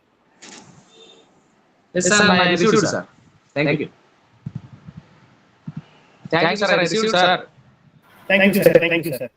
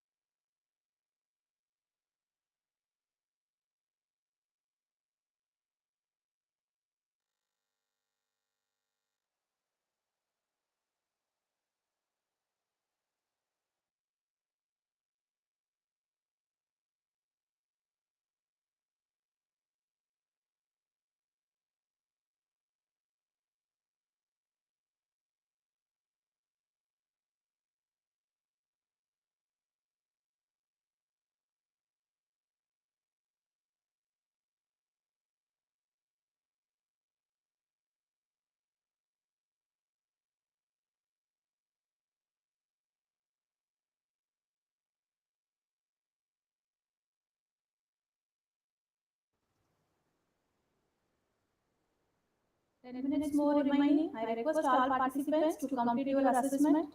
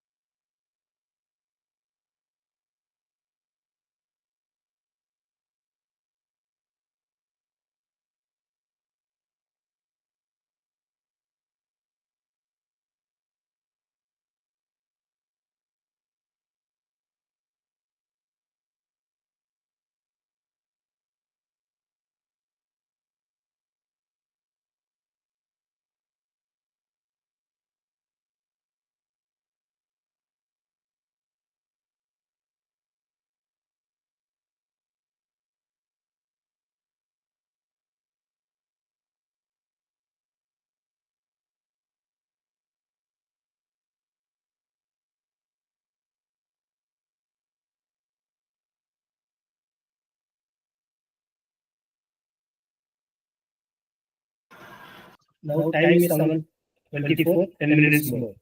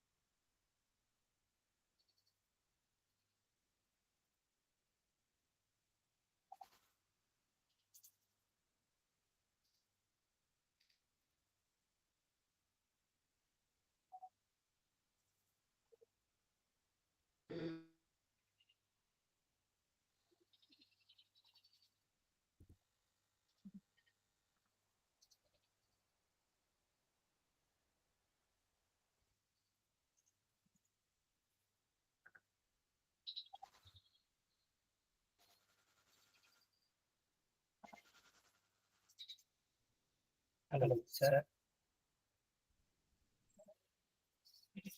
Testing, sir.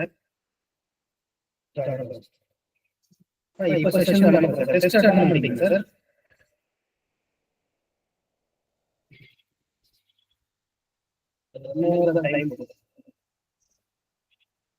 அது 1 hour தான் time கொடுக்குறேன். சரி sir, நம்ம தான் பண்றோம்.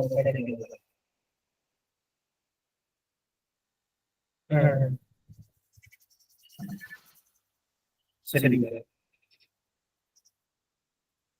நான் அனுப்பி விடுறேன் சார். நீங்க இந்த மெயில் ஐடி தான் சரி யூஸ் பண்ணீங்க. நானே பண்ண சொல்லிடுறேன்.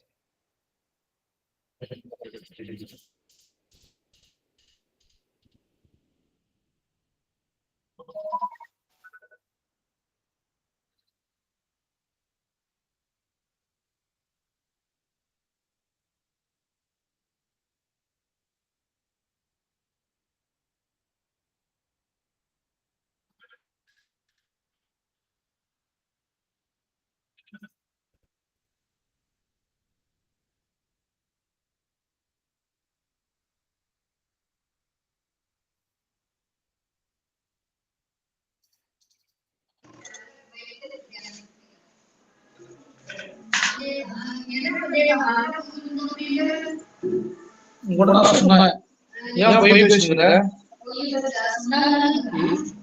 சரி, நம்ம வராது வேலைக்கு வராது.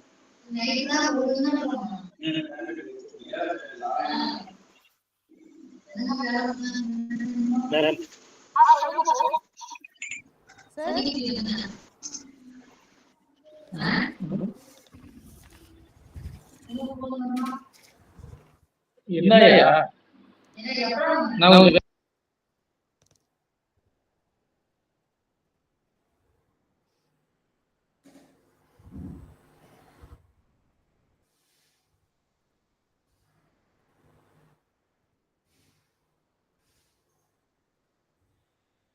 1 minute more remaining. I request all participants complete your assessment. Last 5 minutes.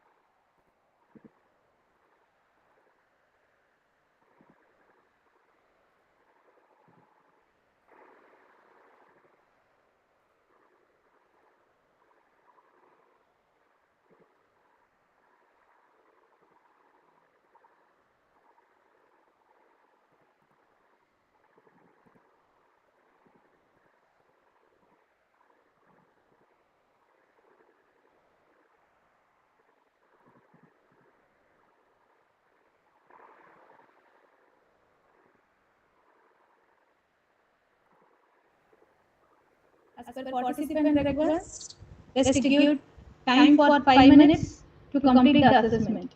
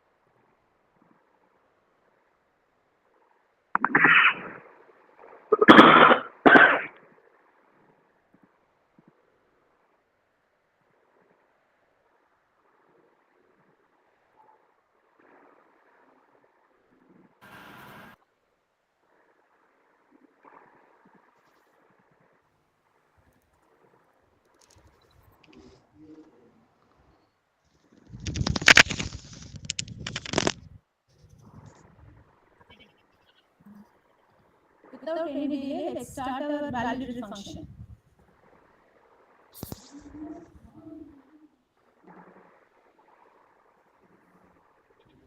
As we conclude the 6-day Subtle Faculty Development Program on DevOps for Cloud Native Development, Containers, Kubernetes, and CI/CD pipelines, I am filled with a sense of pride, accomplishment, and gratitude. Over the past 6 days, you all have explored the latest development and best practices in DevOps and gained valuable insights, knowledge from our esteemed resource persons. You all engaged in lively discussions and learnings. We hope you all developed new skills in DevOps. I would like to extend my sincere appreciation and gratitude to our resource person for their exceptional expertise and dedications. Session 1 was Introduction to DevOps and Cloud Native Developments handled by Dr. Shivakumar sir, covered the basics of DevOps and how DevOps is replaced agile technology in industry. He also covered various version control tools and benefits of DevOps in cloud native development. He gave the best on CI/CD pipelines tools and other monitoring tools. Session 2 was Introduction to Containers and Dockers handled by Dr. S. Senthil Kumar sir, covered containers and Dockers, tools used for it. He also gave hands-on how to push and pull data in containers and Dockers. He also gave the advantages and benefits of Dockers and containers. Session 3 was Container Orchestration with Kubernetes handled by Mr. Ravi Kulkarni sir, gave a detailed description of containers orchestration, pod creation and benefits of orchestration with Kubernetes. He also spoke about how security is monitored in container orchestration. Session 4 was Kubernetes storage and configuration handled by Dr. Milton Ganesh sir, gave the description on SDLC lifecycle and transition to Kubernetes storage and configuration. He also shared knowledge on the Kubernetes volume and security in storing data in Kubernetes. Session 5 was Building and Managing CI/CD Pipelines by Mr. Prabhakar Ramadas sir, gave knowledge on continuous integration and continuous deployment and how it is important in automating software development, testing and deployment. The session also covered the tools used in CI/CD pipelines. Session 6 was Kubernetes with Helm, package management handled by Mr. Ravi Kulkarni sir, gave hands-on session on incorporating Helm in a Kubernetes CI/CD pipelines. He gave benefits of Helm and how it simplifies in deploying applications. He gave the step-by-step guide on how to set up a CI/CD pipelines for Kubernetes with Helm. Session 7 was Monitoring, Logging and Observability handled by Mr. Arun Rajendran sir, gave a detailed session on monitoring, logging and observability and how security can be maintained in all aspects and how crucial it is to maintain these aspects for building healthy Kubernetes environment. Session 8 was Serverless Architecture in DevOps handled by Dr. P. Edmalaivasan sir, gave detailed benefits of serverless architecture and how it helped developers to build and deploy application without managing the underlying infrastructure. Session 9 was GitHub Managing Kubernetes with Git handled by Mr. Vimalraj sir, gave practical explanation of the operations in Git. With several time examples on various domains, he also transferred knowledge on the desired state of cluster that is maintained in Git repositories and automatically synchronized with the actual state using CI/CD pipelines. Session 10 was Development Security Operation Integrating Security in CI/CD handled by Dr. N. Shivakumar sir, gave a complete content on development security operation and how security plays a crucial role in DevOps and the need of development security operations of all DevOps engineers. He also gave knowledge on how security is automated, continuous, and protective rather than afterthought. Session 11 was Microservices Architecture in DevOps, handled by Mr. Tamilinian Sir, gave a depth knowledge on microservices architecture in DevOps. He shared knowledge on how CI/CD pipelines are handled in microservices. He also gave the benefits of handling over-provisioning in microservices. Session 12 was Cloud Native DevOps Tools and Best Practices, handled by Dr. Saravana Balaji Sir, transferred knowledge on how Cloud Native DevOps tools, automated application development, deployment, security, and monitoring the cloud environment. Session 13 was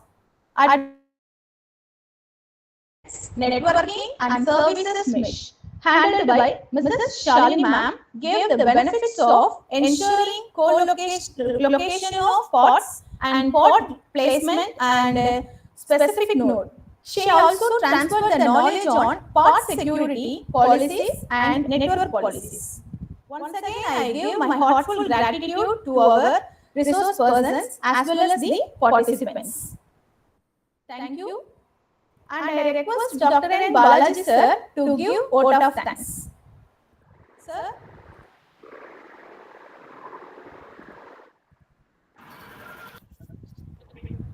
I request our Vice Principal Dr. K.B. Jayaraman Sir.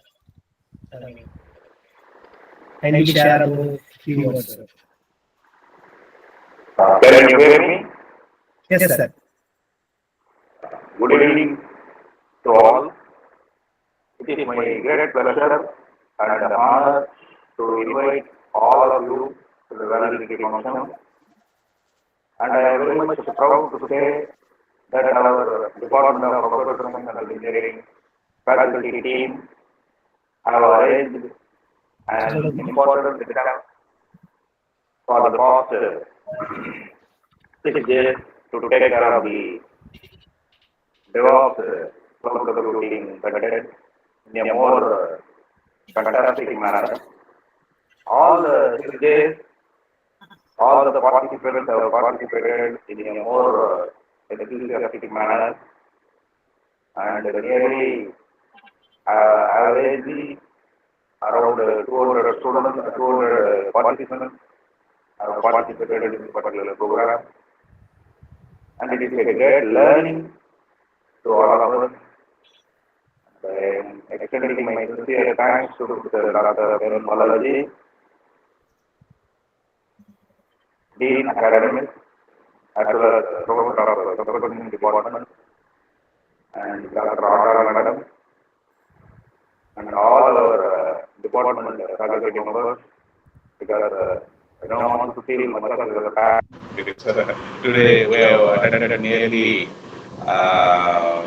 4 sessions, and I am extending my sincere thanks to all of you.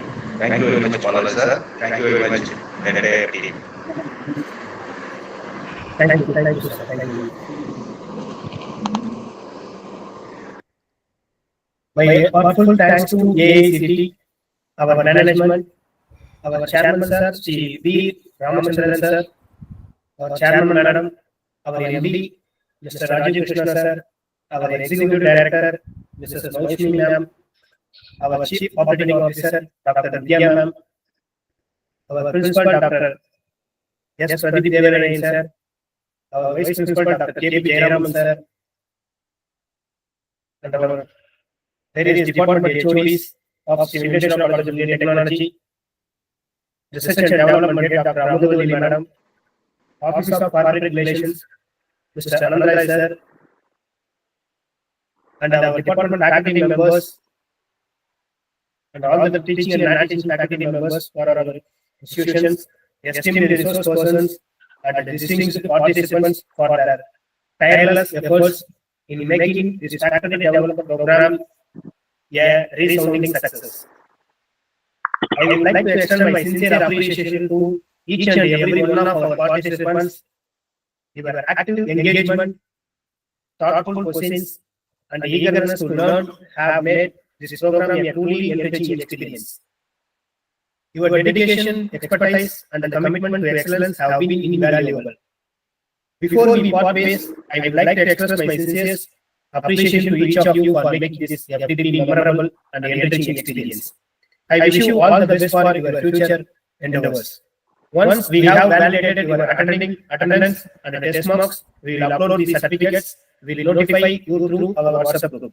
Once the certificates are ready, you can download from Atal portal. Once again, I thank you to all to completed this 6 days online FDP program. Thank you. One more person over here. Feedback link was posted in chat box. I request you to kindly fill out this form. And I request participants give any feedbacks about our FDP. Kindly turn on your mic and camera also.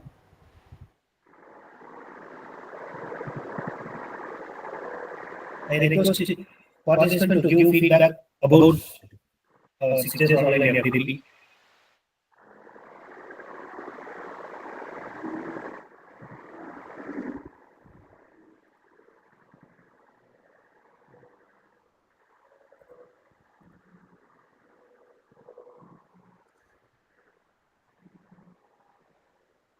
I am also attending the program for the past 6 days. And it is an eye-opening session towards the recent topic, continuous deployment. In which developing the content we are reading, it is a very important aspect of this particular 6 days program. And sessions are all very good. And I am extending my sincere thanks to all the speakers who spent their valuable time up to the late hours. I am very much proud that our Venkateshwaraa College of Engineering and Technology has provided this particular program along with AIC. I am extending my sincere thanks to our chairman, MD sir, MD madam, chairman, CEO madam, and principal and department of engineering faculty members. I am extending my once again warm thanks to one and all. Thank you very much. We are expecting to have your feedback. Thank you, sir. Thank you. Welcome. Thank you, sir. If anyone participants, Hello. Yeah. Good evening to all. I hope I am audible to all of you. Yes, sir. Yeah. Thank you. Thank you, Balaji, sir. I take this opportunity to extend my gratitude and thank you so much for conducting such a wonderful FDP on DevOps, cloud native development, containers, Kubernetes, CI/CD pipeline. I myself, Professor Dayanand Nambavade from Sardar Institute of Technology, Mumbai. I am really happy and pleased to be part of this FDP program. It was very well organized, well structured. It was quite extensive, comprehensive. All these the experts, resource persons onboarded for this particular FDP was amazing. It was really enriching experience, and I mean, it's my heartfelt thanks to all the organizing committee. I really appreciate your time and efforts to conduct such a wonderful FDP. Towards the end, I would like to thank especially Dr. Balaji, the Dean of Academics, Dr. Anand Madam, and the entire organizing committee. You have done a wonderful job. It was meticulous planning of this course. I'm really grateful to all of you. Thank you so much. Thank you, sir. Thank you for valuable feedback, sir.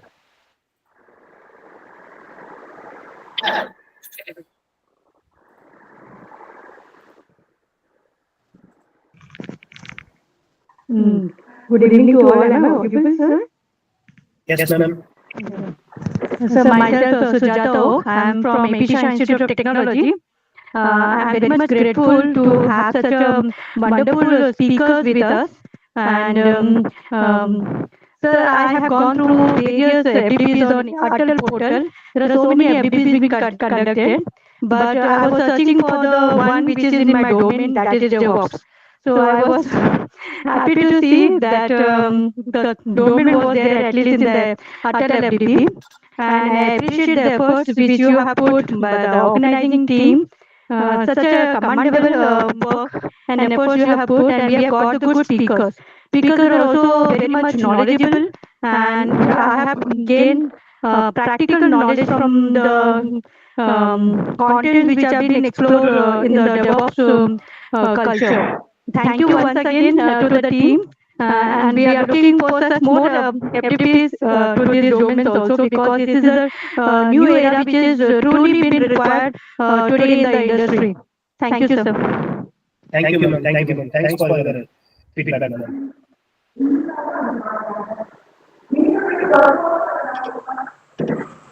Sir, good evening, sir. This is Dr. Balamurugan from SRM. Good evening, sir. Sir, I'm audible. Thank you, sir. Yes, sir. Yes, sir. Sir, thanks for the opportunity, sir, and the topic which is chosen by the team is really great. And I thank a special thanks to the dean, sir, and the vice principal, sir, for giving me this opportunity to attend this Atal workshop. And all the resource persons cleared the delivered the content clearly, and they given the extraordinary presentation, and which is very useful to us. And the topic which you chosen and you given the proposal is very great, sir. Since it is an emerging technology which is needed for every faculty members to learn in this domain. So I thank once again Dean sir and the co-coordinator ma'am and the faculty members for organizing this type of workshop. Thank you, sir, for the great opportunity, sir. Thank you, sir. Thank you for your valuable feedback, sir. Thank you. Thank you, VP, sir. Thank you very much. Thank you, Thank you, sir. Thank you, sir. Thank you very much, sir. Thank you, Anandam. Thank you.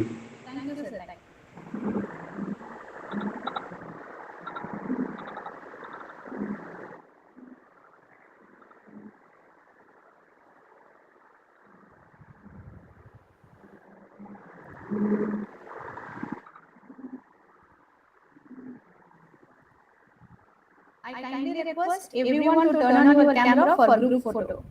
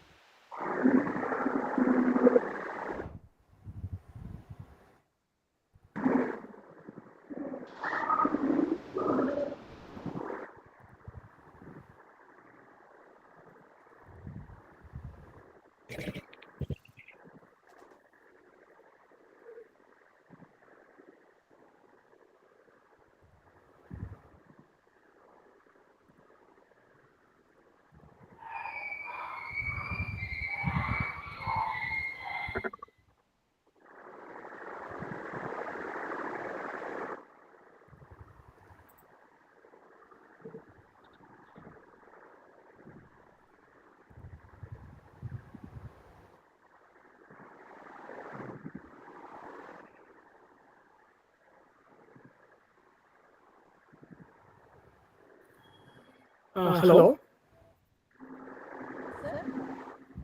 Good evening, ma'am. Am I audible? Yes, sir. Sorry, I was disconnected for some time. I was about to give my feedback. Yes, sir, please. Yes, sir. Please, sir. Thank you so much, sir. Balaji sir, Andal sir, you've been there as participants. You are always switching on your cameras. Unlike participants, you are all really the original participant. I want to congratulate both of you first of all, and thank you so much for organizing this wonderful workshop. I'm from Hyderabad, working as an associate professor, and I'm pursuing my PhD in Kubernetes itself. The past 10 years, whatever references or whatever websites we referred and whatever knowledge we gained, fortunately, you could accumulate in just a matter of fact of 6 days. That was the only positive feedback I want to give you. All 10 years of my resource material is available in 6 days. That's a wonderful achievement. This is very useful for the next generation resource persons as well as students who wants to pursue their career in development side. And I also worked in industry, and based on the industry experience, I can say that your content is very useful for the researchers as well as students who are looking for a good job in IT career. And thanks to the resource persons who spend their valuable time from out of the country, and it's very pleasure, and we are all thankful getting those highly professional technical persons who spared their time out of their working hours. And finally, I would, as somebody mentioned, we are really looking for such a content from Atal Workshop, and I think you are the first one to combine all these good things in one package. Thank you so much for being the part of this wonderful program. Thank you, Andala ma'am and Balaji sir. Thank you so much. Thank you, sir. Thanks for your valuable feedback, sir. Thank you, sir. Thank you, sir. Thank you so much. Thank you, sir.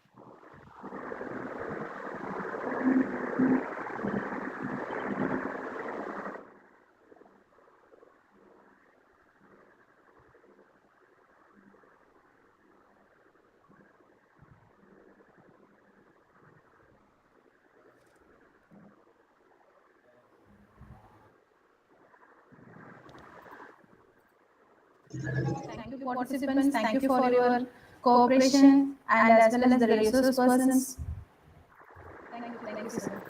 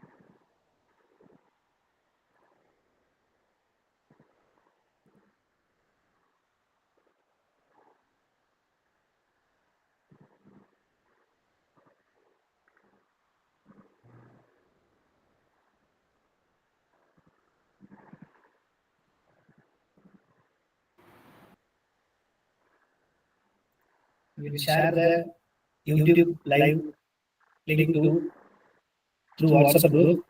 All the participants.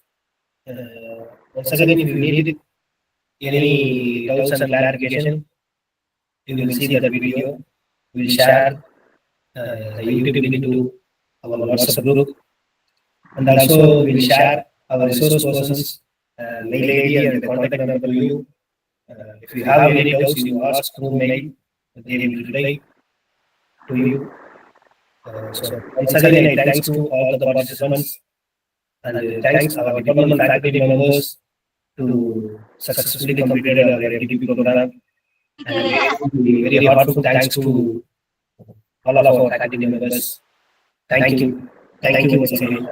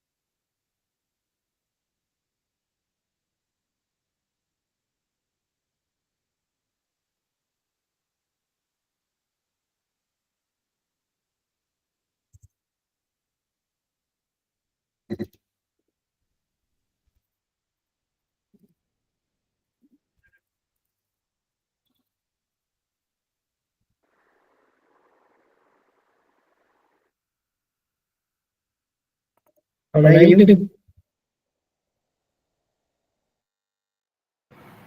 Vegetation YouTube share பண்ணுங்க.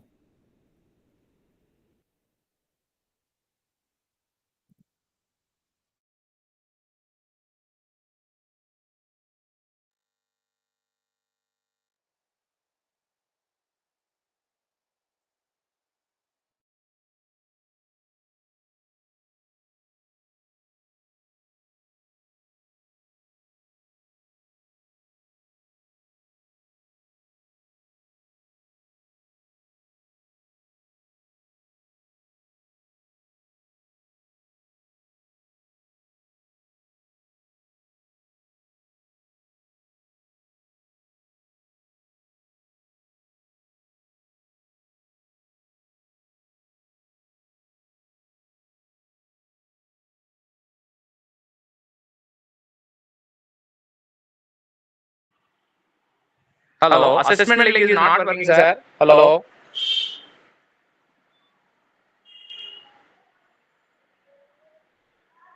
Hello. Assessment link is not working. Can you activate the link, sir, so that I can write my exam? Hello.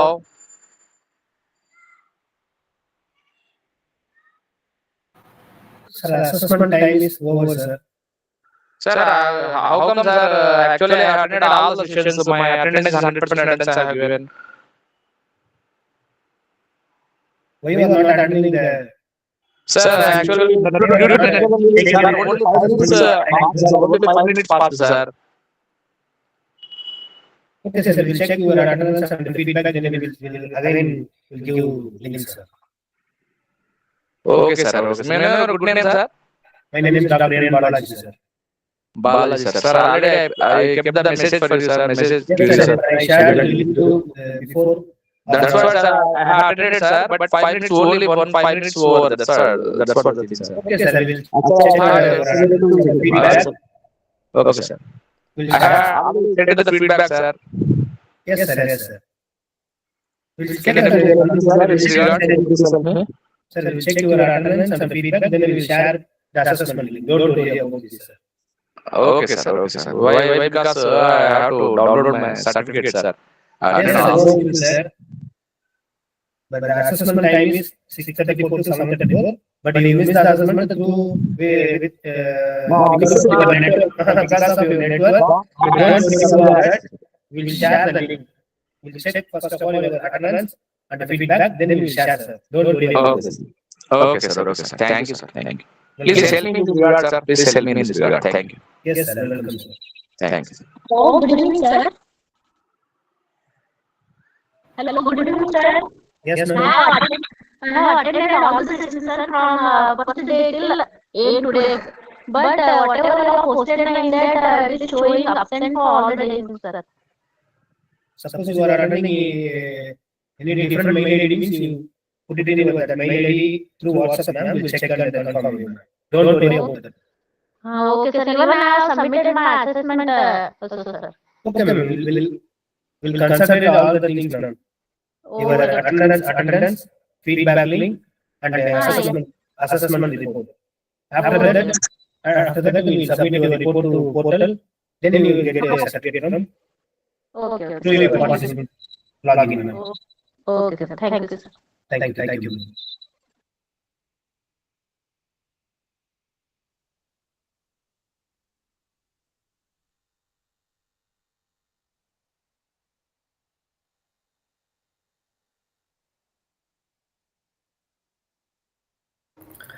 Thank you, Balaji, sir. We are leaving the meeting. Thank you, sir. Yes, sir. Thank you, sir.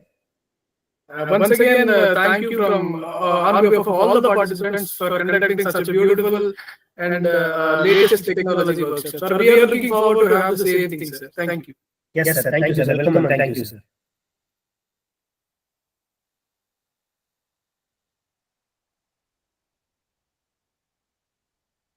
Dayanand, sir.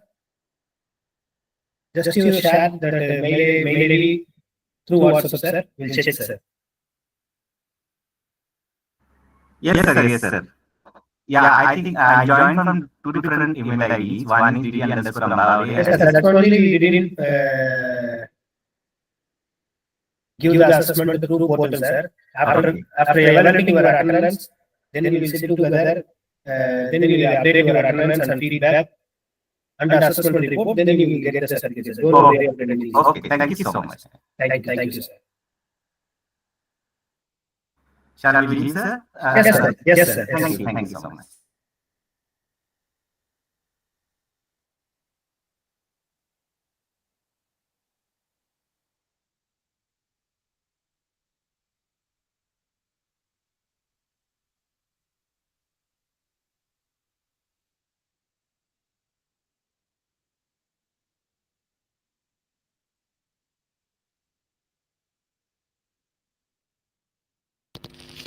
Hello, sir. Can you hear me, sir? Yes, sir. Yes, sir.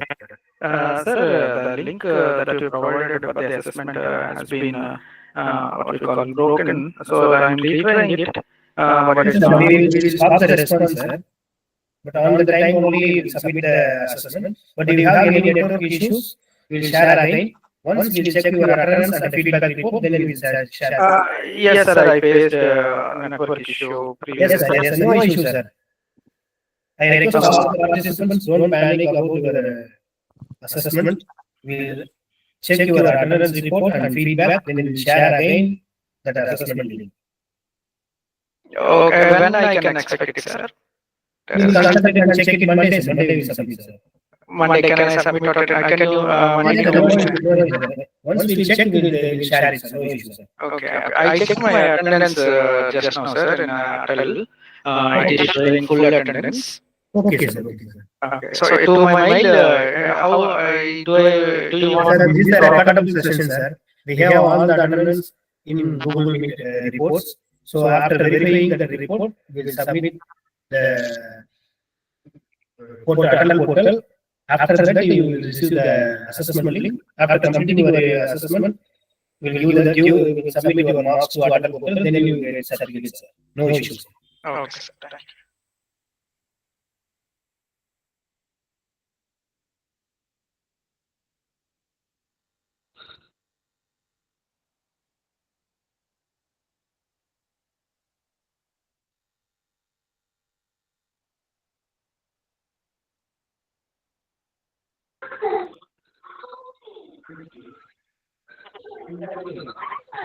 Good evening, sir. Good evening, madam.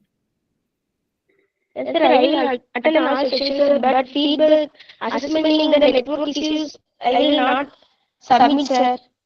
No issue, ma'am. Monday we will check your attendance and feedback reports. Then again we will send the assessment link to you. You have to complete. No issue. Okay, sir. Name is Steffi. Yes, ma'am. No issue. We'll check. Okay, sir. Then check then.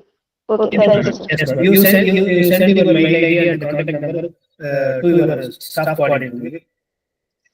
Okay, sir. I will send for you, sir. Okay, ma'am. Yes, ma'am. We will send, ma'am. No issue. I will give you a particular WhatsApp number. Okay, thank you. Okay, yes, ma'am. Yes, ma'am. Monday we will start the assessment. Okay, thank you, sir. Thank you. Welcome and thank you, ma'am. Okay. It will be a very nice program, sir. Thank you, ma'am. Thank you, ma'am. Okay, sir. Thank you.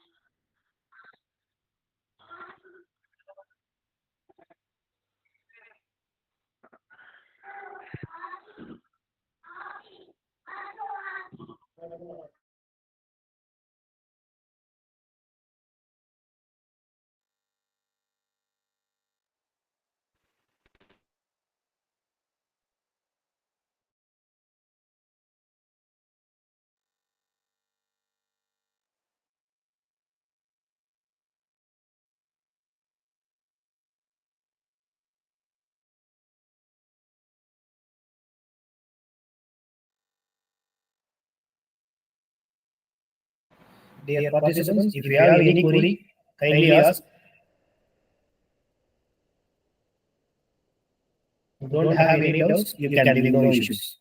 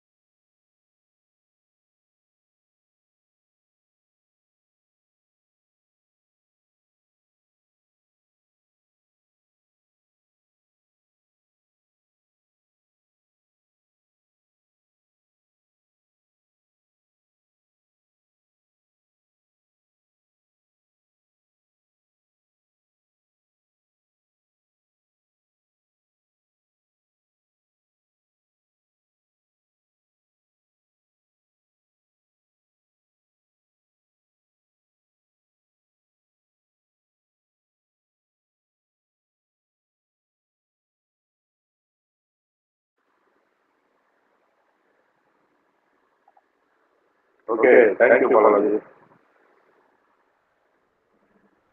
Thank you, sir. Can you hear me? Thank you, sir. Thank you, sir. Thank you, sir.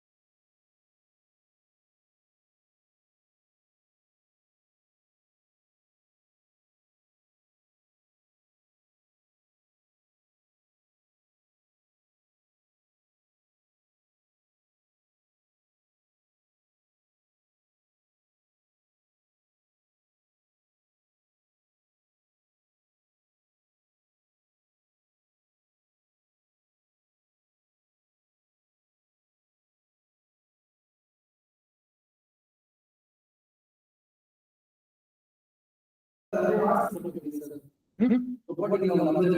ம்.